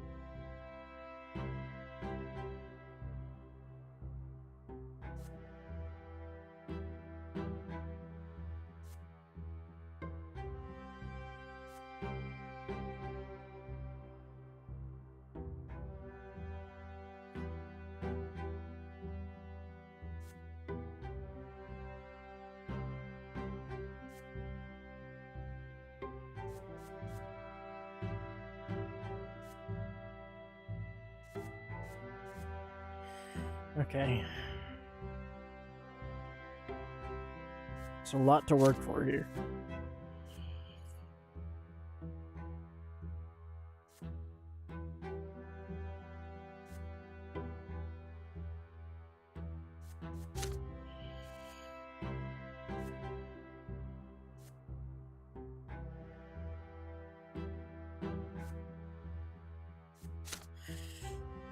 The revolt screen is not viable.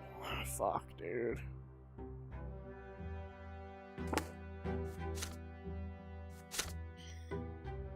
Here we go.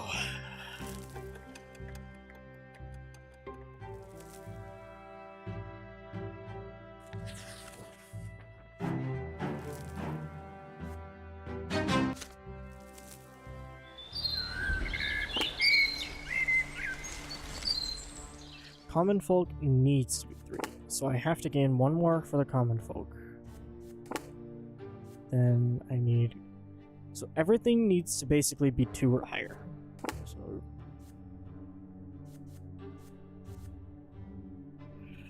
Clergy... 2 or higher. Common folk 3. I need to have... Power... Oh, fuck. This is gonna be a hard balance. Alright.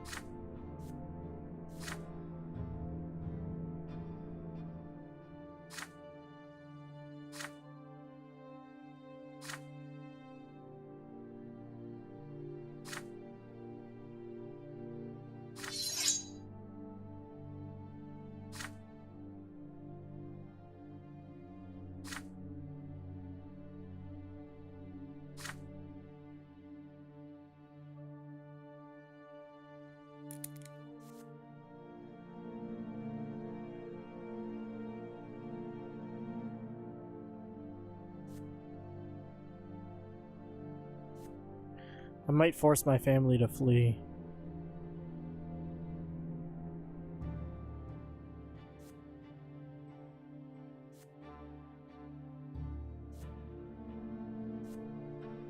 I'm gonna make sure my family stays safe.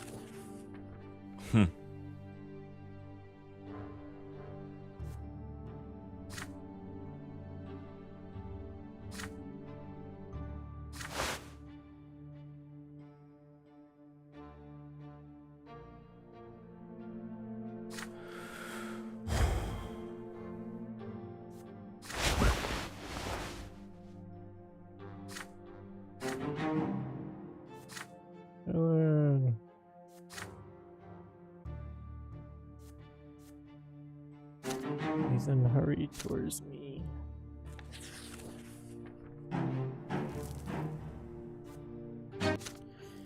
Family did not fall apart. Too much your time to cared. Yeah, you should have a choice after this was good time for this happened to. Oh, fuck.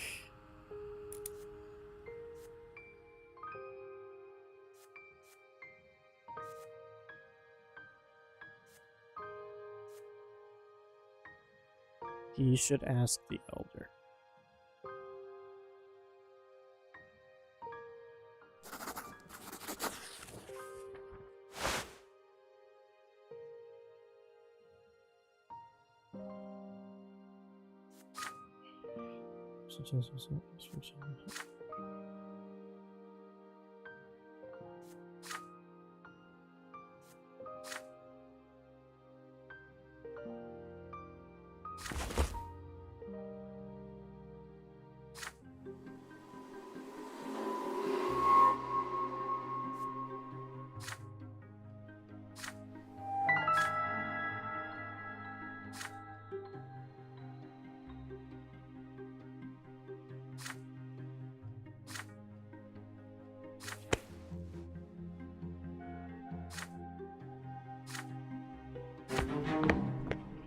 My weird brother is now a prophet.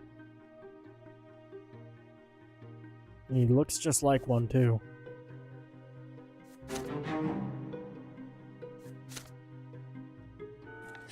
I'll take what I can.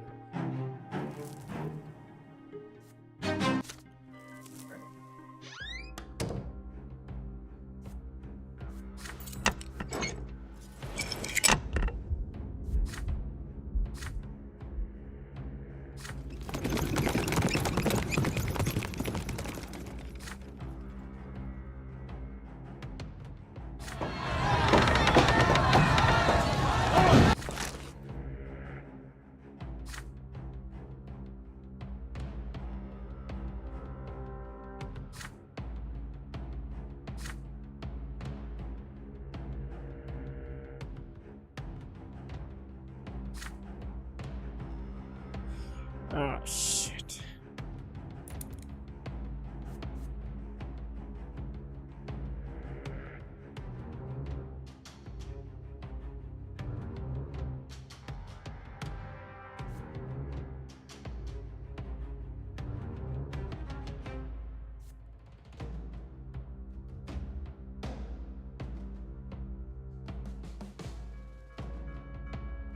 I gotta get my family out of here, unfortunately.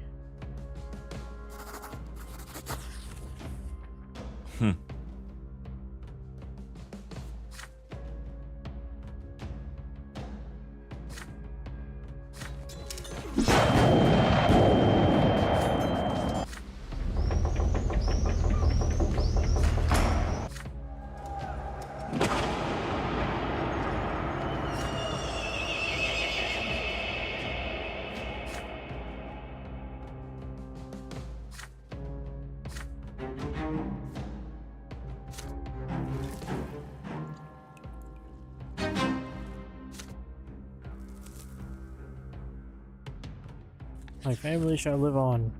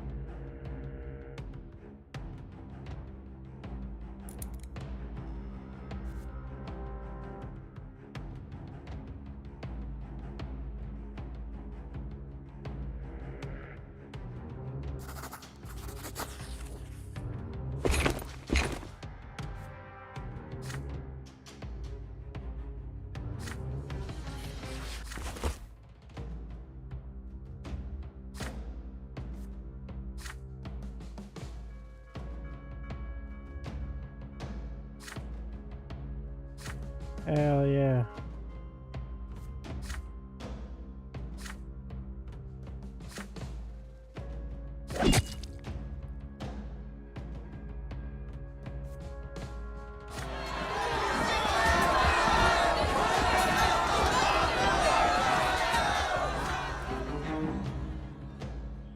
Alright, so I have that. The revolt is above 6. I just gotta get my common folk, my clergy, and I need to gain more power.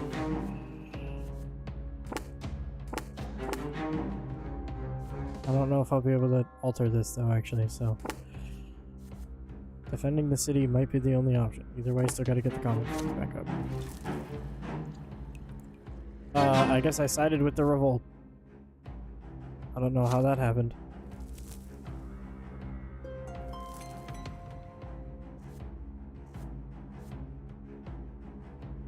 Peaceful victory? Oh, I need to lead it. Oh, okay.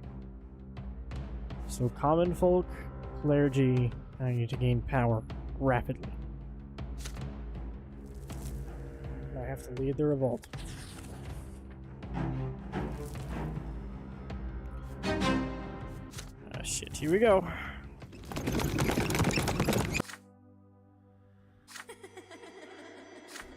Here's my connection.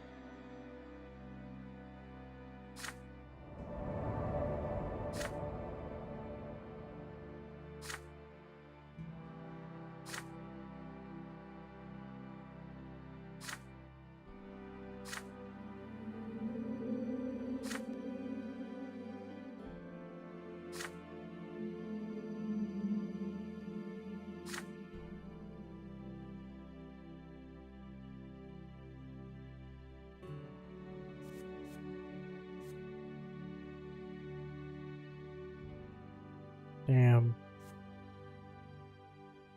Damn. Damn. Guess I have to part ways with her. A shame.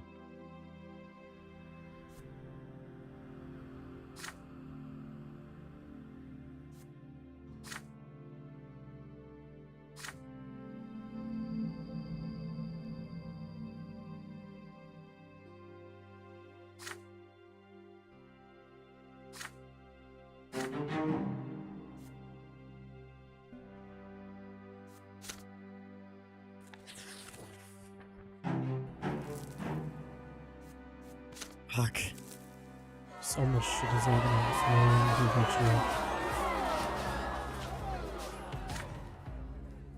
So what exactly do I need? I need to lead the revolt, clergy. Ah.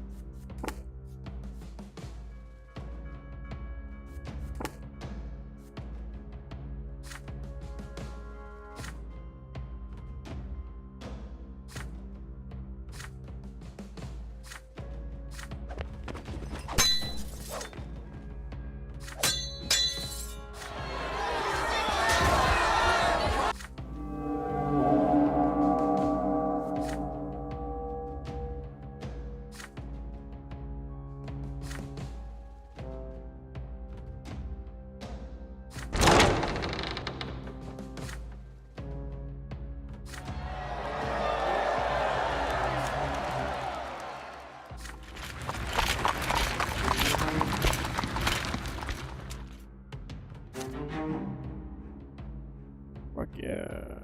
No noble followers, which sucks though.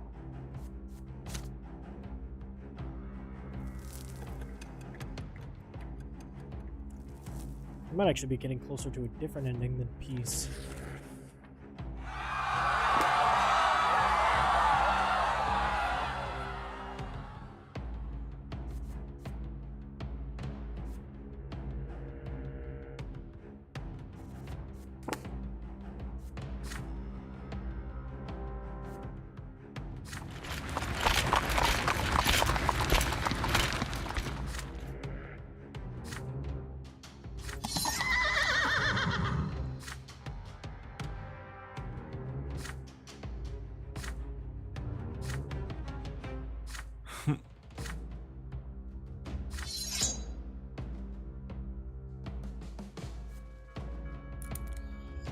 Alright.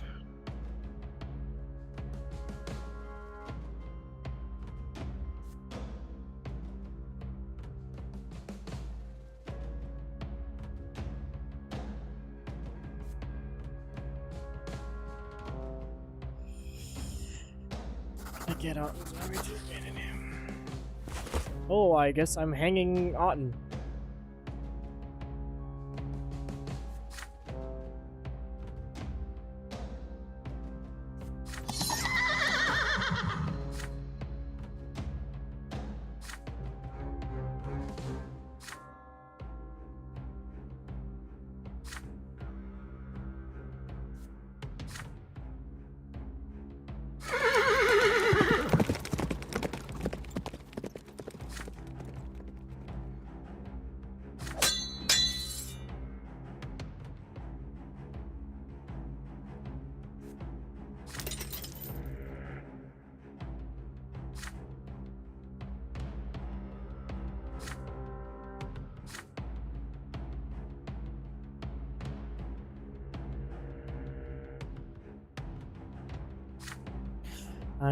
I remember, Jason. I'm doing the best I can here, man.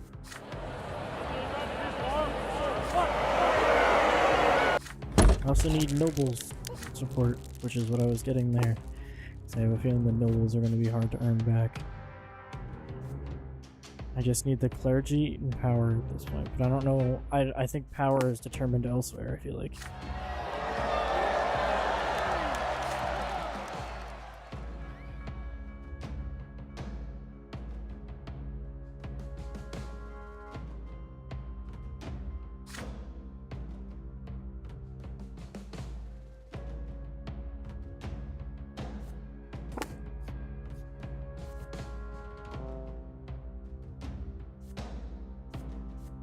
If I want peace, I need the clergy, but I don't know if I can get power. If not, I can at least defend the city.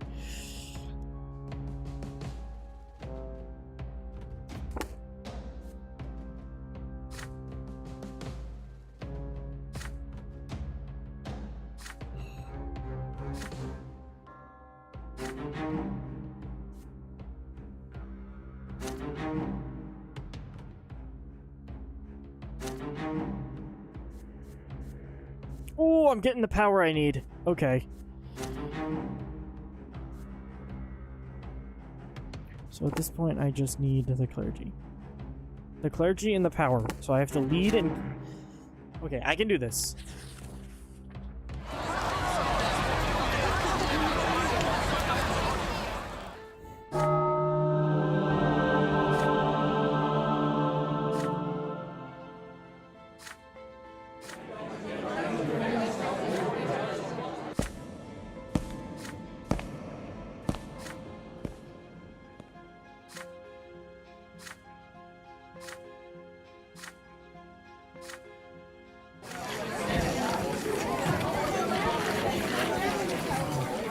God.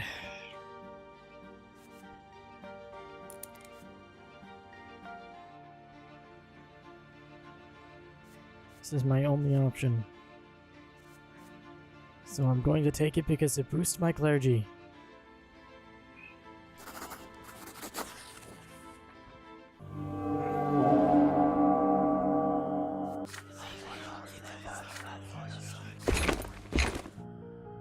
Weapons. Dude, this shit gets so intense so fast. I just need power and leading the revolt, and I can get exactly what I need. I'm assuming if I lead the revolt, I gain power.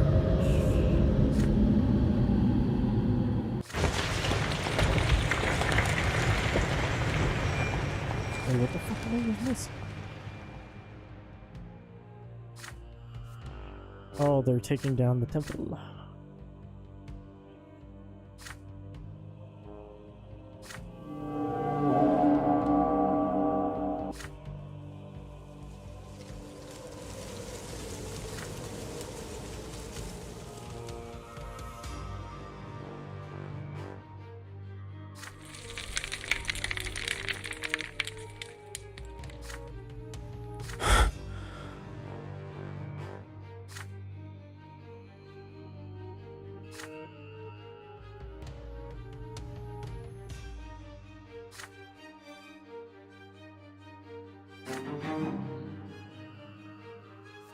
Defeated. Oh, she died. It's tough. Okay, I have the full support. Oh, fuck. I have to lead this revolt. That's the only thing I have left to do. I have to lead the revolt. And then I get arguably the best ending, at least in my opinion.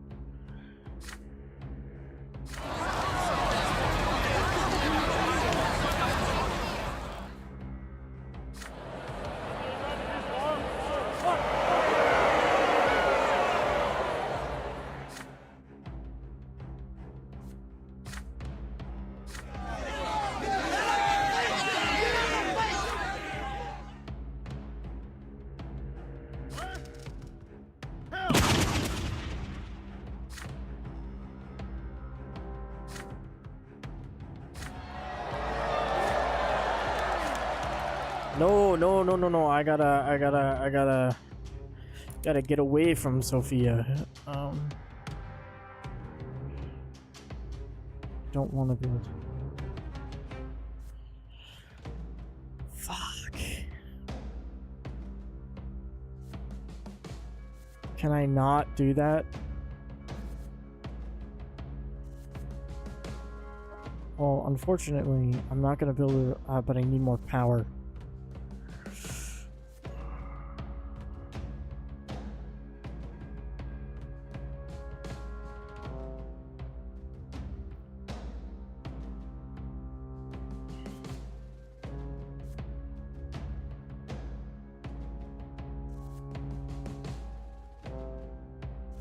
I'm not gonna get involved, so I have to change it still. I hope that's not the only option to kill her, though.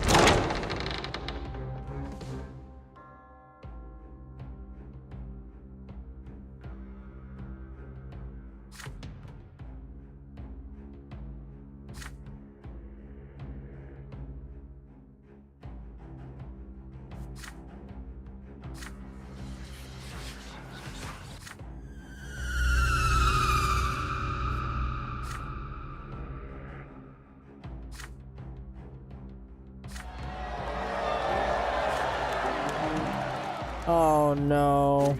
I got the worst ending, I think. Oh no, she's just gonna kill everyone.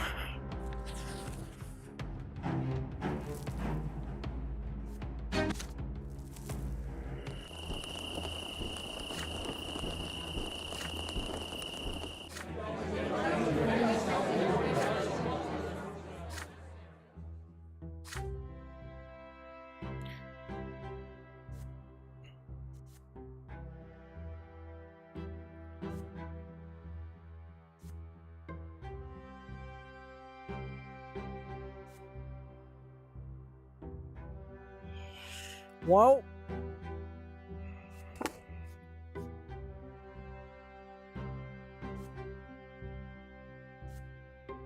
what are my options here?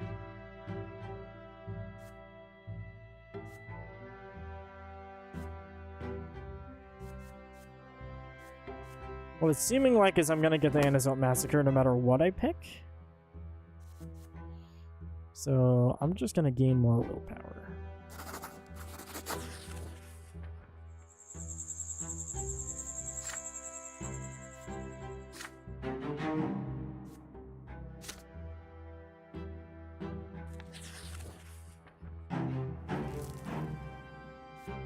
No, I'm not save scumming, you asshole.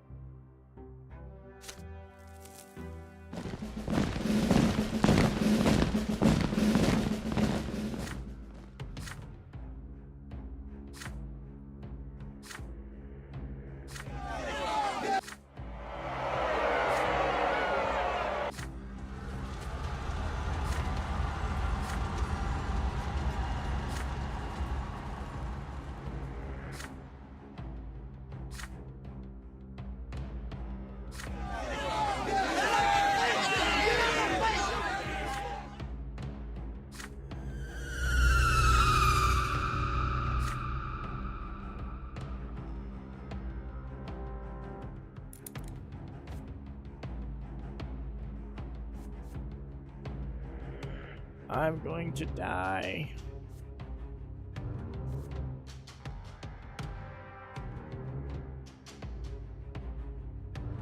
I can flee.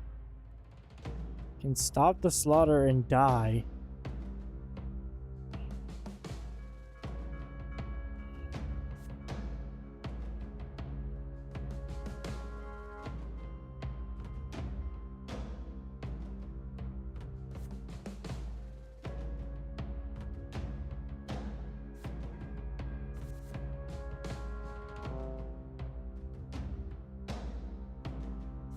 So basically, I can take charge and kill the guy myself.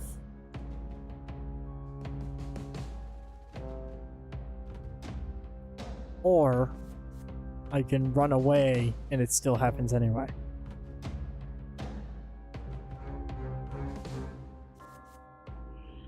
I think the only acceptable option here, because the same ending is going to happen unless I stop the slaughter and die doing so.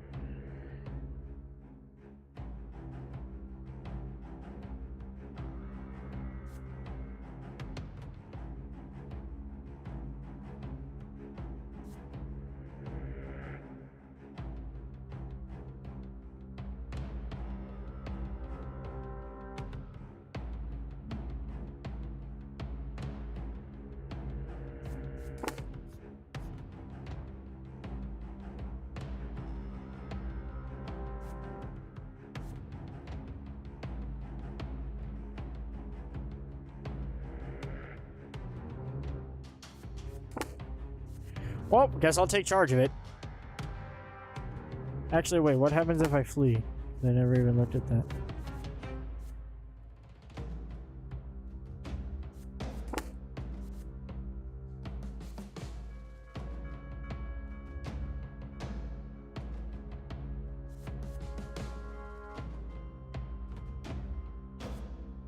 I'm gonna flee. That's my decision. I'm running away like the rest of my family did.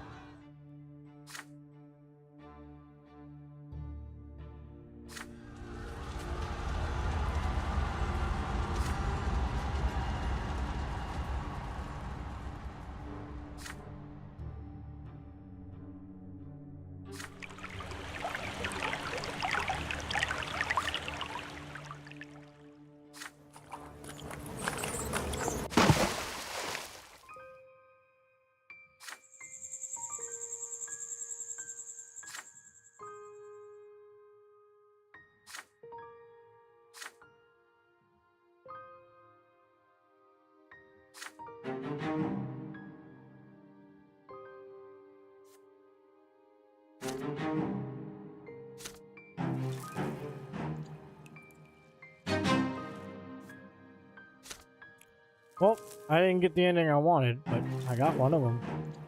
And I managed to escape. Even though the whole place was burning. Fire and blood engulfed the streets of Anizote before spreading Anizote. to the rest of the Empire. What the fuck was I supposed to know that?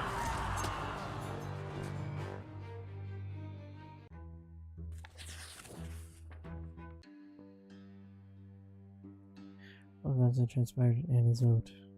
In his oat day.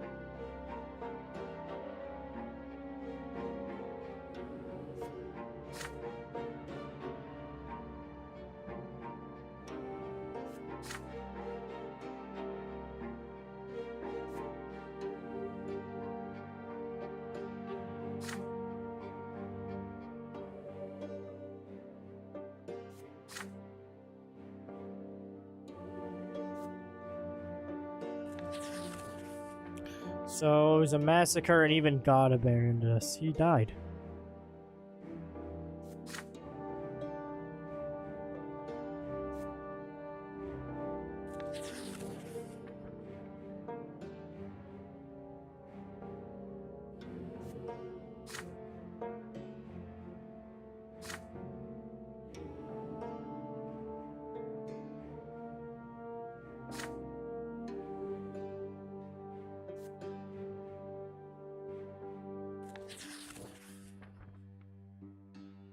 That's tough. He died.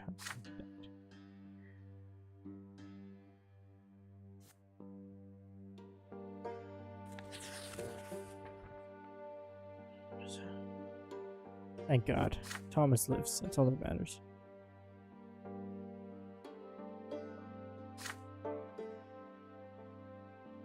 What?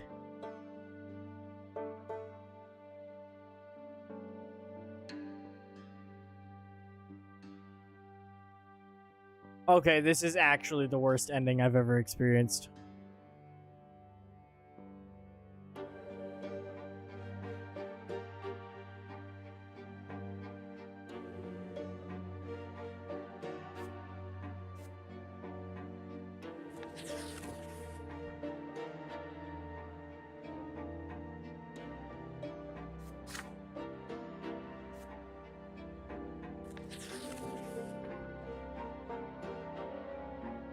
I literally got the worst ending.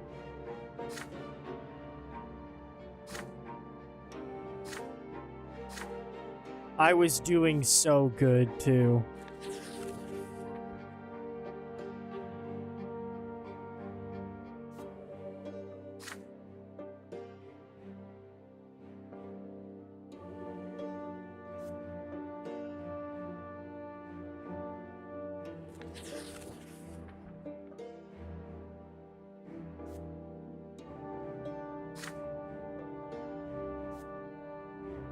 Because it was 1 point over, I got this fucking ending instead.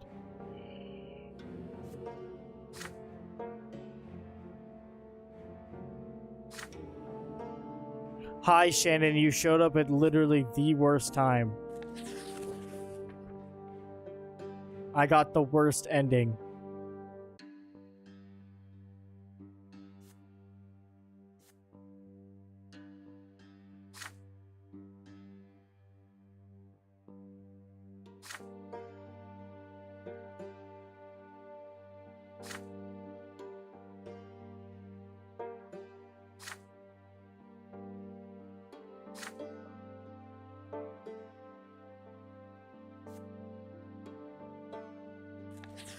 No, I lived actually, but everyone else that I loved and cared about died.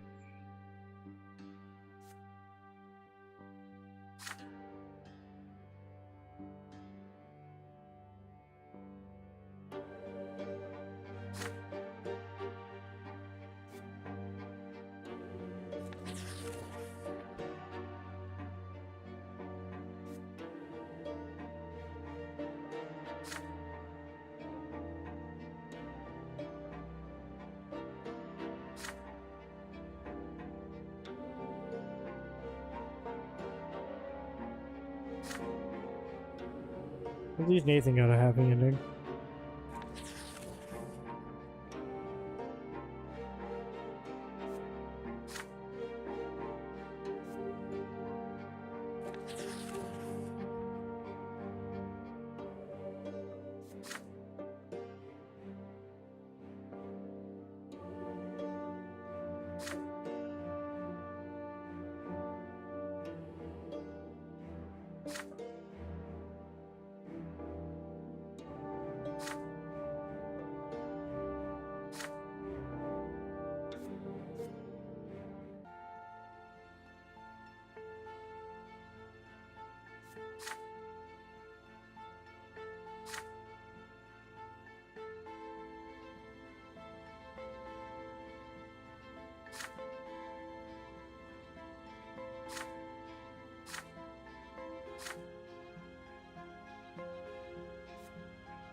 I despise them.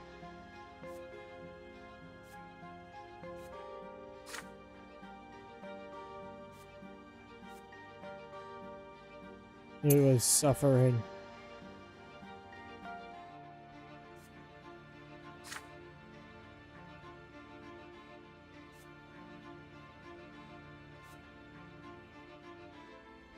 Happiness.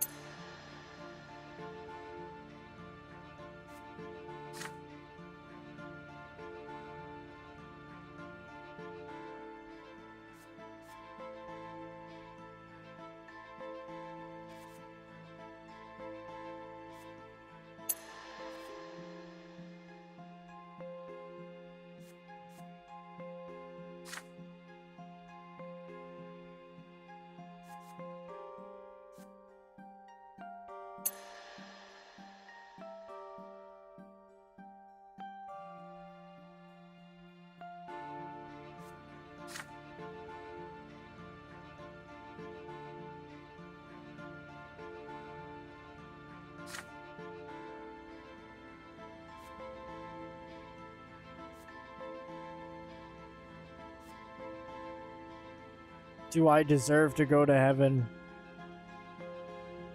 Yeah, because I for sure as hell tried.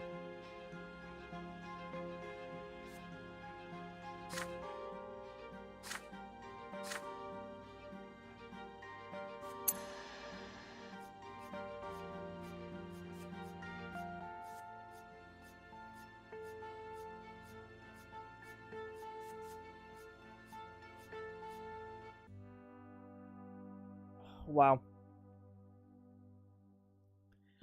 Just wow.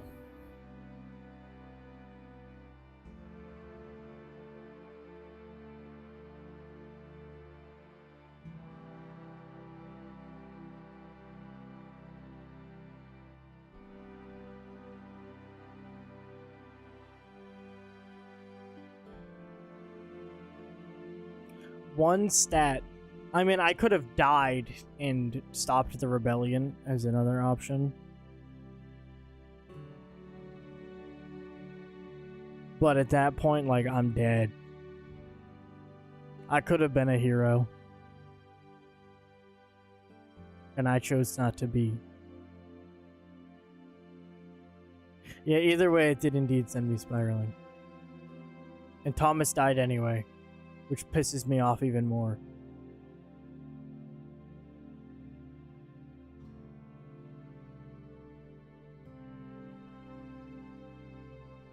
It's a damn shame. I've been streaming for 5 hours, 1 minute, and 35 seconds. Play again so you can watch from the beginning? Are you fucking kidding me? I am not redoing 5 hours of gameplay. What makes you think I have the time for that right now? It's 1 in the morning. Or just about to be. play again so I can watch from the beginning. It's posted on my YouTube channel, alright? It's posted on my YouTube channel. Go watch it. All of my previous live streams are there.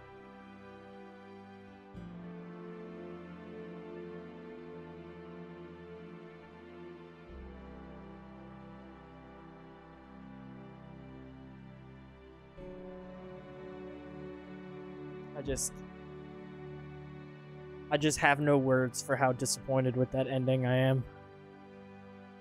I did so good up until the very last moment, and it fucked me.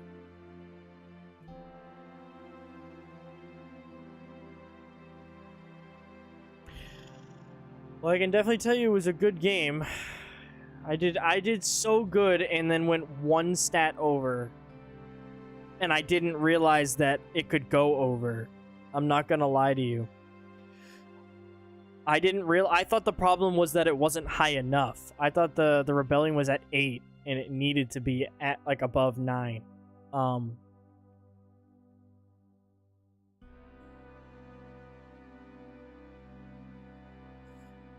But I could have been mistaken, and that could have been why I fucked up.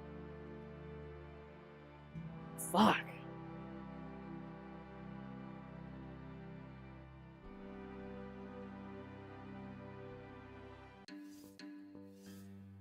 All right, well,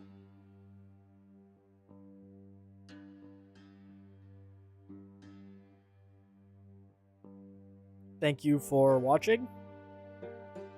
I'm going to have to call it quits on this one because my brain cannot handle playing another game right now. This is the longest stream so far. I probably should have split this one up into 2, but I determined that it would be the finale before I started, so I committed.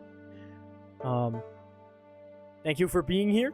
I think Jason sat here the entire 5-hour stream, which is wild. If you're watching this in the future, then thanks for being here. I'm sure the last hour and a half of it was me in silence, clicking through, reading very fast. Was very entertaining, but probably not. And yeah. Enjoy the future, y'all.